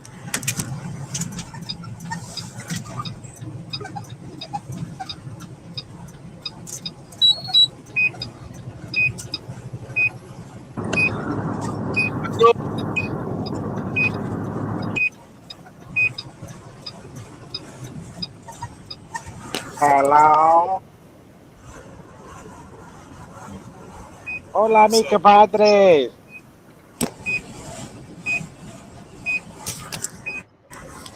Hola. No español. No speak español. Woohoo. Yeehaw.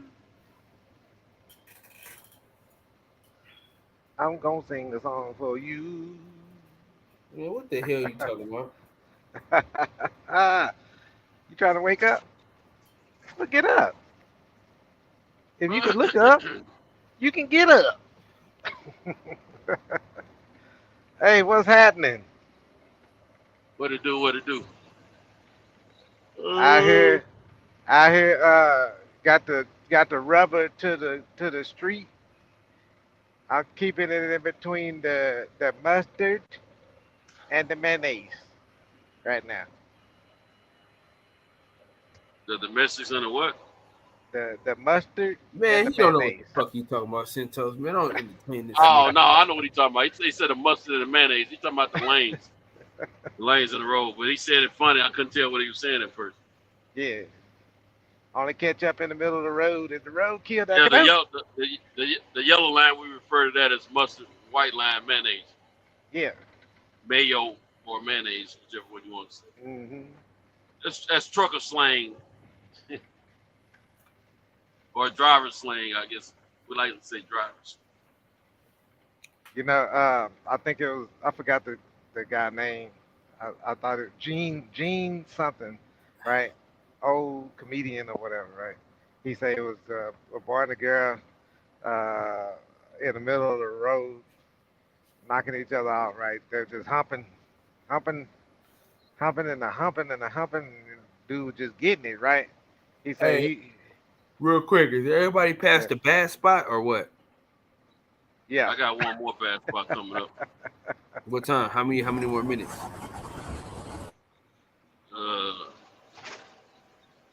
Probably in 30 minutes or less. Shit, Centos. Hey, Kyle, if you had red hair, I'd call you a red snapper. You know that? What the hell you talking about, man?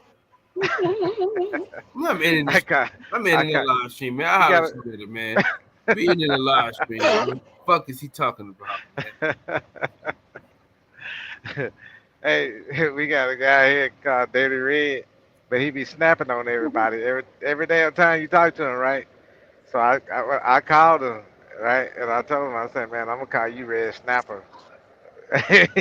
He got offended. I was like, why you get offended? You snap on everybody, and your nickname Dirty Red. So Red Snapper. What the hell you talking about? And you know what he came back with? I like Red Snapper, but don't call me no Red Snapper no goddamn more. I was like, all right, Red Snapper.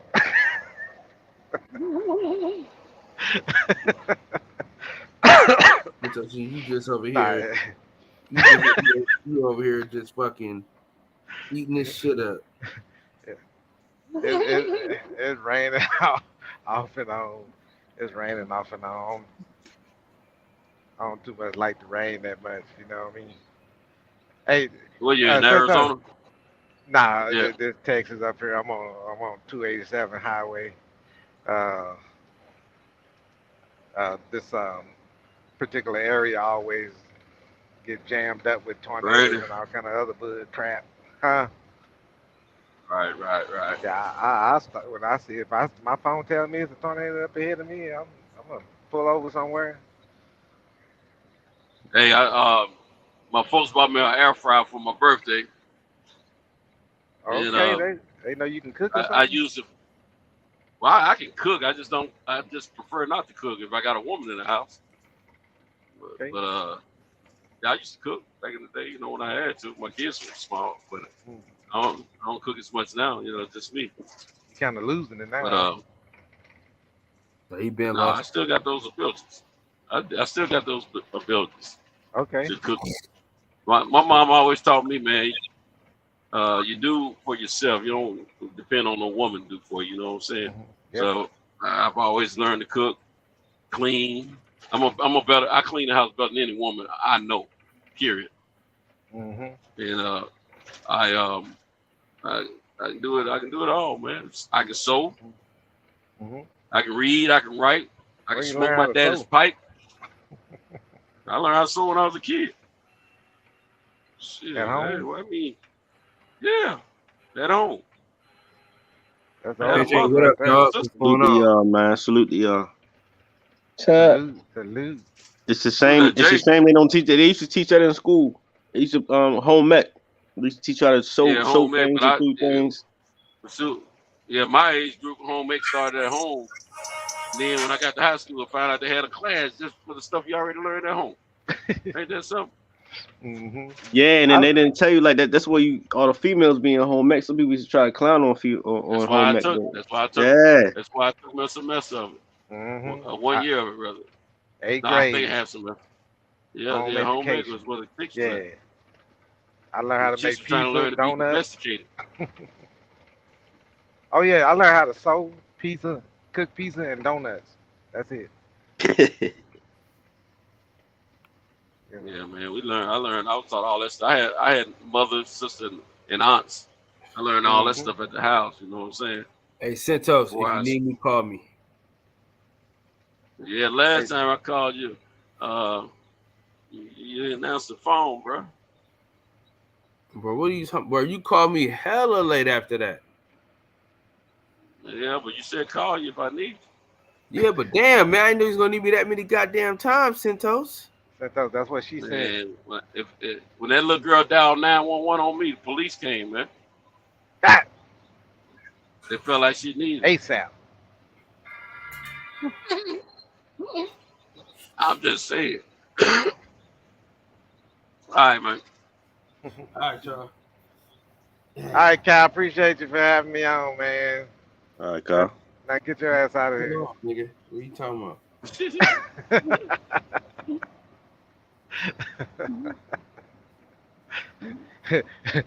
Pat your feet. Got to give the people what they want. Word. Hey, I used to love them little classes that had them girls in it that you can have fun with. I like Yes, them sir. classes, man. I love it. I think them girls be trying to kill you. They find out ways to kill you in high school, and then they succeed in after school. You know. Find out ways to kill you after high school too. Oh, at the high school. Hey, I don't know if I was dumb. I thought I was dumb in school, but I didn't have no high school. I didn't have no elementary all the way to high school girlfriend. Right? It was always You didn't have a girlfriend through grade school or high school? Exactly. I think they called you a late bloomer. I think that's what they call you. I was 10 years behind.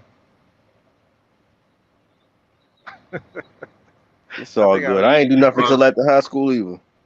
Yeah. I wasn't in no relationship like some of my homies was, but I had a couple of I like you, you like me type relationships. Mm-hmm. Hey, can you the ones that did have relationships in high school, were they the ones that just gave in, like what they call simps or something like that? No. No. Them niggas just want the gal, period. They just some want of them, they walk around like they were actual couples. They walk around like they were married couples in high school somehow, and they girlfriends wearing the same clothes, looking like twins. I don't know. I think they called that puppy love or something like that back in the day. It was hard on me. This girl came up to me and said, she smelled me and she said, if you had on some cologne, looking good like you look. I didn't wear no cologne that day. Matter of fact, I had a fight that day, and I probably smelled like sweat. She liked that musty smell. Yeah, the pheromones of a warrior. Like that musk. You was wearing musk. Yeah. I don't know how musky it was, but Yeah, the off the skin smell, the naked raw sweat smell. Yeah, that's when Hey, that's when all them strong smells when you in high school, sweating and bumps and all that. yeah, and they don't even know what the attraction, why they attracted to you. Uh, um, hey, I'm gonna ask a question right here. What's the best place to have sex at? That's a good Probably ass at home in question. your bed. That's a good ass question. Probably at That's home the in your most own bed, relaxing right? place. You would think it would be in your own bed, but Hmm. sometimes, like if you run into some people, sometimes you would be You want the surprised. Like total freak? you wouldn't even known that you would like to be there and do it right there. It, de- it depends on who you going to bed with. If you going to bed with a chick you kicking it with, you know y'all dating or whatever, then it's a hotel is the best place. But if you kicking it with your girlfriend that you've been with for a while or your wife, shoot, best place is at home. Okay, let's do a two-part. Your number one is at home, and the number The off wife, the side is where?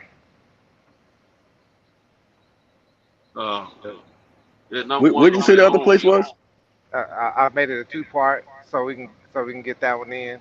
Your number one wife, fiance, or somebody like that. Where would that be? And the other one, secretary. I don't know. Yeah. I was. What about work at your job? Okay, but where at that work? It could be your office or the bathroom. In the refrigerator, Yeah, by the it could be the fire. break room. Matter of fact, the break room Okay, probably the best place. okay. So you got to have your antennas up, being in the public. And that's why it make it so and that's why it make it so different and make it so more different because it's like it's y'all could get caught, y'all right there. You know what I'm saying? Like I didn't really think about stuff like that, but until it was like one time I was going to an appointment with a female friend of mine. We was dating at the time, and it was like the last thing was thinking about was going off doing something. She like, yo, I go, let's go do this right here, right like right at there in the bathroom, right before the appointment in the bathroom. Mhm. But I mean, it just made it different though. I'm not saying that like it was just a different situation, it was a different scenario. So sometimes it do spice up things. I could tell you, um, I mean the one of the weirdest places, I would say weird because it was out of the ordinary. It was the sun started going down. It was at the park, uh, up against the tennis court fence. You know, Yeah, see something random like that. yeah, it just happened. You know what I'm saying? Or in the swimming pool, this place I used to, same girl, swimming pool. Uh, I used to stay in this little apartment that was kind of a private type of apartment, gated up and everything. Uh, y'all probably drive by one day in Dallas, when you're leaving out of Dallas going east. Where it's off of over there by Greenville, the road Greenville, Rawson Bennett. There's an apartment over there. We was in the pool, and guess what? Everybody, the apartment went in a circle around the pool, right? So anybody could see us in the pool. I'm over here knocking this girl off in the water. Now we was questioning each other. Will this water fill your pussy up and all this other stuff, you know? And I was like, I don't know. Maybe it'll clean it out or something. I don't know, you know. But we was getting it done though. Hey, hey, and who idea was it? Was it her idea or your idea? Shit, we was turning each other on, and she wasn't going nowhere, and I wasn't going nowhere. Come on. Was it her idea or your idea? We was already. I would say it was hers.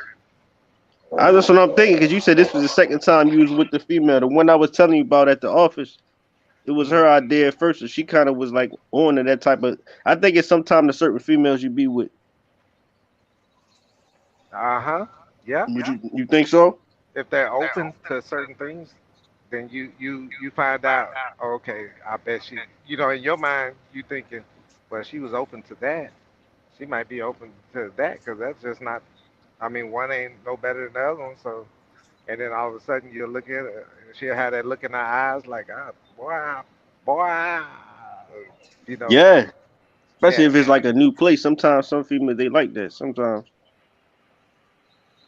And don't think them girls ain't thinking. They think, man, um, cause this one chick, um, she act innocent, right? I call her ugly because she don't necessarily look pretty at all, right? So what she does is she's real in person. She's real quiet, real traditional type of girl, right? And I think You she's gotta older watch than me. them. I think she's older than me too, though. She got a lot of gray hair on her pussy, right? Okay, check this out. Check this out. I mean, I told her send me some pics. She sent me some pics. She didn't give a damn. Um, but when I got I'm gonna give you my best play. Of course, with a wife or something like that in the bed at home, with a real thick comforter or whatever, Uh, but little outside thing, I would say in the back seat of the car. Sometimes it used to be in the front seat, in the passenger seat, but my new thing now is in the back seat, so I can do whatever I want in the back seat. Yeah, it was okay when I was Stretch in out high in the school, back but seat. that don't work. That don't work too much for me now. I get some head in the car. She can give me some cap. Mm-hmm. That But back seat is. my legs too long to be doing it in the car now. Mm-hmm. When I was in high school, I used to call my car the hotel. my senior year, Yeah. In high school. Well, actually, I called the hotel after I graduated. So what happened? What did you keep growing and you outgrew the back seat? What kind of car was it?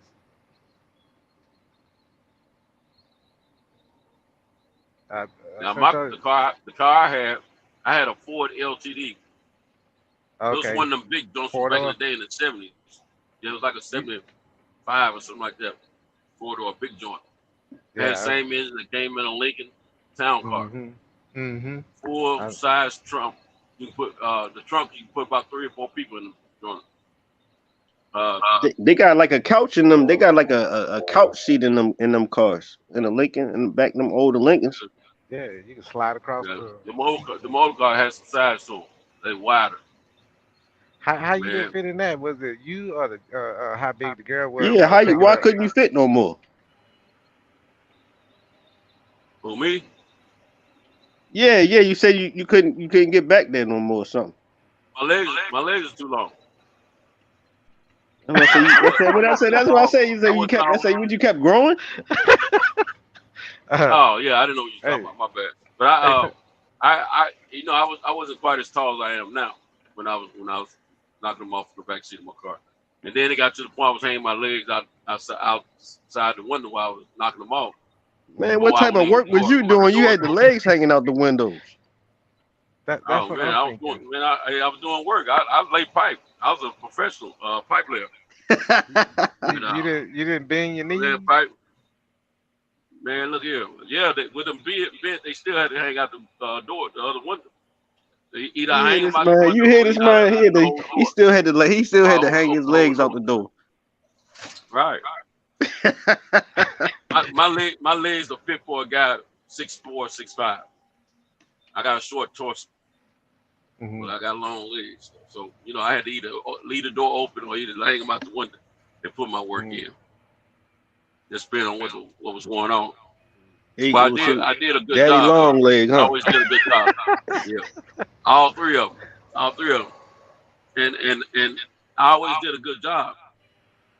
So they didn't mind climbing over the seat, getting on the back seat, operating, getting operated on. You understand?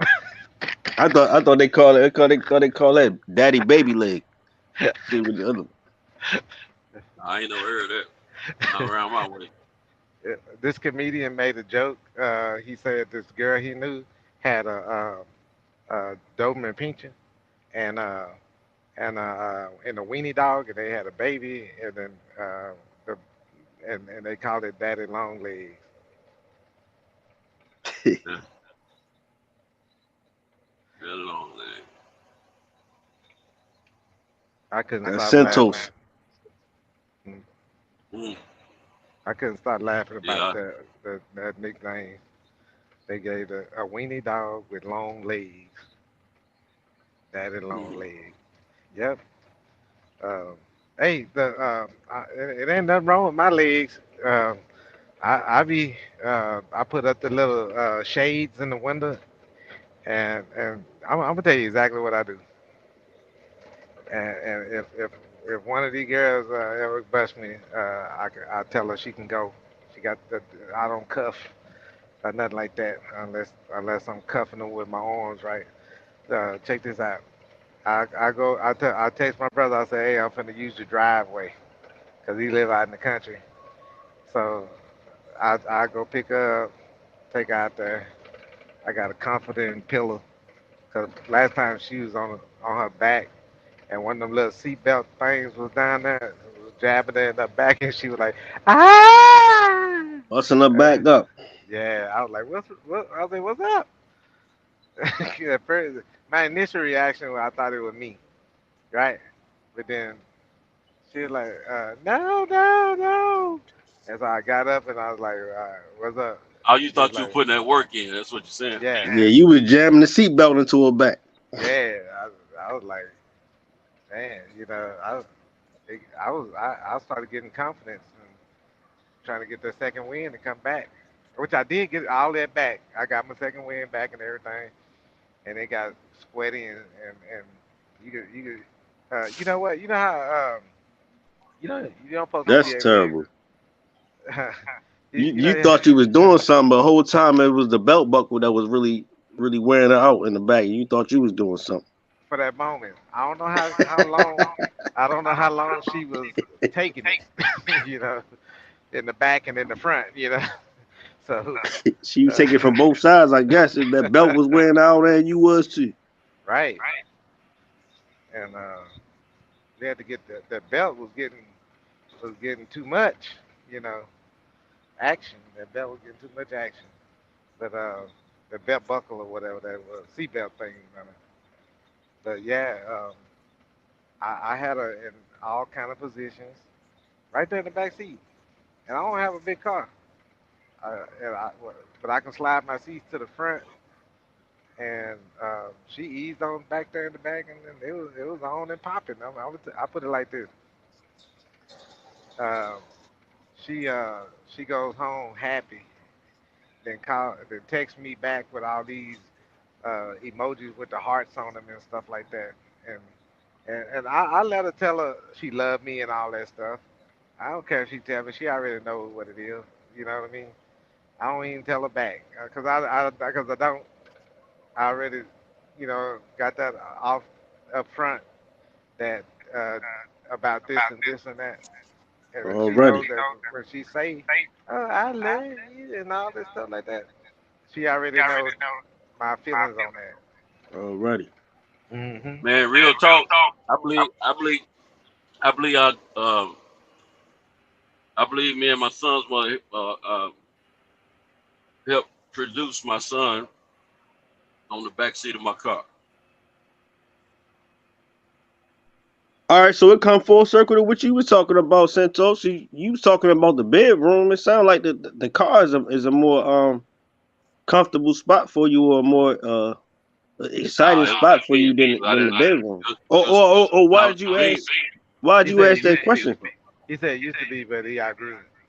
You did say you outgrew the back seat. All right, so what makes the bedroom?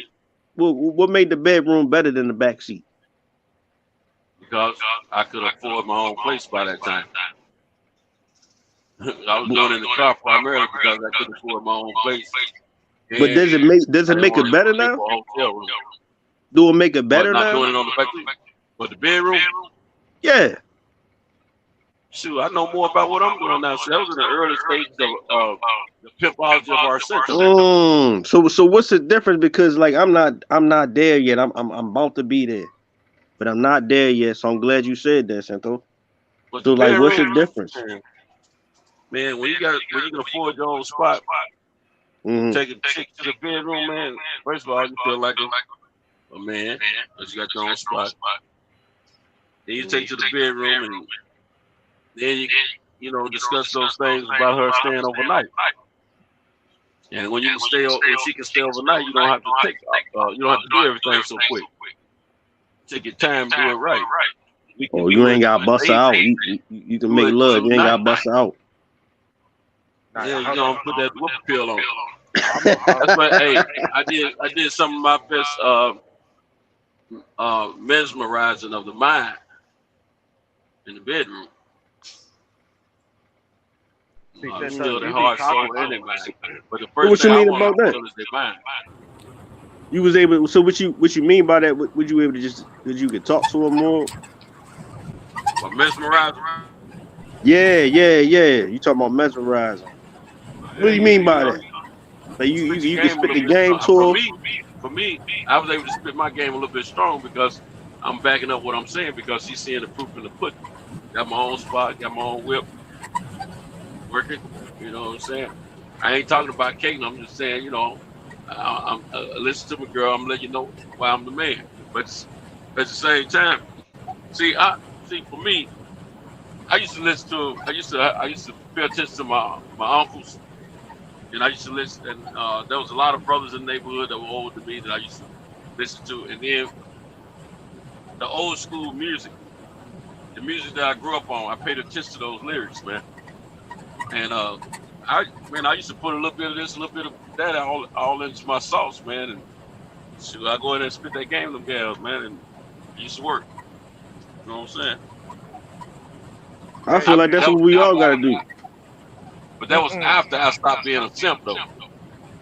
I mean, I started off being a simp first, because I was trying to be everything. So how was you being? How was you being a simp?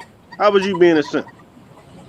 Man, I was, you know, when AB said shut that soft stuff up. That was me talking to them gals. You know, AB told me to shut that soft stuff up. You know, I was talking. So what would you say to them? Because some people think that they really out here saying something, but they really not, and they thinking they doing something, but they really not. So what would you say? Because I'm sure that during those times you thought that you was really saying something. Well, it ain't always what you say. It's also how you carry yourself and what you're doing. You know. Okay.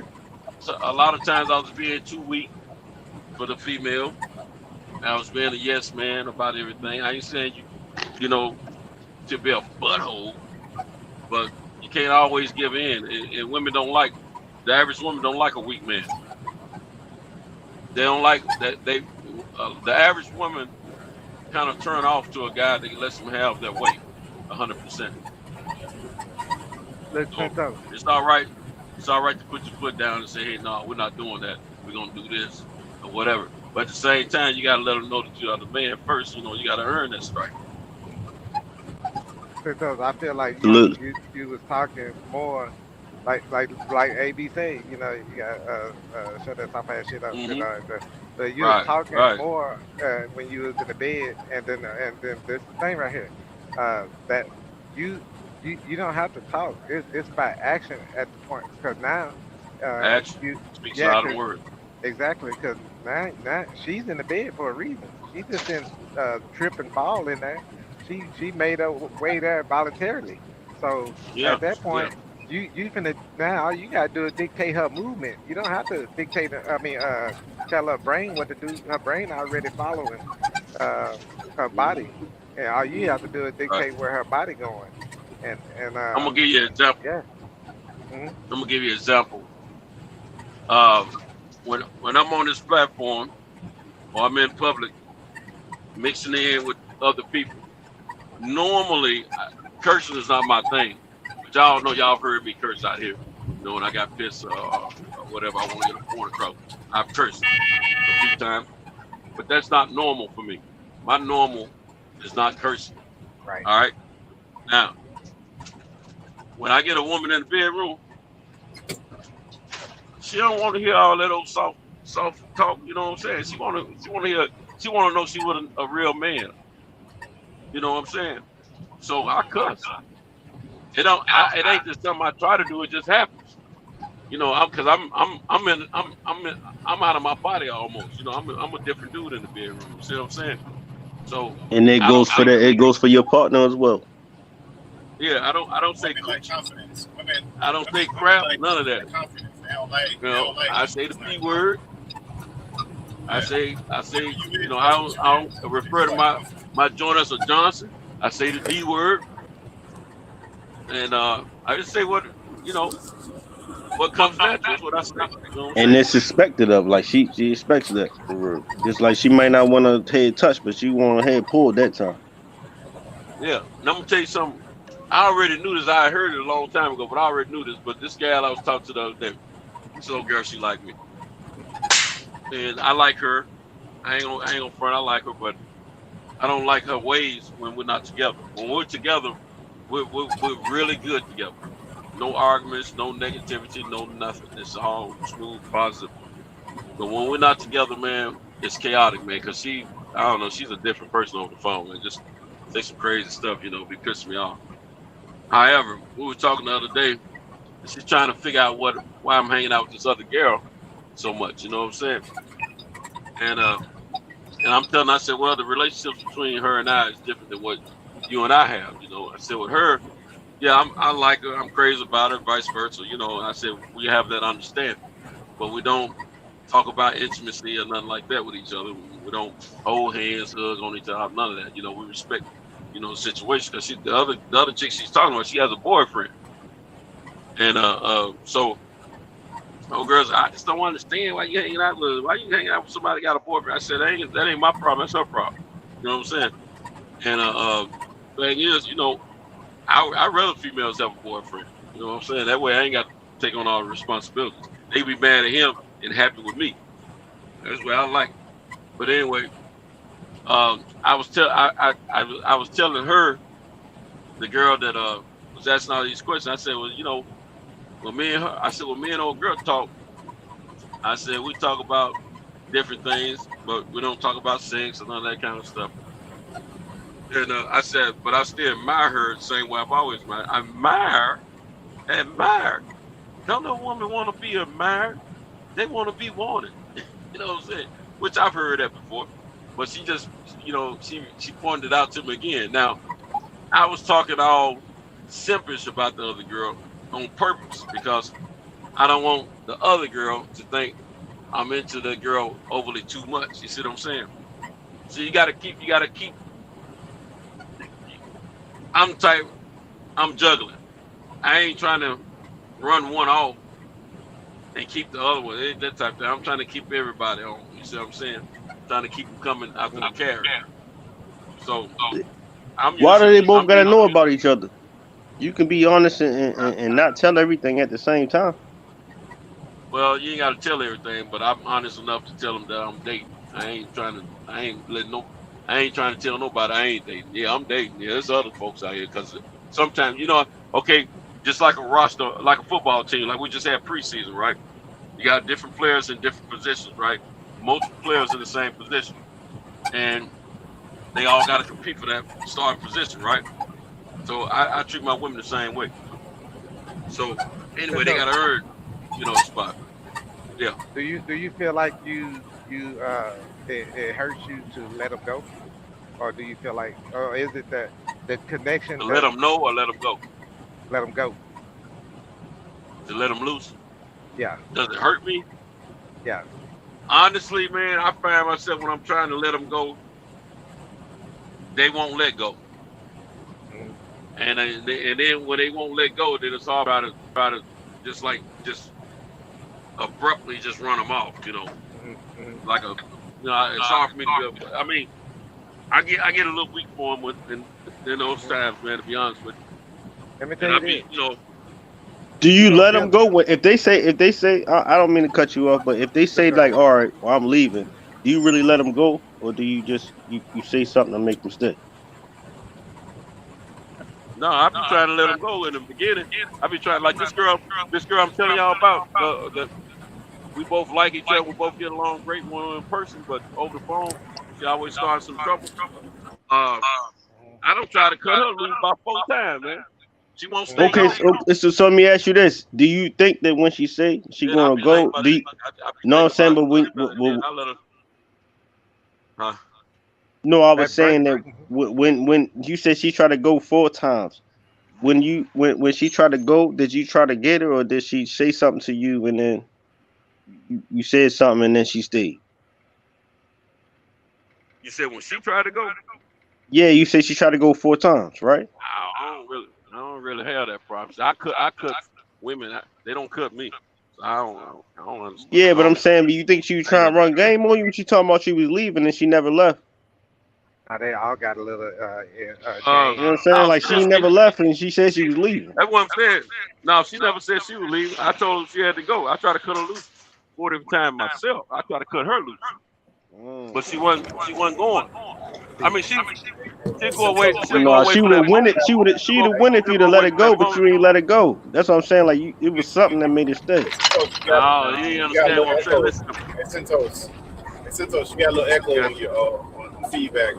You got the YouTube playing in the background somehow? You got YouTube playing in the background. You got a little feedback. Okay, now you better now. Go ahead. You got a little feedback. Go ahead. I don't think that's me, bro. Hold on a second. Hold on. No, you clear now. You had a little feedback earlier. No, I didn't have. That might have been somebody else's background. That's what I'm saying.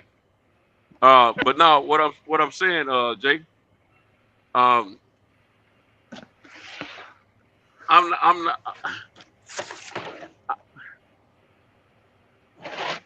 not a cat. I can't remember last time I was cut loose by a female. But I'm saying I was trying to let her go because she's, over the telephone. When her and I are not in person, she's toxic to me, man. She pissed me off. So I cut her loose about 3 or 4 times. Now the only reason she catch me, she go ahead and go away for 2-3 weeks. Then she start inching her way back in. Cause real talk, the girl know I got a liking for her. I do like her. There's a lot of things about her I like, and then there's certain things I don't like about her. She got that bomb. Let's just be honest with her. No, we ain't even had sex. She a liability. That's how smooth it is. She getting in the way. Now, I'm gonna tell you, man, I really wasn't even attracted to this woman at first. But after seeing her little cute booty, sucking on her little cute titties, and laughing and talking with her when we have a good time, she kind of grew on me, you know what I'm saying? But when she get out by herself 3 or more days without being around me, the heifer go to thinking about different things. And I think a big bulk of what she thinks about is the fact that she can't push me into being in a relationship with her monogamously. And I think so. Is she married? On a tangent. She married? She's divorced. She's divorced like myself. And see, that's the problem. That's what it is. You know what it is? I can't really say what it is, but what I can't really say what it. Don't have a man. That's but you really don't have a man. She want a man, but you don't want to be so fast to get into a relationship right now. That's what it is. She know that. She know I make that clear. I make that so transparent. I don't have none of that. But see, the problem is she don't have a man. I really need her to get a boyfriend. She got a man. She got you. You just don't want it to be. You don't want to be that man. See, Santos is holding out because he feel like he can do better. Is that right? No. Yeah. No, that's not true at all. I'm holding out, but I know I can always do better. But I'm just saying, I'm holding out because I don't want just her coochie. I want Susan, Sally, and Maybelline's coochie. Was you up front with her on that? Yeah. Yeah, that's why they not fully locked in. No, because you at the buffet, y'all at the buffet table, and you like, no, I still want other things right now. Like I ain't finna settle down at this moment. Like, look, I still want to try this and that. I refuse to. Guess I what, refuse to. Centos? Me and you I on the make it same clear. page. I make it clear before a woman can reach across the table and grab my hand and try to get close to me. I let her know right off the cuff. I told this gal here. I said, look, I'm gonna keep it real with you. I said, you deserve a good guy. I said, but I'm not that dude. I said, you deserve a good man in your life and all that. I'm not saying I'm not a good person. I'm just saying I'm not looking for the same things you're looking for, and I'm not gonna be able to provide that for you. You said you ain't on that type You of time right now. Pick up that At CJ all. quote. It ain't gonna go down like you think it is. Yeah. You still call him BJ CJ. You still call him BJ CJ. I mean DJ CJ. But anyway, yeah. It ain't like you said, man. I just can't give it. I can't give all of me to these women anymore, man, for a while because I just got out of 21-year marriage, man. Forget all that. I wanted some enjoyment. Yeah. Marriage is too serious. No, I mean, don't but even wanna- why be can't a you do primary both? I partner. mean, honestly, you deserve both. You deserve to sit No. back and have your time and sit back. No, because at that time you weren't able to do nothing, but now you can. So you can have that time to sit back and Well, look at. if I say But I at the do, same time, you still deserve somebody to settle down with. And I just was listening to a lady like she wanted to settle If the down. Lord provides me, if the Lord provides me enough time on this earth, I can do that later. And if I die without remarried, it's no problem. No problem at all. But All right. right now, until I get my field, I just want to meet different women and hang out with different women. If we have sex, we have sex. If we don't, we don't. All right. I'm not necessarily gonna have sex with every woman because I'm not built like that. You know what I'm saying? I can do that, but I'm not built like that. I care too much about me. You an older man, man. Like But- anything you give out now is gonna be worth it. Like you're not just giving out anything. Let me tell you this I'm right gonna be here. tortured like a summer gun. You 55, right, Santos? You Say what now? 55? 55, yeah, 55. Or I'm 51. 55, built like a 45-year-old. Yes, Exactly. sir. I'm 51, Yes, sir. and I feel like I'm 41, right? So check this out. I'm at a point where two strong relationships, but I had like five strong relationships throughout my whole life, right? And they were pretty much long relationships. So the Wait a minute, hold divorce- on, go back. I missed something. Yeah, how many relationships? 5 relationships total, including my marriage and my two kids' mamas. You talking about real solid monogamous relationships? Yeah, Or you talking about all the women you've been with in your entire life? Yeah. As an adult. Yeah. Entirety? Yeah. Nah. we don't- I've been around now. I ain't just But check this out. I ain't trying to incriminate myself. I'm gonna put it like that. But I'm gonna say that from my experience and everything, especially with the main relationships, when I couldn't keep them at the time, I found out what my mistakes were, and then I came back and I said, you know what, I'm not gonna put myself in a position where a woman can take half of everything I got. And again, that's just like then the insanity word come up, because if you do something over and over and over and expecting different results, that's insanity, right? So I said, I'm not gonna go into a marriage where somebody can get half of my shit. When I do get in the position to get my shit, then I need to enjoy my shit without letting somebody just come in when they when they pop up in my life or when they get ready, because that's what they'll do that. When women watch a man and if he's working hard and he's having shit, but she probably just got through draining another motherfucker, and then when he got drained and started losing attraction to him because he don't have no more money again, and he jumped over onto your boat, and now she gonna drain your ass, right? And this ain't nothing against women. It's just that you got to protect yourself against women, period, and you gain respect with that woman that you really want, because throughout your life you kept your eyes open, you wasn't tapping on everything, and she see that. She like, oh, you was watching where you was laying your head at, okay, and now you with me, and you feel like I'm important enough for you can lay down and stuff like that. So you gain respect when you do right. You know what I'm saying? And what I mean by doing right is you're not like going into something without a purpose. You already you established. You established. You're not letting anybody take your shit away from you. You keeping a stronghold on your base, and if a woman come into there, you keep her on her toes. Cause like the girls that I talk to, I keep them on their damn toes, and they got to force their way to me. This girl right now trying to pay for her. She pay for her plane tickets and everything to come see me, and taking vacations and stuff to come see me. And I told her I ain't paying for you. And I'm sure she not doing that for no reason. She doing it for a reason. She not Cause coming to see you for nothing. that's the big setup.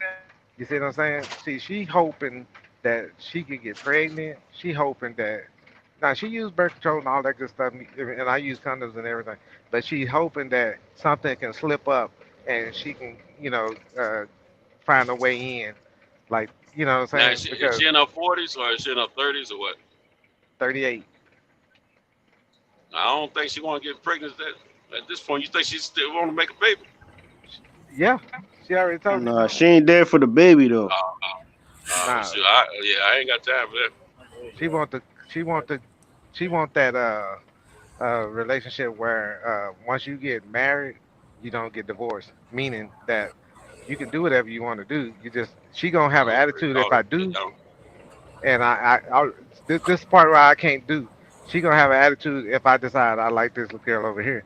But the thing is, I was telling her, you either need to bring another chick or I'll go find another chick if we together like that. But I said we don't need to be together. I got my own shit. I don't need to do nothing. You see what I'm saying? You can come visit and then go back to where you were. That's what you can do. And that's you know what I'm saying. So I ain't got to wrestle with that. She do. Or I already broke up. Like you say, you broke up with them so many times and they still come back. Well, I done broke up with this chick right here so many times and she came back. And the thing is that she know what she already know what it is. I'm not broke, but I'm not sitting around um, uh, looking for everything moving. You know what I'm saying? You ain't waiting for these hoes out here. Right. I'm doing my thing, but I'm working a lot to have my shit together. I'm working them hours, putting in them hours.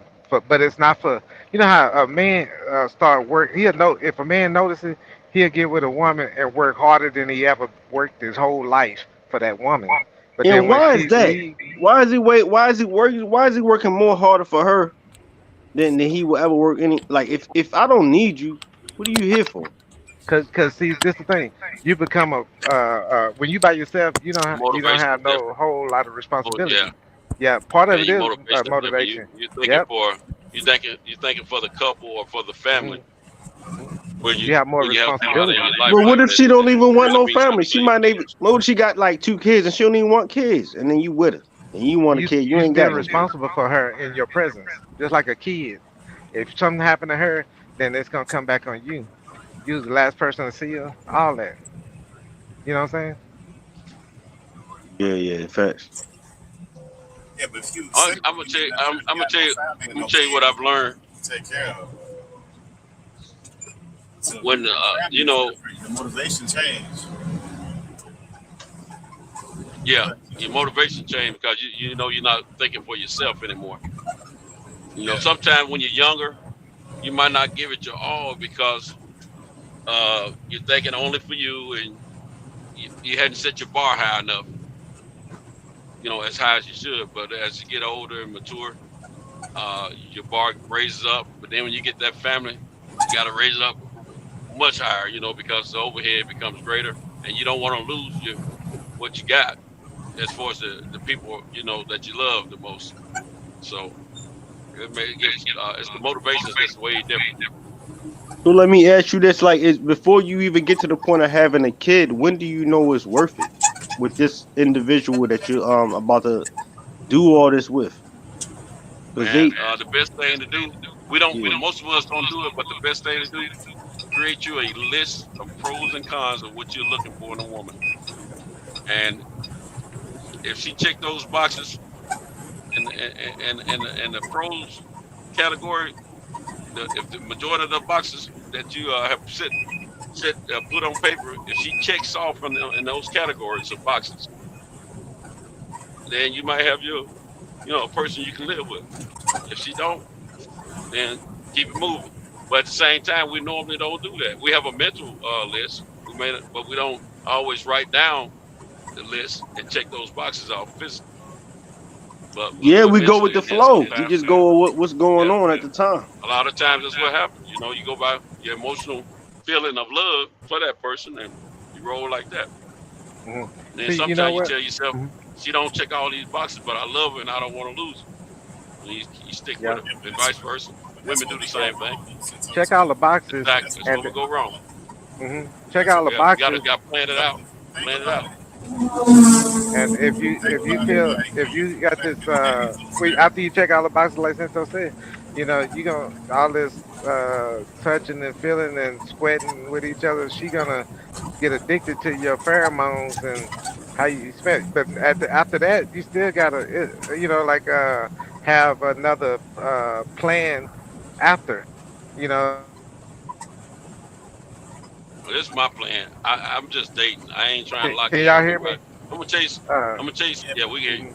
I'm gonna tell you another thing I noticed, which I knew that back in the day, but it's more prevalent now because way back in the day when I was much younger, I didn't have a cell phone until I got into my.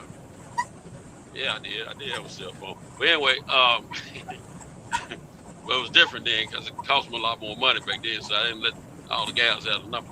But anyway, nowadays, I live by my phone. My phone rings all day. And it can be business or it might be women, And when I'm around one female, my phone's still blaring and going. I don't turn it off or none of that stuff, you know what I'm saying? I choose to answer the phone if I choose to. Most of the time I answer my phone, 95% of the time, no matter who I'm in front of. Now, if somebody that I know I need to spend a little time with, I'll tell them, hey, look, let me call you back. I'm with such and such.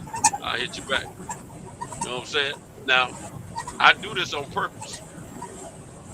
I do this to let the female know I ain't just talking what I'm talking. I'm real about what I'm saying to you. And they can see the proof in the pudding. And the thing is, believe it or not, you would think it will piss a female off, which it probably does. But at the same time, make them want you even more. Now the competition is greater. And women are very competitive. I learned that a long time ago. They're going to want to try to be number one. They want to try to win the position of being your lady. And if you are the type of guy that's worth a woman, going after, that's what they're going to do. So I make sure I play the game like I play it. It ain't a game that I'm playing. It's just who I am. That's how I roll. Some of the stuff I'm doing now is some of the stuff I did when I was younger, man. And it's still the same. Fundamentally, the game is the same. But I don't hide nothing, man. I may not tell the women everything 100%, but I give them a good 90% of what's going on in my life with other women. And I want them to know.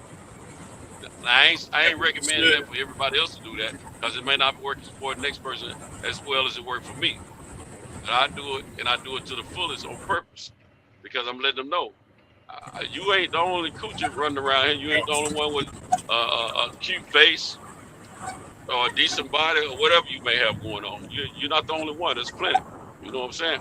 And women know they outnumber us. They outnumber us by a lot. So I got plenty of options. And I'm letting it be known. So it works all right for me. We should, but sometimes we should go into those things. When we mess up, like you said, we should go into those things with plans. But then what happened is, then you have regret where you figure out you got a limit that you didn't know you had a limit, but you didn't really have no standards set to measure. Without a measuring stick, you can't know what you got. So you got to have something, some kind of qualities or some kind of standard that means a lot to you, like individually. Whatever means a lot to you, that's what should be the measuring stick, and that's where a lot of young men, including us, that's what we messed up at when we younger. We just having fun and stuff happens. Then you end up with a child, now you got to deal with it, and that might not it just happened, and y'all worked it out. But the transition would have been a lot smoother if you would have had some kind of standard or some kind of something that you was trying to achieve, and it ain't necessarily gotta be methodical. Because every other group. Remember back in the days, they used to have fixed weddings, and those weddings used to last. Yeah. Like right now, people flip out about that, but because you got to think about it, it's more likely it's going to be one parent going to another parent and say, "Hey, your daughter, my son, they're hooking up. We gonna make sure this happens." It's probably some kind of benefit for both of the kids because those families are now a cohesive unit and they trying to work together. So it's not necessarily. You can always, at some point, if somebody's willing to find out and help you in your goals, all that other stuff, that shit don't really matter. This shit don't really matter because I done seen dudes I done seen get the most women. The dudes I done seen get the most women, they ain't got no fucking job, and they ain't got the best clothes, they ain't got the flyest car. I'm telling you, I done seen these dudes. They driving around in dudes who got shit. The chick laying at home, and the dude got all day in the road to talk to her, and she come pick him up in the dude's car. They go buy him shit, put money, pay for shit. I done seen the shit. The dudes, they got all the money. That's what they do. And they play that game, and you can't even keep up with the game if you got a regular job. You're not gonna be able to do that shit. Them dudes got all listen to a crying. All right, Pittsburgh. So let me ask you this. Because I just heard somebody earlier, a female, an older female, talking about standards. Like you're talking about standards. She was talking about men being accountable, and then also equality. Like if she goes into the relationship, then they got to be equal. So what, like, as far as like what you talking about as far as standards and things, like how do you feel about that? Like as far as like these standards and like what is like as a young person, you coming in, like you said, you don't know everything. Like what are they supposed to be coming to expect as far as, especially like going into a relationship and having a longevity to like stay together? Because everybody gets together, but everybody don't stay together these days. Well, remember, men and women are not equal. That's number one. You're not equal. Man and woman in a relationship, y'all not equal. Because if you equal, like think about the illogical part about the equality, right? We want to say women only want to do this when it's beneficial to them. They say that kind of crazy stuff. Men don't talk like that. The reason why, I'll tell you why. Because if it's equal, right? We equal 50-50 all the way through. We start off in our 20s. We might be similar, like as far as earning potential. As we get older, men, most of the time, not all the time, make far more money than women. So if we equal and we split everything 50-50 and I make $40,000 more than you, she ain't gonna be with that. So the equality shit, that's out the window. So at some point, somebody has to be the leader when it comes to certain shit. It might be everything, it might be something. You don't have to be running around beating your chest, being an alpha male. But the things that are important to you, you need to prioritize those and say, hey, look, this is what's important to me right now. And those things might change. But when you're in a relationship, it's a partnership. So it's just like anything in this venture, you need to get what's important to you out of that. And those things might change. But you, first of all, you got to have a partner that's willing to deal with what you think is important and willing to change and adapt with you. If you don't have that, you don't really have anything. But if she's willing to make those concessions towards you and willing to let you lead with things that are important to you, then you got yourself something. That's all you need. The rest of the stuff y'all can figure out. You can figure out the money. You can figure out sex. Because one thing about a woman, when she want to be with you, when she want to give you sex, man, you ain't going to get sex no better from nowhere else than the woman that you with, than somebody in the street that you just met. Because when she want to get to you, she get you. It's going to be different. Facts. Like if they feel like it, when they feel like it, they gonna do the most. No, you're right. When they feel like it, they gonna do the most for you.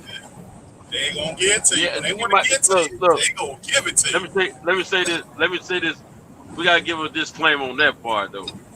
Everything you said was on point, but that sex part, she'll give the 100% effort, and probably better effort than the next lady. but her sex game may just not be good. And that's some people just don't have good sex. But do you think that's a good or bad thing? Like that's something you can teach her. Hold on. Let me tell you. Sometimes they want to learn. I'm going to tell you something. But that's one of my situations right there. Some people, listen. Some people can learn. Some people can learn the sex thing. That's true. But whether or not they just Deontay Wilder has a knockout punch that's God given. All heavyweights don't have that. And some things you cannot teach. My you can teach sex. I ain't gonna put on. Hold on. I ain't gonna put on Front Street like that. Hold on, let me say this. I ain't gonna put on Front Street, so I ain't gonna say who it is. But a person that I was in a relationship with, and we're still acquainted to this day, not sexually, but just we have to be acquainted because a child came out of it. Okay. The sex wasn't good when we were in a relationship. Of course, I cared about it, and I was trying to teach her and show her the ropes on, to make me feel better in the bedroom with her. But our relationship didn't last. Okay. Now, God is my witness. About 17 or 18 years later, I'm working with a buddy of mine, and we have a mutual. There's a guy that he has a friend that's in a relationship with my ex. They made a child together too. Okay. And my friend, who's also the friend of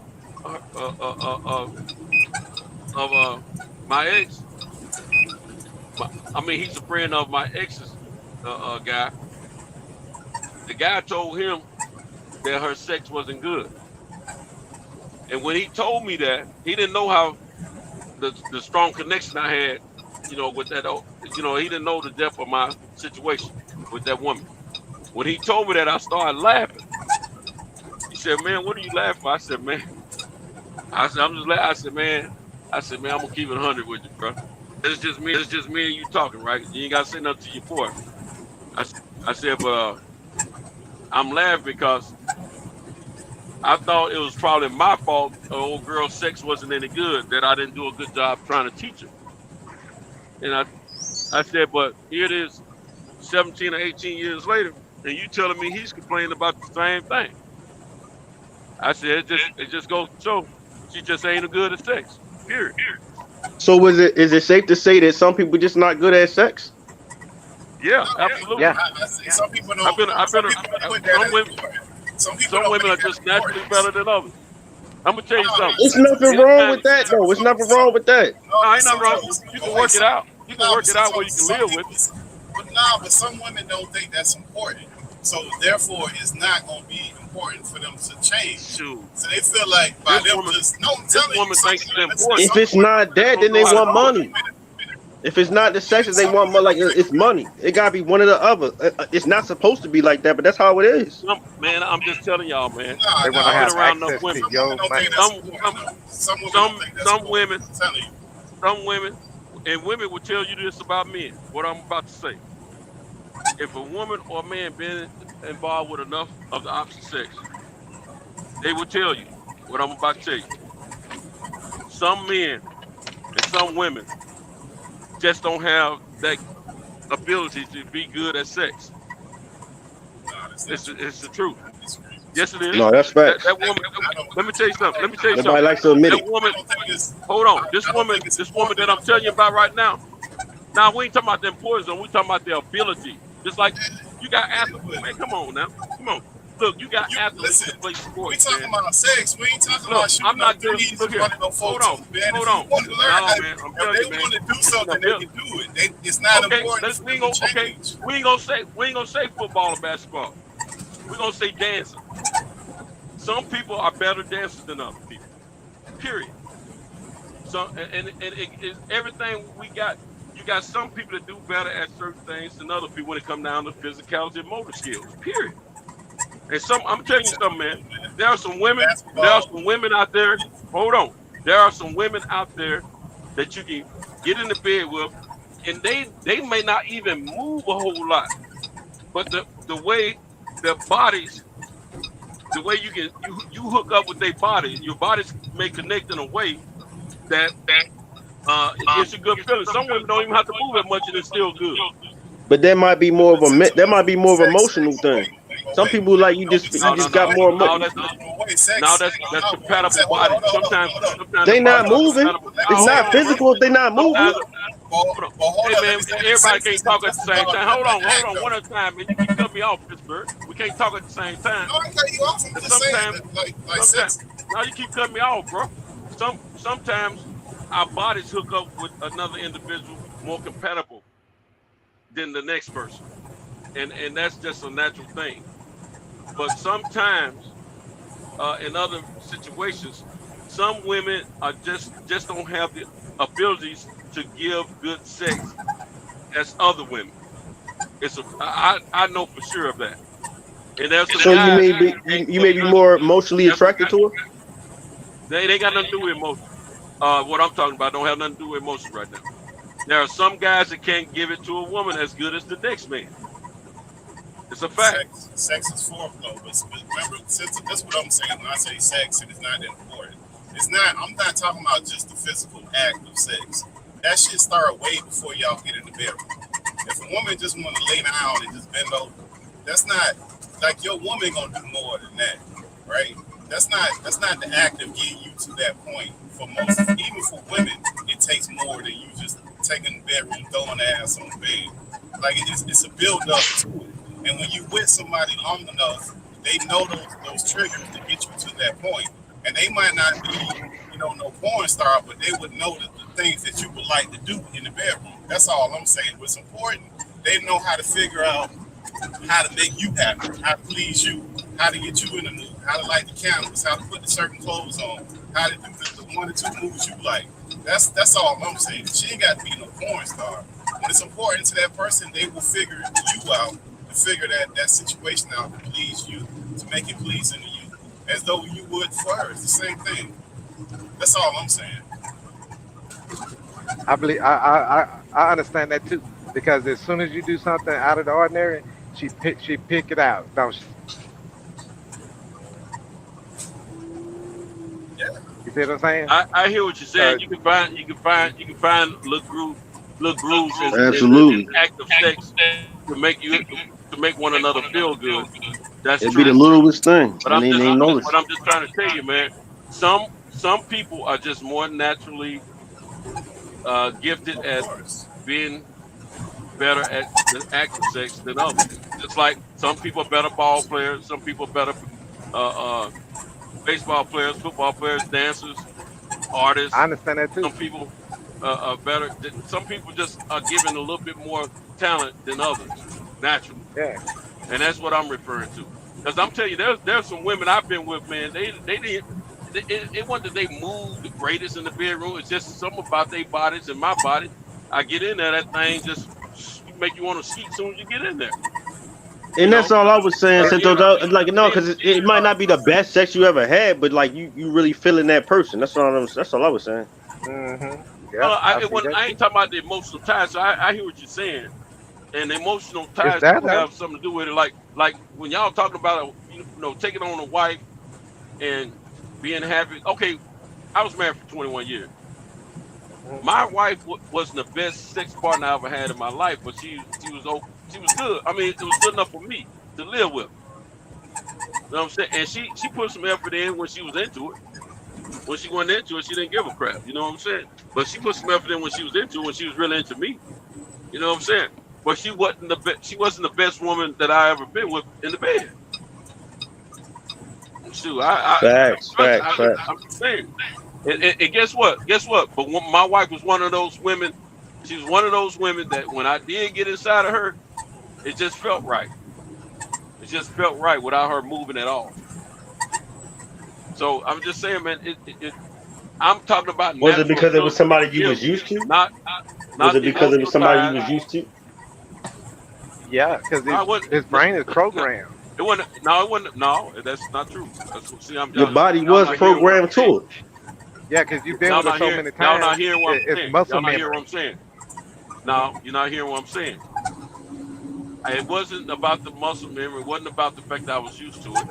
It was the fact that as soon as the first time we ever had sex, it just fit well. Our bodies fit well to me. And so it was something that I could live with no problem. And I knew she was, my wife can't twerk.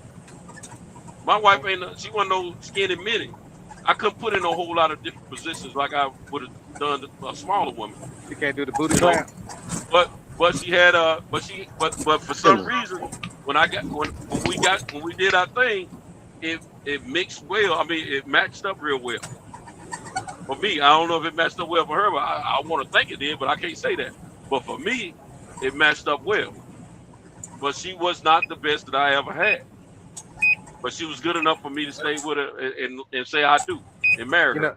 Since this girl I was talking to for like 17 years, off and on, she her kids, her 2 boys told her, why you don't break up with them? Since you don't like them. The whole thing was that I was putting that dick on her so good and turning her out. But she didn't suck no dick or nothing at the time, right? But that's the thing. Yeah. She got to a point to where she would like fantasize because I spent time away from her and made her want me. And then when I did go to her, she was ready to suck my dick. You know what it was, Picasso? You know what it was, Picasso? She didn't want you. She needed you. Oh, that's the only type of chick I'm trying to get right now. I don't want no girl that would just want me just because. I want her to need me. She need me for something. I'm gonna tell you something. What me and Pittsburgh were talking about earlier about checking all the boxes.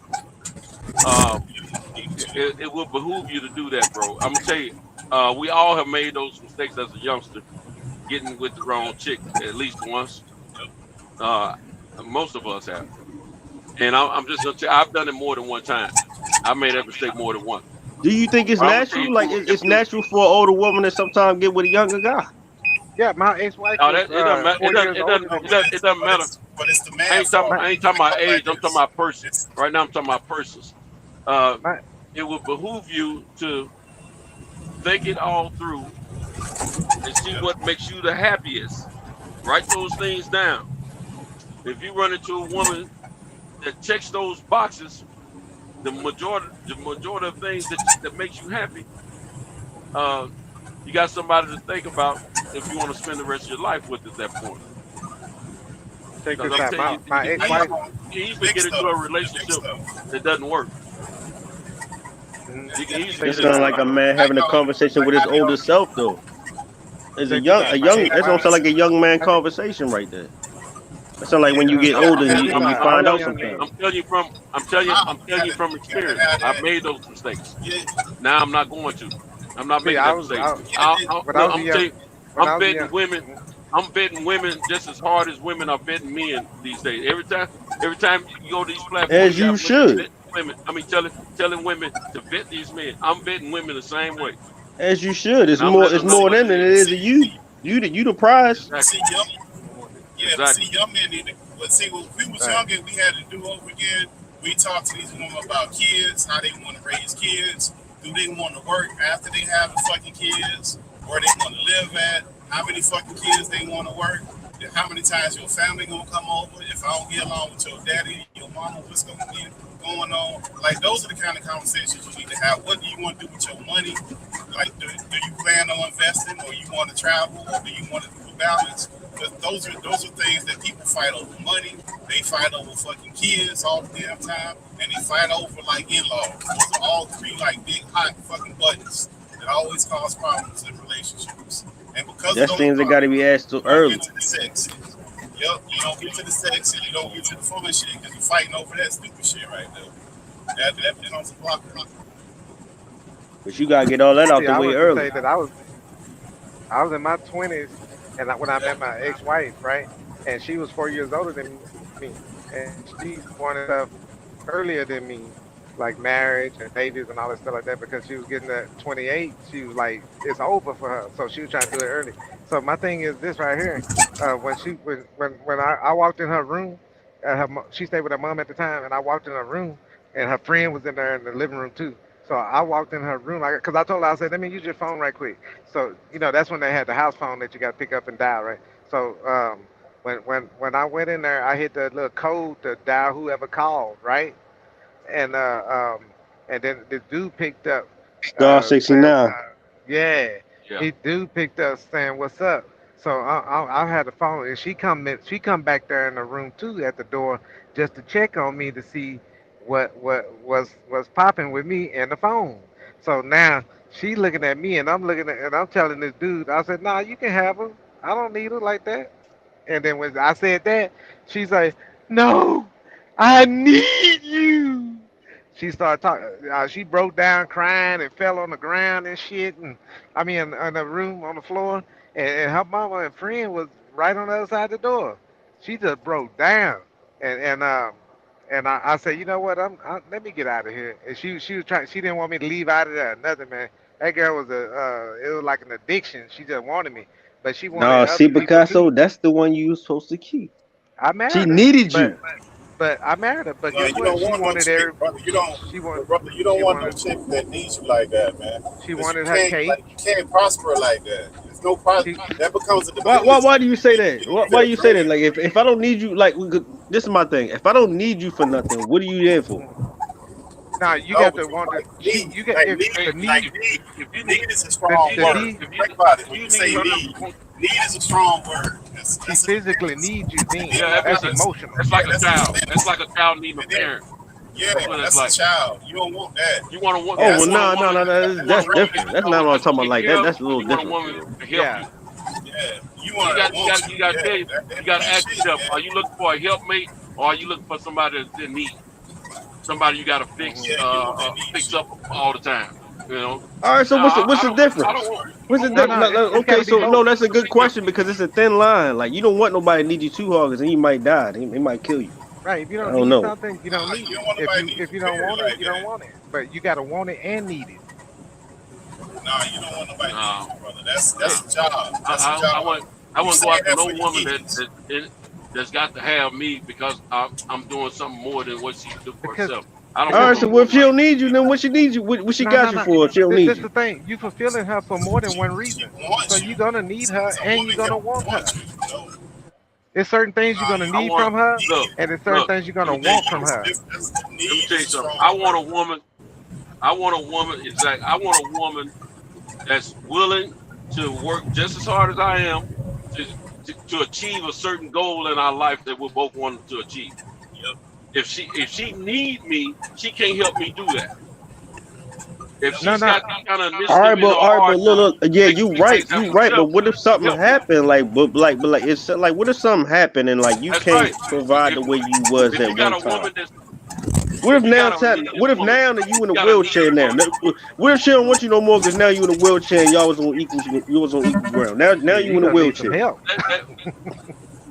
That's what I'm saying. If you got a woman that needs you, she ain't gonna be around when you ain't got nothing to give her that she needs.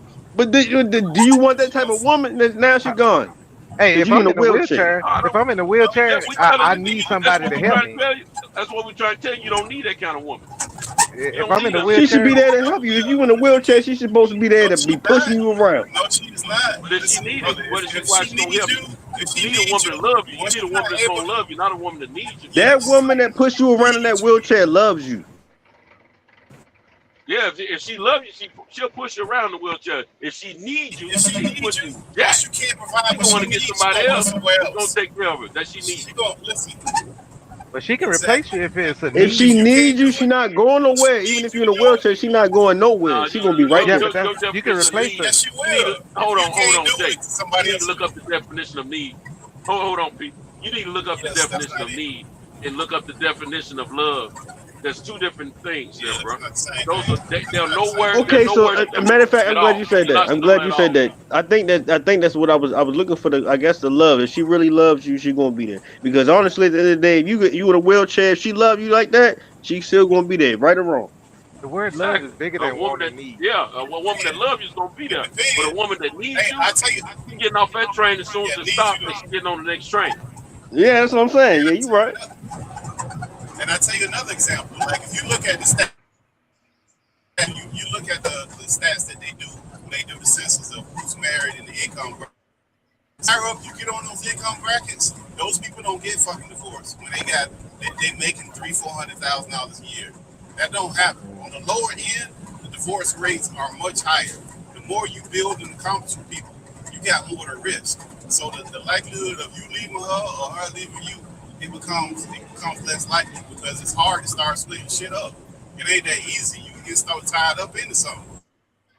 With an Xbox or a PlayStation and some clothes on the couch, I can get up and roll whenever I feel like. But if I got cars, houses, stocks, all this shit, it's harder. You start trying to get into that shit. You got a lot of reasons, and she do too. Both of y'all are bothly invested, so it starts changing. So if you were younger and y'all just start building shit, the rest of that, so when you realize you can't leave, y'all work shit out. As you start accomplishing shit, you start working shit out. When you ain't making shit and you ain't doing shit, it's easy to walk away from somebody. All right, so is that a better situation? To me, it sounds like a better situation because it's like y'all need each other. You need each other after you did all the love. After the love will go out. I'm saying no. I'm not. When I say need, I'm talking about your lifestyle that you guys have built together. That's what I'm talking. That's what I'm saying. Like it makes everybody accountable. No, but I'm not. You know what I'm saying? But it makes everybody accountable. Like in that situation, that I'm just saying that like, in that situation you just explained, like everybody's accountable. Like everybody has to be accountable. Like nobody can get out of it.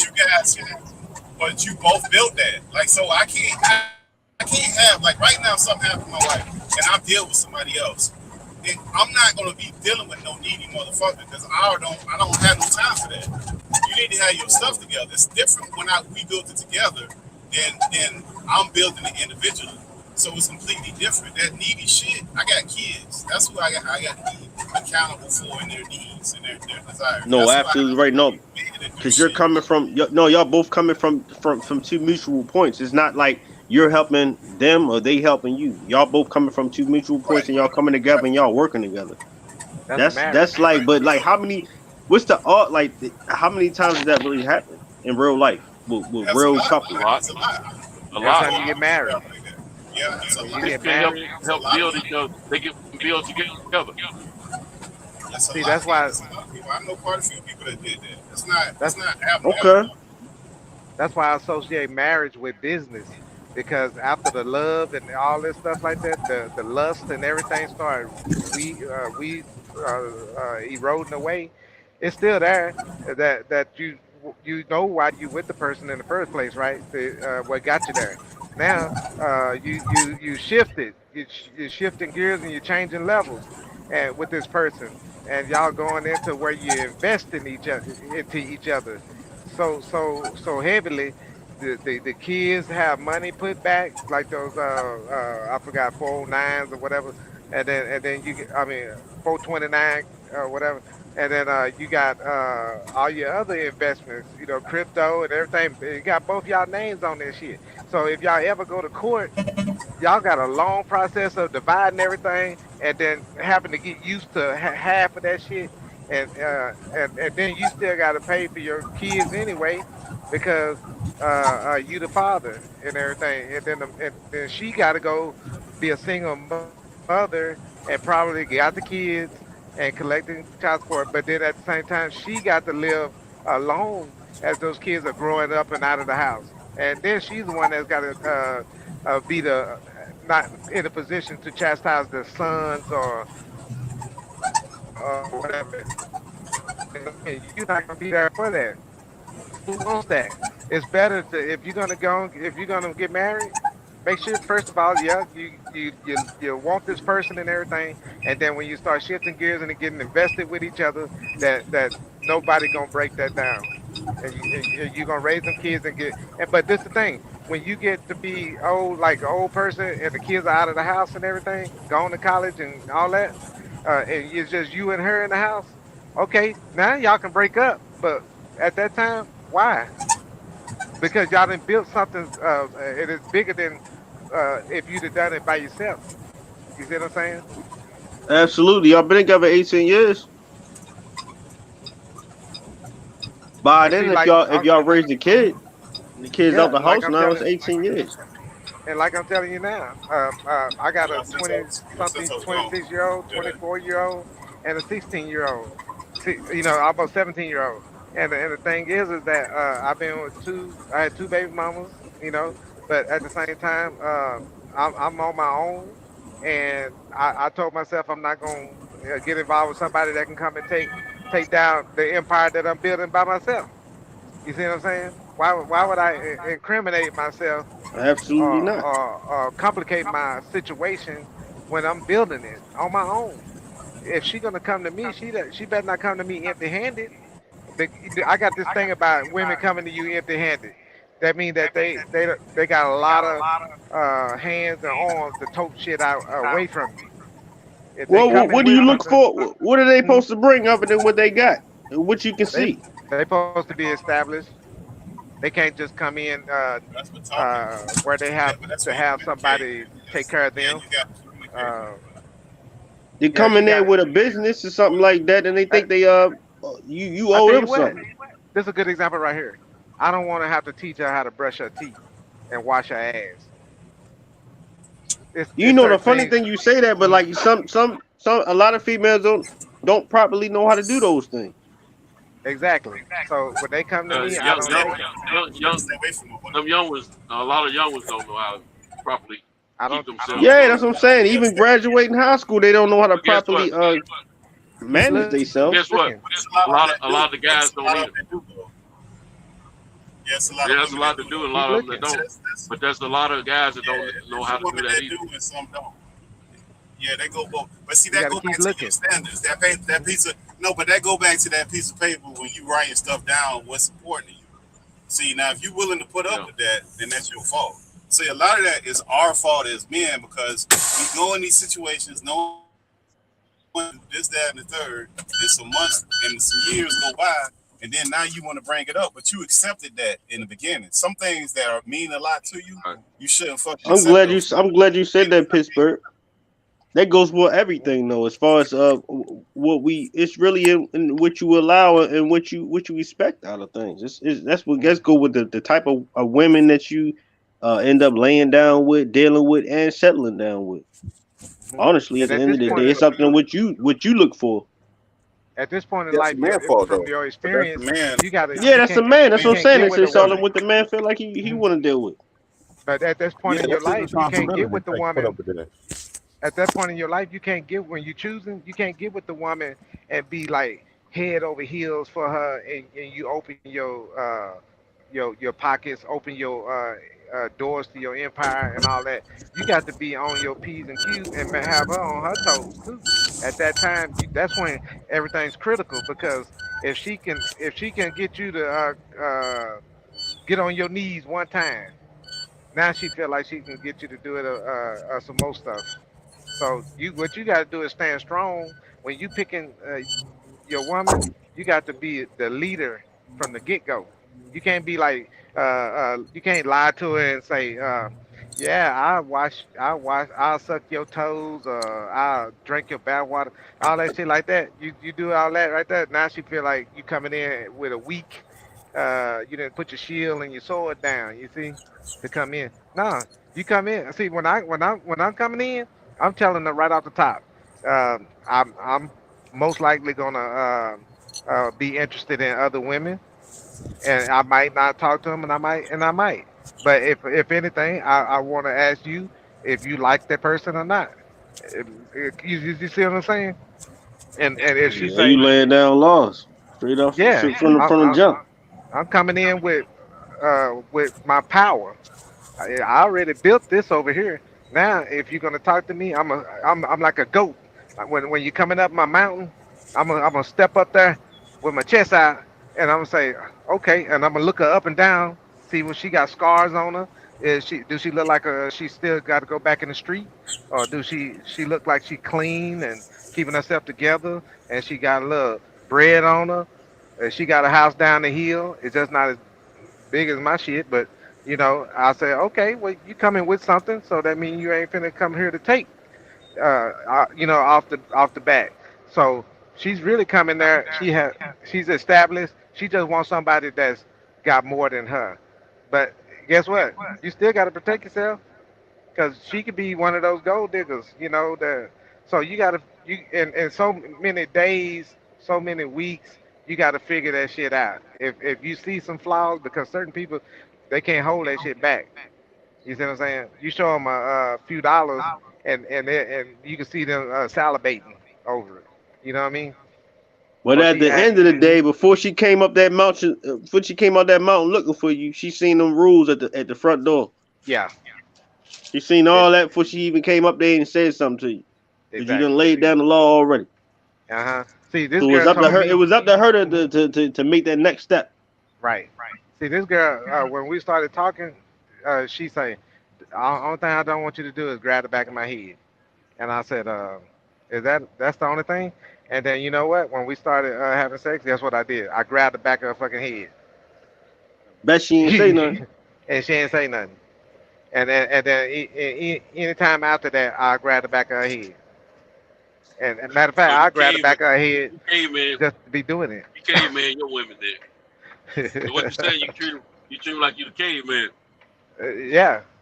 I'm gonna tell you like this: during the sex, she gonna get bruised up, and that's the Be whole careful. thing. Some Hey, of the best of them don't call cases behind and stuff. hey, I had a girl go back home and say, I heard her, she was bleeding or whatever, da da da, and I said, okay, well, it wasn't but regular sex to me, and I said, if you can't take it, then tell your ass. And guess what? She called me back for more.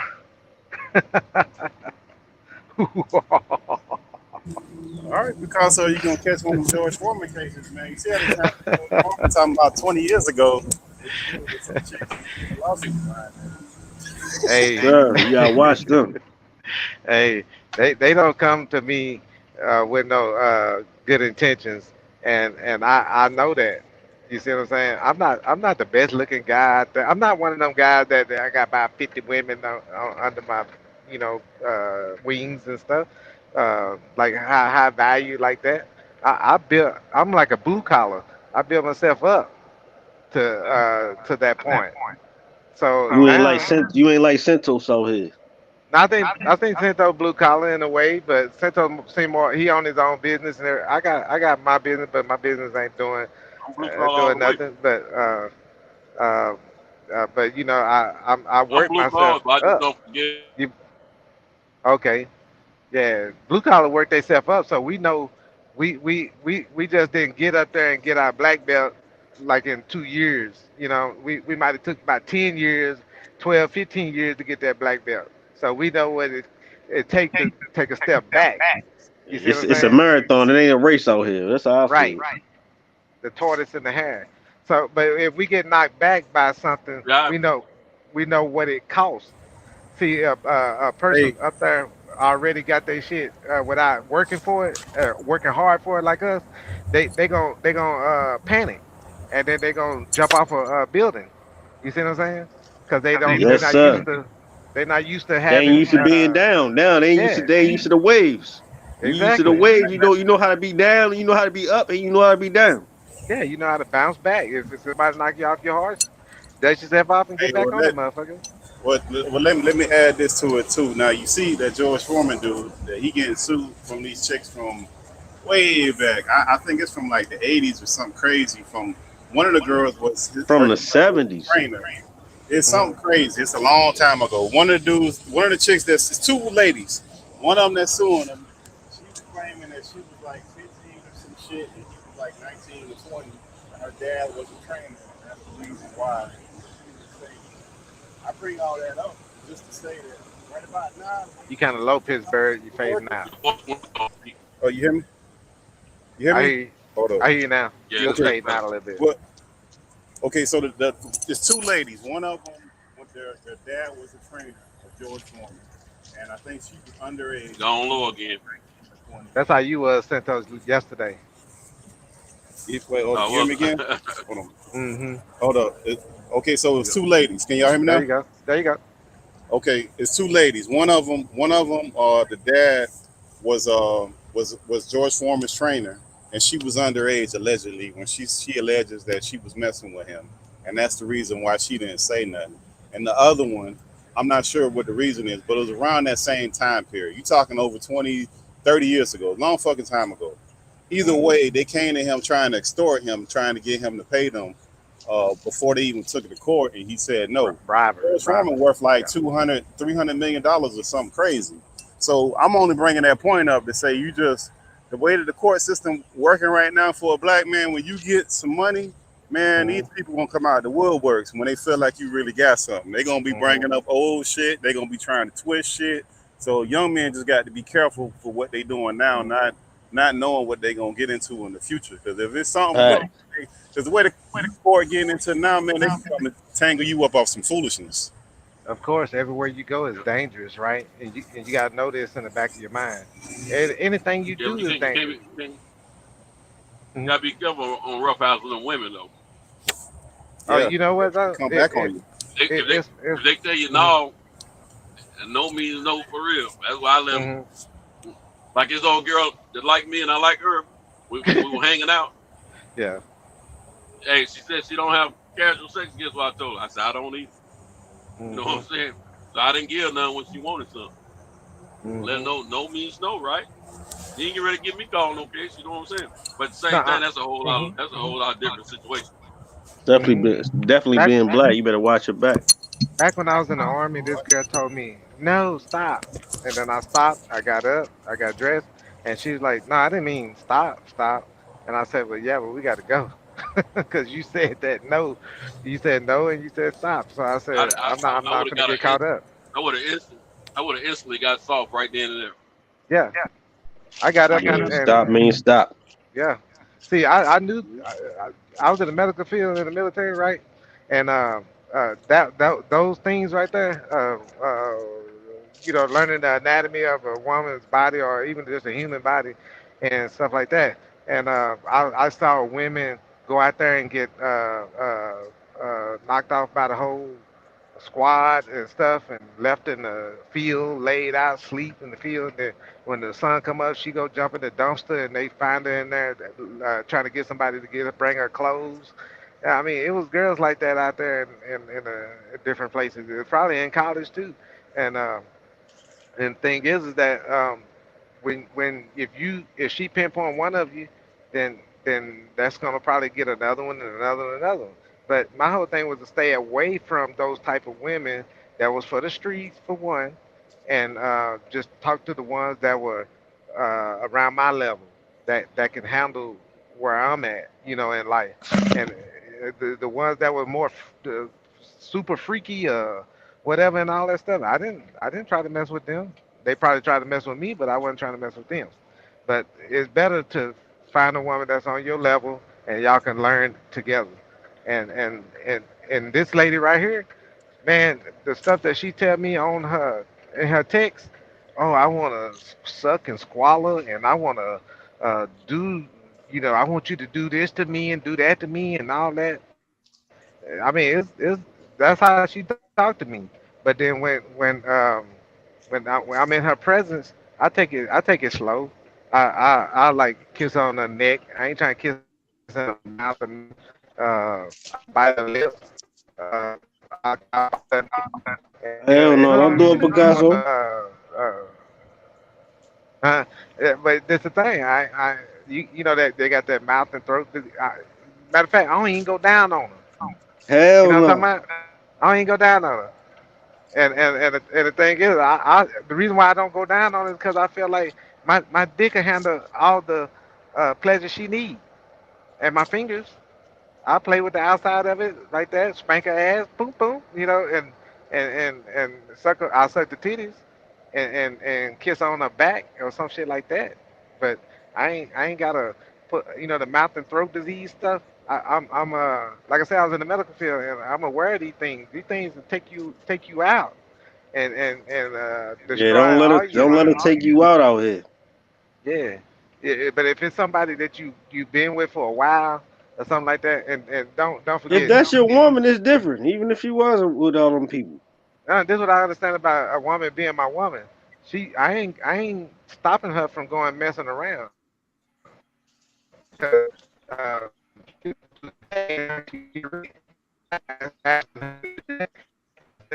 in as a human Going in being, and out, bro. got her own. Oh, okay. Oh, I'm in the bad area. But can y'all hear me now? What about Yeah, now? Yeah. we can See, hear. I I can can't hear you. cuff her. Okay, I can't cuff her up to where she can't have a life. I want her to want me, like I want to be with her, and then we can enjoy each other. But there's other people out there that might make that a little more difficult. You see what I'm saying? Because if you ain't lived your life and tapped into different things, so that you will be comfortable with that one person, then you're gonna be you gonna eyeballing all the other women and everything real hard. I don't eyeball the other women. I've seen some ass before. I So had it some. sound like you. It sound like you settled, but maybe she not be settled. Exactly. I've been with my ex-wife. She wanted to go all over the place. She claimed she was running circles around me, and said it in front of me to her family. And they was like, "What?" And I was like, just taking notes.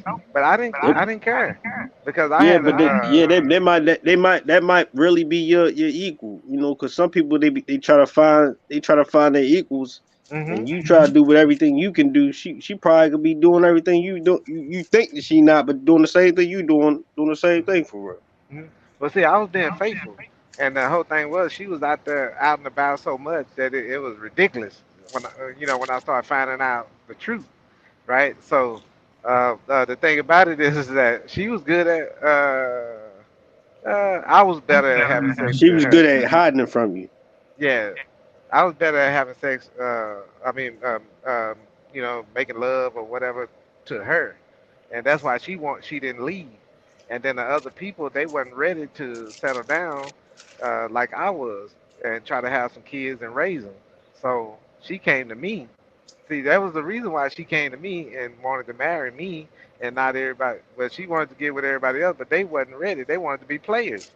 So when I settled down with her and gave her the opportunity to be a wife and a mother of kids, at that well, actually, that other dude, it was his whoever else she was fucking around with. That was his baby. I ended up raising. But the whole thing was, and then my baby, then I had a baby by her, which was the second baby. And then we had two others that we lost, right? That I don't know if those were my babies or not, but they had my name. But the thing about it is that I was sticking with her because we were together before we was married. We knew each other, everything about each other. She knew how I went out and hunted down other women, everything. She was right there with me. If she was talking to another guy, I was probably right there in the area with her. You know what I'm saying? We hung out together, so we knew each other. But when she started fucking off and everything, and I said we at a point where we married, we supposed to be taking care of the kids, we ain't supposed to be going out and about bringing nothing home. I told her, I said you either shut it down or move around.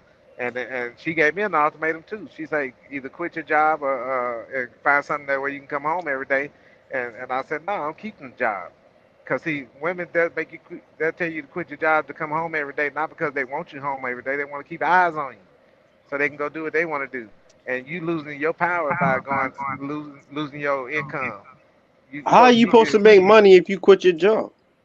There are other jobs that you can work from the house. It might be a lower pay. It might, but the thing is that the funny thing is, the trip part about it is, if you would have been home all day looking at her face all day, then she'd been mad at you because you in her face all day. I ain't gonna be at home all day. I gotta go to work. It's about 8 to 12 hours a day. Even if see that what I'm saying? That's why she wants you to quit your job. See, to lose your power. She wants you to lose your power. Yeah, but women emotional, they not logical. So they get caught up in the moment and they want an emotional reaction. Some temporary shit. And then like you say, when shit get fucked up later, now it's your fault again. So if you're not man enough to put your foot down, you're gonna always have that problem with certain women. Because women are And the way you start your relationship, the way you start your relationship is the way his relationship gonna end up. Yeah. So you need to, if you're gonna go in, if you want to be the man of the relationship, you got to go in as a man. You want to be the simp, and you want to stay the simp, the yes man. That's where you start. Perfect. Or you don't want to tell her about shopping. You know, she go shopping. She got to go shopping every Friday, Saturday, Sunday, and Monday, and you encourage her in that foolishness, and you know you don't necessarily agree with it. But you feel like you can't say nothing and you just keep your mouth quiet. And then 6 months down the line, you say something. Now she looking at you crazy because you was endorsing that foolishness from the beginning. You should have said something from the jump that you wasn't in agreement with it. Yeah. The certain shit Don't that be you like, let no. it bother you. Yeah, you should say it from the beginning. And I feel like you need to hold your mouth. Lay your cards out on the table in the beginning of a relationship. Face up, everything will be better. And I'm gonna tell you something. Don't. If you want to be a strong man, that's very opposite of Fat Freddy. And if you all don't know who I'm talking about, watch the original Superfly. Fat Freddy didn't have no control over his woman. No, he did. Sure did. Sure did. That's that old school right there. Yeah, his woman took his money in front of the homies after he got paid. Yep. Yep. Straight embarrassed to me. You should never let your woman embarrass you like that. Your woman shouldn't want to embarrass you in front of nobody else like that. Shouldn't want to tell you. She shouldn't put you in them crazy. I give you another one. Like say for instance, you come home from work or wherever you was at, and your woman said, "Hey, such and such, the neighbor was trying to flirt with me." Why the hell would your woman tell you that? You to me, that ain't nothing good gonna come out of that. Now she knows she took Why would she tell you something like that? She doing what you supposed to be doing, keeping her on her toes. She trying to keep you on your toes. Nah, because that's a bunch of foolishness. Cause she ain't tell him about that time she went to the gas station. Why would she tell you? Why would she tell you that, Pittsburgh? No, listen, to create some women. Listen, some women have a certain degree. They want to kind of put you down to a certain degree. So you got to be careful of that. And some men are just as culpable with that, with just as women. But you got to watch out for certain triggers that you. Sometimes you don't need to know everything about everybody. It's just certain things, like Sento said. Right. If it don't jive with you and it don't fit with you, then that's probably what it is. You probably ain't got to have videotape of her doing some shit. You just know it ain't it. If y'all talk about it and she's still doing those things, then it's time to go on about your damn business. Because like that shit right there, certain shit bothers certain people a certain kind of way. Like that would really bother. That'll piss me off. I wouldn't even want to deal with the motherfucker before. Or that might not bother somebody else. You know what I mean? Because for a woman to do that kind of stuff, she putting you in a bad spot. Because what is she do? So for a woman not to even think that out, to do that kind of crazy shit, I don't think you got my best interest at hand to do no crazy shit like that. You're putting me in the bad spot for some bullshit. That's why I was saying a while back. I said, in my opinion now, and this is my theory, right? 99% of all the men in their graves are in there behind something dealing with a woman, and I say that without contradiction. That might just be nature. There you go. It might be just that powerful that it might be natural. It's gonna happen. It's inevitable. That's like that praying mantis that sit back and he got to mate with that one, but he know that he might get his head cut off at the end of the day, just for mating. But he's still gonna do it. He ain't gonna not do it. He gonna still do it. And the Black Widow kills her male after having sex. Yeah, and they don't make less of them. They still gonna do what they gonna do. So, yeah, you might be right. If it ain't worth dying for, it might not be worth it. If you don't mind, I'm probably. Yes, sir. It's a female spider, but the males take their chances, and they know that they might die, and they still take the chance. Yeah. Hey, which one of y'all people? Not me. Look how ants do. Look how ants do. That's women. They emotional, brother. Women are emotional, so they react in the moment. In the spirit of the moment, they react. So if you're not man enough to, always gonna be in chaos because you're always gonna be reactionary to every little thing. If you letting them run a lot of the certain situations, depends on the woman. There's some exceptional women out there that you're not gonna have that situation with. But for the most part, women are very emotional. And in some situations, they're gonna have you run around trying to react to stuff that you shouldn't be reacting to, and that's why you end up with a lot of dudes in jail, a lot of dudes dead, and in situations they ain't got no business being in because they reacting off of some stuff that their woman was reacting to instead of the dude just checking them. Nah, we not finna worry about that. Look at the ant, the queen ant, sent out all the other ants on the missions to them die for her missions to bring back food and whatever, and then she's having babies and stuff left and right. I wasn't proving no point right there. I just had to bring that up. No, but that's a fact. Like no, but all of them are her sons. Mm-hmm. They all her sons. Of course, they're going to do everything they can for her. She the one that birthed them. Yeah. You see how women at the daycare, how some of them end up getting busted for messing with the little babies or little toddlers or whatever. You never hear about them people. Right. You hear about the ones that's in school, the teachers messing with the little kids. They got R. Kelly on the same trial for the same thing again, but they won't call it double jeopardy. But yeah, they don't talk about them women though. See, they predators. But see that they I think, in my opinion, I think that when a woman for whatever reason, if it be pregnancy after pregnancy or something like that, she has a chemical imbalance, meaning that her body is not balanced in a way where it functions and properly, so she can think properly. So is that the excuse they're using these days? Well, yeah, in a way, because when they say they're on their period, they get upset and they're uncomfortable, so they go off on you, and that's what makes. So they allowed to slap you and rape you just because of a chemical imbalance. Well, now the laws in place was protecting them in a way where you can't just do anything to a woman without. She can't do. She can do anything to you, damn near with impunity, right? But you can't do nothing to her without having to go to jail or paying child support or alimony or whatever, or having supposed to be equal rights out here. That's not right. She can accuse. Right. And I studied women's rights, but I stopped studying it after I saw that there's a major difference in the different nationalities or different race, and then women's rights on top of that. So certain women fought for the right, but didn't get to claim it. The other women claimed it, and then went and were able to.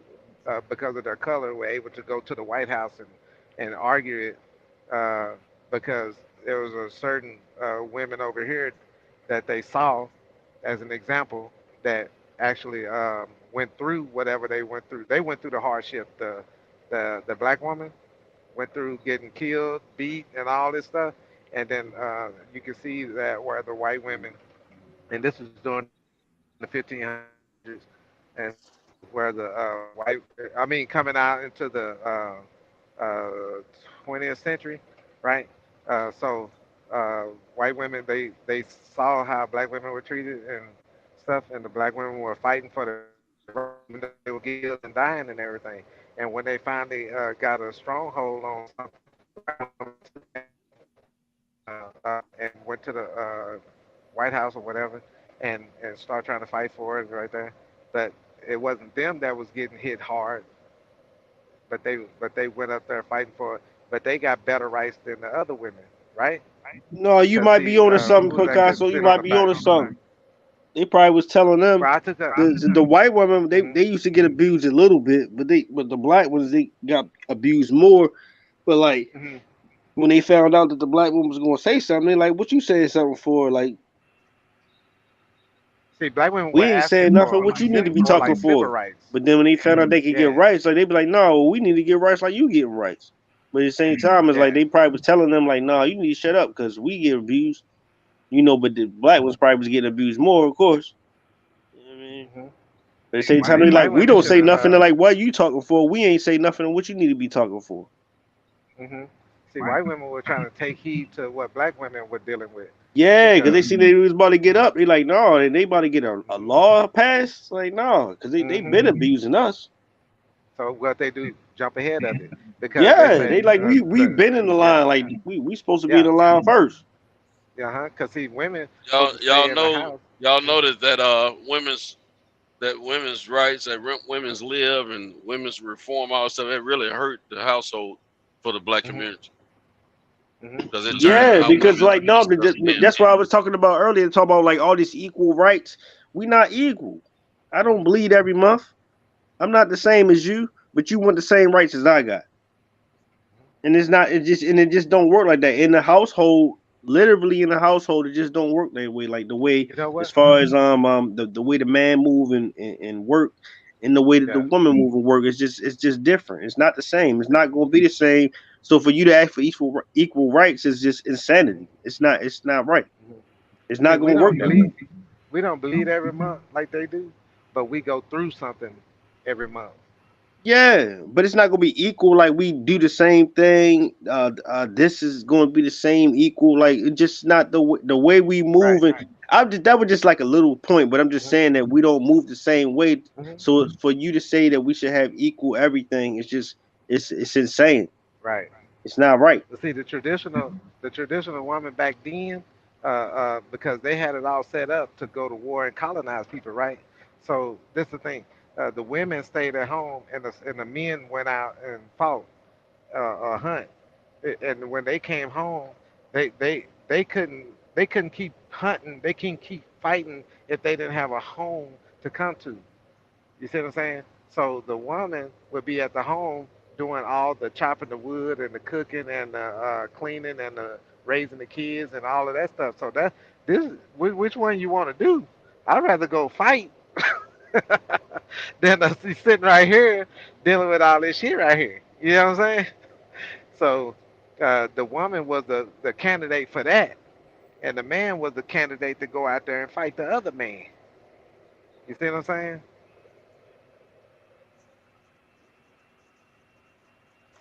Everybody there? Yeah. Yeah. So that's what I got out of my history. I did the American history. I don't know the volume and all that other stuff, but things that they can do. Y'all can't do everything at the same time. Right. You can't sit up there and nurture the kids, and they have natural things that's on them to nurture kids. You ain't got titty milk. You know what I'm saying? So see, that's where the traditional woman, you can clearly see where her place is, and then that's why those women back then know their position in the marriage, because when they become invested with the man come investing in her and them together, and then they know to raise them kids together, and they know to hold their house down. Whatever happens under that roof stays under that roof, and each soldier that went to war and came home, he's got to enjoy that. The pleasure of going out fighting and then come back, because this is what he's fighting for. He's fighting for the protection of his family, and all that good stuff. So she's able to hold down the house. So when he come back, he can take a bubble bath. You know what I mean? He can take a hot bubble bath and drink a little wine or whatever, and eat a big what do you call it, Santos? Air fried chicken. Absolutely, because the house was maintained while he was gone. Everybody can't just be gone and then think you're gonna come to a nice house and then everybody gone all the time. You gone, she gone, ain't nobody at the house. So how you gonna have a nice house? I got to take my salmon out of her freezer. And she's a soft woman. With she's a soft woman. She's not raising her voice. She recognized that You know, I got a wild beast coming up in here, and she's going and when he get all settled in and everything, he's gonna want to knock her out. You know, and then go to sleep. And when he gonna get up and he gonna go chop some wood and stuff. So he has a role off in there. They're working together. Uh, I don't think he gonna be sitting there washing dishes or nothing, but she gonna cook something, wash dishes, and he gonna eat and go chop She the gonna wood. make sure, yeah, she gonna make sure the house nice when he get there, but he gonna make sure that there's gonna be a house there. Mm-hmm. You know what And I'm saying? this something that the young men mess up when they talking to these women. They think that they can just because they heard like Kevin Samuels say all this stuff. They feel like they just gonna go and bogart these women shield that they got up and tell them this is what you gonna be doing. If you ain't doing this, then you ain't no woman of mine. You ain't no woman of nobody. No, they miss 'Cause his point though. Like right. he say stuff, but he got a point to what he's saying. Like he don't say everything that he even like. I don't like the point to where like he don't explain everything. Like he just telling them this and that, but he just telling them like half the story. He not telling them what the men need to be doing to get the Oh, women to do what he is talking about. yeah, Like see, yeah, they're they like, supposed to be doing that. He's right. Like they supposed to be doing that, but they will not do that if you're not doing what you supposed to be doing. If you ain't handling no business, they're not gonna handle their business. you know what though? I don't know if it was him expecting people to be up to a certain education, you know, level, but I think that a lot of people out there, like you just said, they don't understand something at when you talking from this point. It's like you got to go back and treat them like a third grader and explain why this is so important. Why Yeah, is like it they so don't get important that that you part. do Like that? they only get one Yeah. part of it. They only get the whole thing. Yeah, and that's me. I'm a logical person too. I'm But then, like that too. Like you gotta tell me everything. You can't just tell me part of the story and think I'm gonna get the whole yeah, sentence. No. because I want you to teach. When I was coming up, I wanted to be taught like that, and I didn't get that type of teaching. I got that. I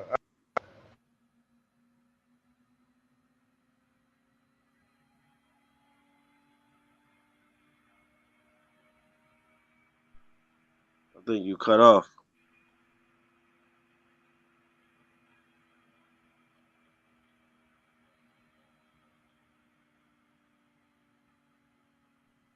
Yeah, I think you cut off. But no, I was gonna say no, that was my whole thing. That's what make me really like think about how I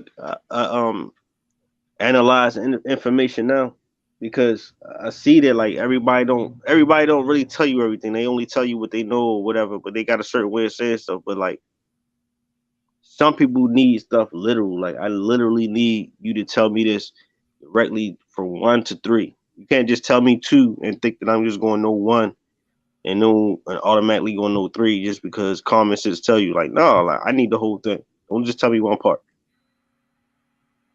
That's what I was really thinking. I think Picasso cut out.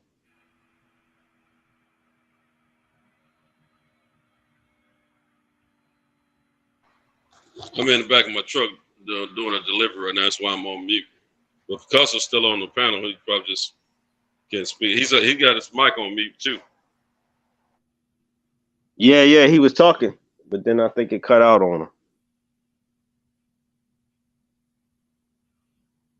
Hey, y'all hear me? Yeah. Okay, yeah. See, I had got a call, but I learned how to do it without getting knocked out. I got a iWatch or iPhone watch or whatever you want to call it, and I take the call over there, and it automatically put me on mute on my phone. The watches are slick. I need to get me a watch. I learned it by accident. Yeah, man.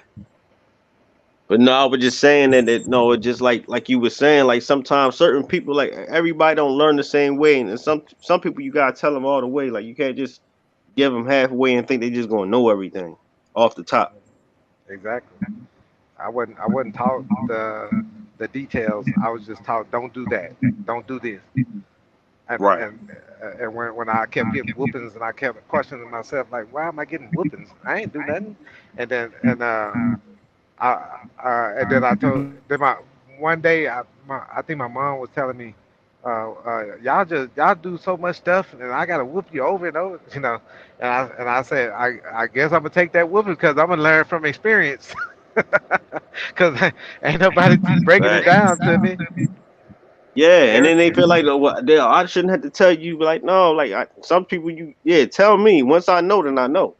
Yeah. Then it's up to me. It's not on you, so I can't get mad at you if you already told me. See, my mom was a country lady and my daddy was a country boy, and they didn't come and tell us about no birds and the bees. You know what I'm saying? Yeah, And yeah. can they blame us for going out with not using rubbers and not picking the right kind of person to mess with or whatever? Can they blame us for that? Nah. But they do because they felt like, well, we supposed to have been raised like they You was should have raised. knew better. That's what they say. You should have knew better. Yeah, when you know better, you do better. uh, um, yeah, you know. So, um, man, there's all kind of traditional ways that we used to live by, but I think they got The trip destroyed. part is So, everybody do the same thing. They didn't do what they were supposed to do. And somebody told them to do something else, and they ain't do it. And then they tell you to do the same, and you ain't do what they said. see, something went array or whatever uh, during back in some generations ago, and it could be grandmama was out clubbing a lot and then was coming home drunk, while her mom was old and couldn't help her, but the daughter had to help the grandmama. I mean, had to help the mama, and then the grandmama was on her way. The great grandmama basically was on her way out the door. You see, And somewhere Picasso came along. yeah, I came along after after grandmama took great grandmama place. See, You so know, everybody came from somewhere, and it's not always all what they was doing this and following this rule and following that rule. No, that ain't how even you. back in the That ain't how day, I came along. yeah, even back in the day, uh, uh, the women that right now we used to be saying that they not good mothers. Back in the day, they had them too. See, if you go back generation after generation, it could be like every 20 years, because you got to go to a grave site and look at all your family, like your grandmother, her mother and father, their mother and father. If you keep going back, you'll be like going back. You'll be like, oh, you'll see the pattern every 20 years at an average, and then you say what all happened or transpired What in happened the every 20 years? exactly. You start figuring stuff out. You like who did this? How were they then? They coming up through slavery. They was picking cotton, or you know. But in my case, I look at the grave sites going back to like 1868, somewhere around there where my great grandmama was born, 1868, somewhere around in that area, right? So uh, I think it was a great or something like that. But yeah, in Louisiana, when I go back on them grave sites, and and, uh, and they all crooked, and they're next to a church or next by the water, by a river. So you know, it behooves everybody to go look at those grave sites and just kind of put Yeah. stuff together. You know, look at the names and stuff, because some people had kids out of wedlock or whatever the case may be that might be related to you, and they ended up in the extended family type of deal. But you know, we didn't get to see all of that, but you can kind of put it together. Everybody kind of related in a way anyway, because I do that 23andMe, and I don't really go on there to check on nothing, but when I do, I just see I see people that I went to school with, You know what I mean? On there as a fourth cousin or I'm about to say they probably your whatever. cousins. I ain't Yeah. hear everything you said because you cut out for a second, but I think I kind of get what you're saying. But Matter of yeah, fact, like you just never know. But I mean, it's life. We don't like to talk about these things, yeah. Matter of fact, when even I in the go, family. when I take my mom, I had to take my mom to the emergency room a few times between last year and this year. And while I was sitting in a waiting area, they was calling. They had people in there with like multiple people in there with her last name, my dad's last name, uh, and they was just calling them up. I was like, they was calling up people that had my brother, my sister name, whole name, I and got a friend of mine. I got a friend of mine, right? And then he got some kids, but then like he was like might have been talking to somebody else, and I be like, I was saying something. He said I don't care because I'm dead. I'm like, so you wouldn't care like if you dead and then you had a funeral and then you got your wife and everybody there, but then you got your other like the side chicken and she got kids and then they come up there and then they fighting. You wouldn't care about that? You're like, nah, cause I'm dead already. Like, what would you say? well, I think about that. Yeah, cause you like you got other kids, like you gotta be like, all right, you got your family, but then you got another family, but they don't know. You didn't tell her that you got other kids in another family. At a certain point, I think that they're not gonna worry about what he did anymore. They're gonna be shocked, like, oh, you are? Oh, so he did that? And then they be like, okay, I got extended family right here. They're gonna go through the recovery time and the shock value of it. After that go away, then the recovery and all of that gonna kick in, and then they're gonna be like, okay, all the thing we gotta do is just keep in touch, you know, and know that we're family. Because I remember this joke this comedian said. He was calling a little one of his kids, the young one, or something, and the little boy. Uh, he told him, he said, "Don't go over there, all right?" Because those he said, "Don't mess with them girls over there, because that's his sister," and he didn't know it. You know what I mean? Because so that grandparent, that great that granddaddy, he knew that he had kids by this woman, and they extended out that way. He had kids by his wife or whatever, and they extended out that way. And he'll tell them, don't go over there, messing with them kids over there, because he knew that he did something with somebody else, and it went that direction. So they end up, people probably end up marrying each other as long as they, I mean, to be healthy about it, because you can't get involved and have babies by a person that like a sibling, because the baby gonna come out with Down syndrome and stuff like that. So um, you have to be far away from your family, and to have babies and stuff by somebody for the baby to come out a little bit healthier. Hey man, let me tell y'all something. I've been knowing this girl since we were kids. Knocked her off a few times back in the day on the sly, and I've within the last few months I knocked off a few times. Some women, some men can And actually she's got afford a side some. woman. She got some They of got the best. something they can afford one. She got They some of they the best. come. They, Some of the best head.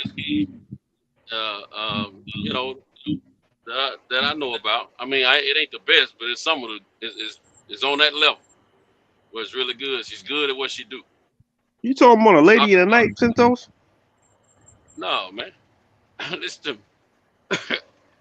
Now, we've been knowing each other since we were little bitty kids. Last month, she told me that this guy was her uncle. The guy she told me was her uncle. I know him to be a cousin to my mother and them. I don't know what level of cousin it is, you know what I'm saying? But regardless, we're kin.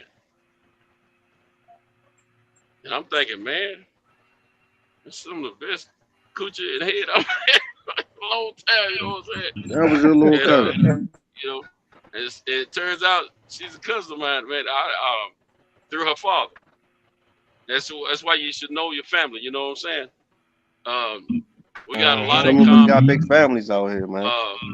Gotta be careful. Matter of fact, I put on three-way with my aunt, one of my aunts, man, because I know my aunt know the family. You know that generation of family, and beyond. And we were talking. She told my aunt told her, yeah.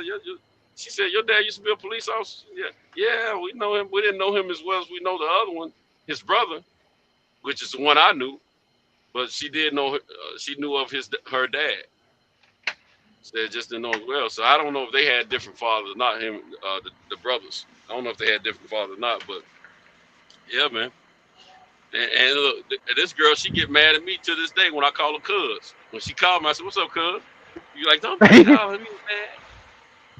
And she told she don't want to stop giving. Yeah, she want to continue to have sex, man. You know what I'm saying? I don't know, man. I don't know. I wouldn't mind continuing because it's good, Yeah, you know. that's But different, man. man, that just that cousin thing in my mind, man. I can't get over.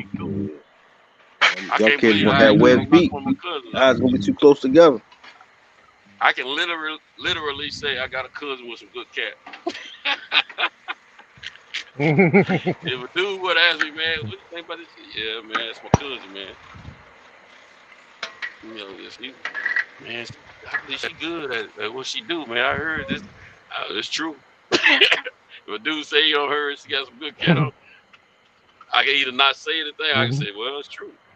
And then they won't know how I know. That's your cousin. How you know? I might have test drove it a few times. Nah, I just wouldn't say anything, to be honest with you, because it's kind of embarrassing, man. But when you don't know, you don't know. And she's talking about we don't have to acknowledge it. We don't have to acknowledge it. I don't want to. You ain't my cousin. I ain't gonna accept that. I said, well, I can't do nothing but accept it. Blood is blood to me. You know what I'm saying? And then she kept on talking. So I said, so what you saying? You want to keep doing what we've been doing? Yeah, sure. I mean, we done done it now. That's what she said. I said, that's gonna be hard for me. I said, I don't think I can vision in my mind is, when you ride me, I'll be like, ooh, cuz. I said, I don't really want to say this stuff like that. You know what I'm saying? So I don't know what we're gonna do, man. That's what you gonna be saying. You say you be riding, you gonna be like, who cousin is this? Yeah, ooh, cuz. Hey, she got that thigh y'all too, boy, for real.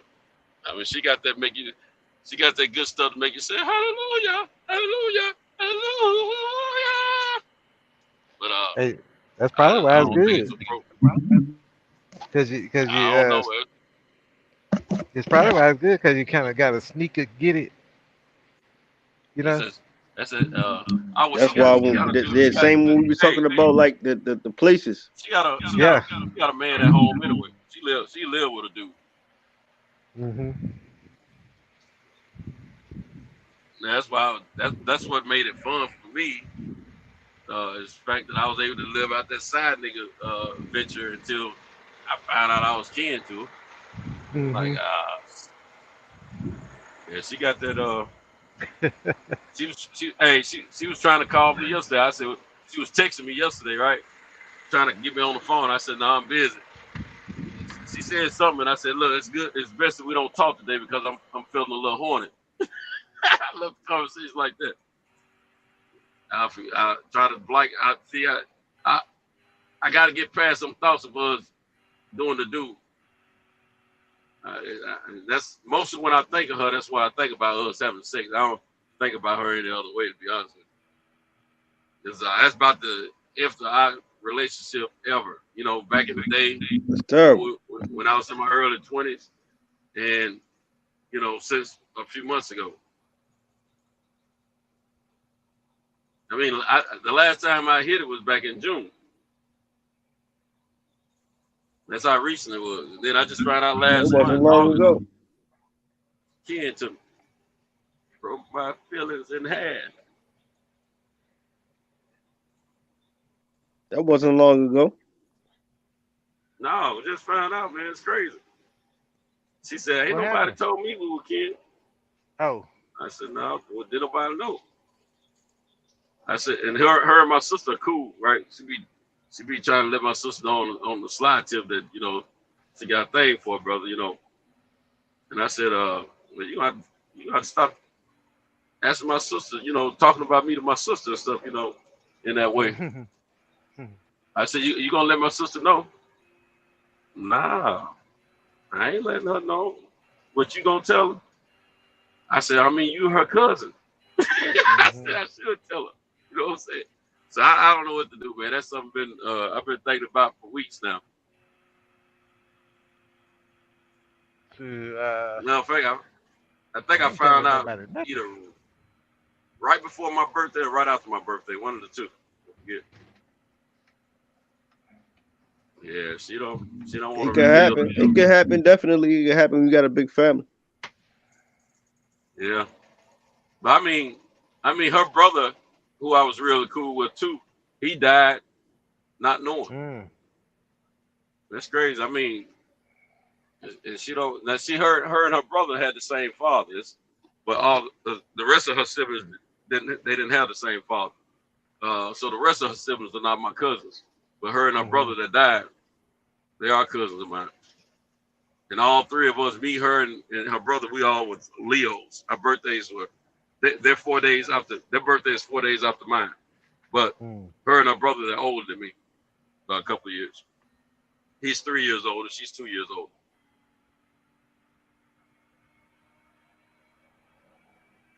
But she got that thigh, y'all, so if I ever hear a dude saying she got some good cattle, I know he ain't lying, because yeah.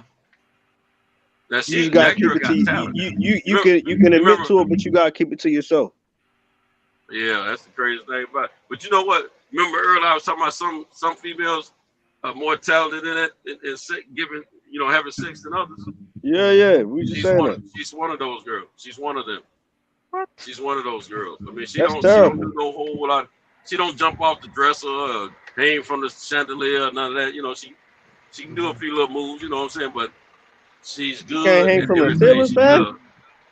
does. No, she ain't hanging from no ceiling fan, but she gonna make you think she did. Which I'm gonna tell you, this girl, when she go in to have sex, she go in with a mission in mind is to make you feel good. That's what she does. So you now I've heard. Now check this out. I heard from another cousin of mine on my dad's side. He don't knocked off before, but he didn't know I had knocked off years and years before when we were younger. But he was telling me about 3 months ago. He said, "Man, hey, your girl." He said, "Sin, I'm telling you, man. She knows what she doing, bro. She knows what she doing. She get down for her crown. She get down for her crown." I said, "Oh, okay." So I'm getting ready to find out. So I completed the mission, and I can see what he was talking about. You know what I'm saying? But and I want to go back in with some, but man, I'm worried now, man, about that relationship thing. You know what I'm saying? It'd be something if you found out she was the cousin hunter. Cousin not hunter. to pray. Yeah, she was hunting cousins. Nah, she didn't do this on purpose. She now she been man, this girl been crazy about me since we were like I ain't early. been here that long, about 5 minutes. Early 20. Probably I was about 20. She's been crazy about me since I was 20, man. She's probably about 22. Okay. She's 57 now, and I'm 55. You know. And she's still fine, man. Just 57 years old, fine. She don't abuse herself, you know, body wise and nothing like that.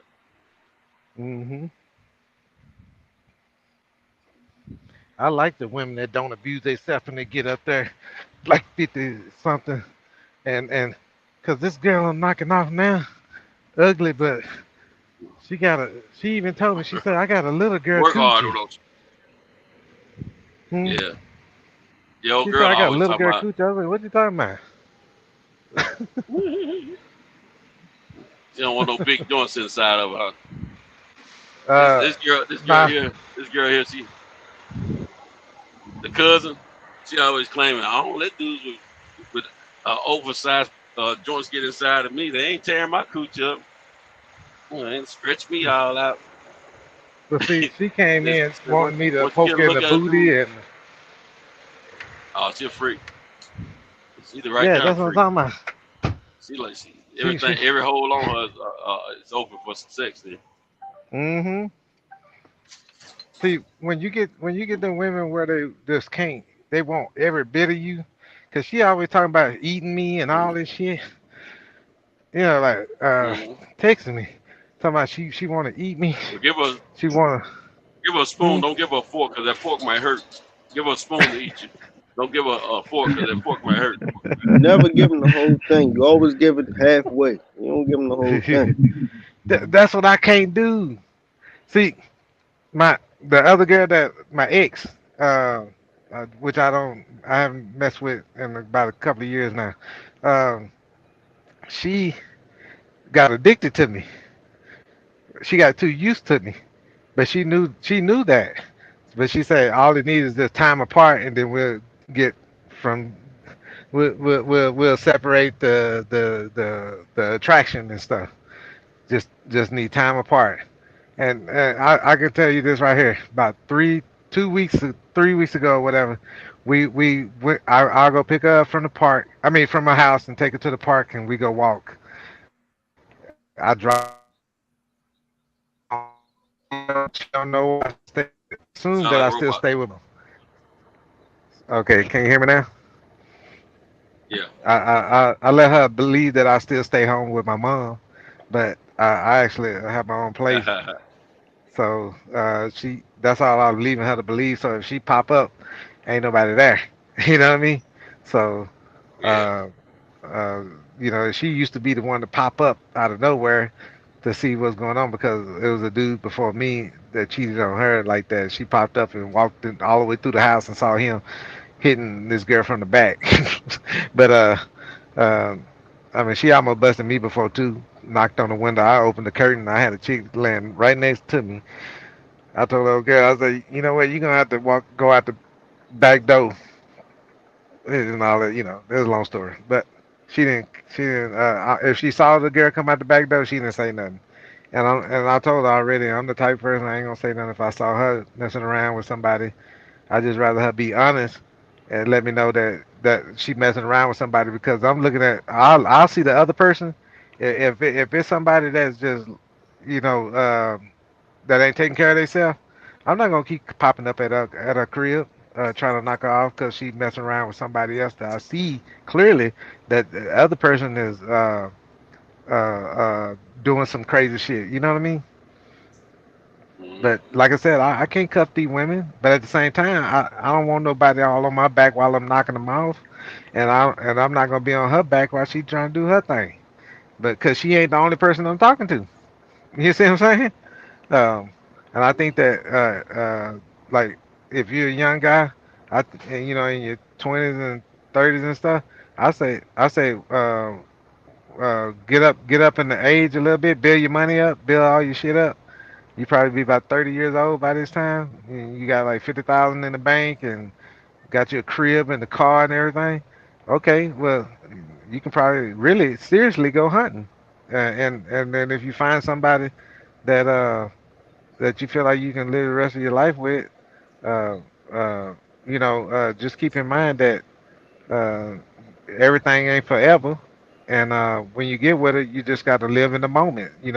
Be a good husband, be a good father at that time because you're gonna be probably raising. I mean, you're dealing with you're dealing with a woman, which could be somebody's daughter, which is somebody's or was or whatever somebody's daughter, somebody she's gonna be the mother of your kids one day or is, and she's somebody's sister, And just like you have siblings. You want people when they go out and get with people, you want them to respect them and stuff like that. You don't want them beating on.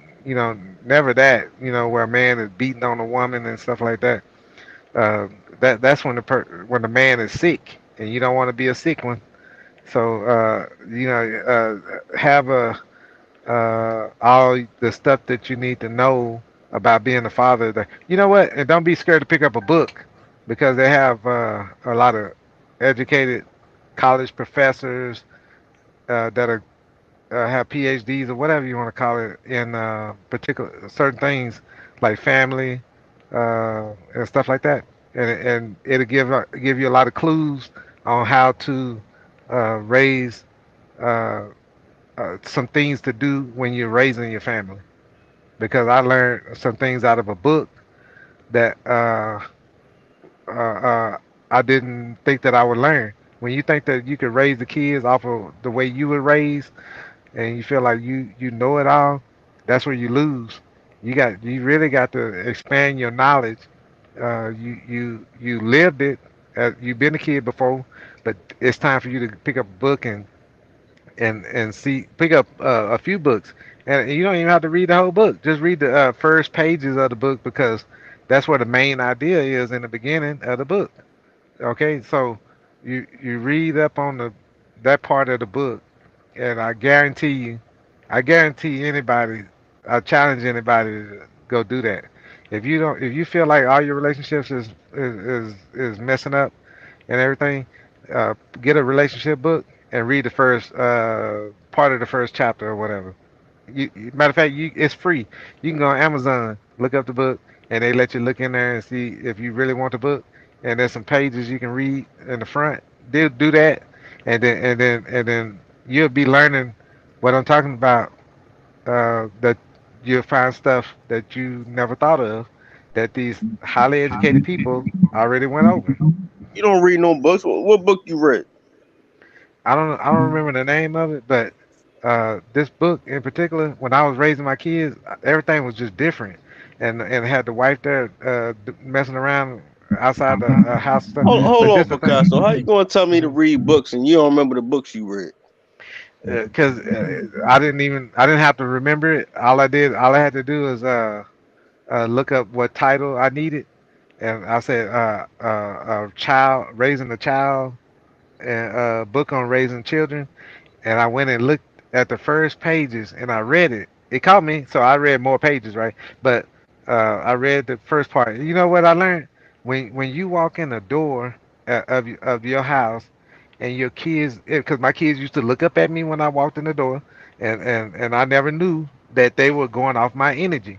But so I read the book and it told me that the wife and the kids, whatever energy you come in the house with, if you come in smiling and happy and stuff, they see that.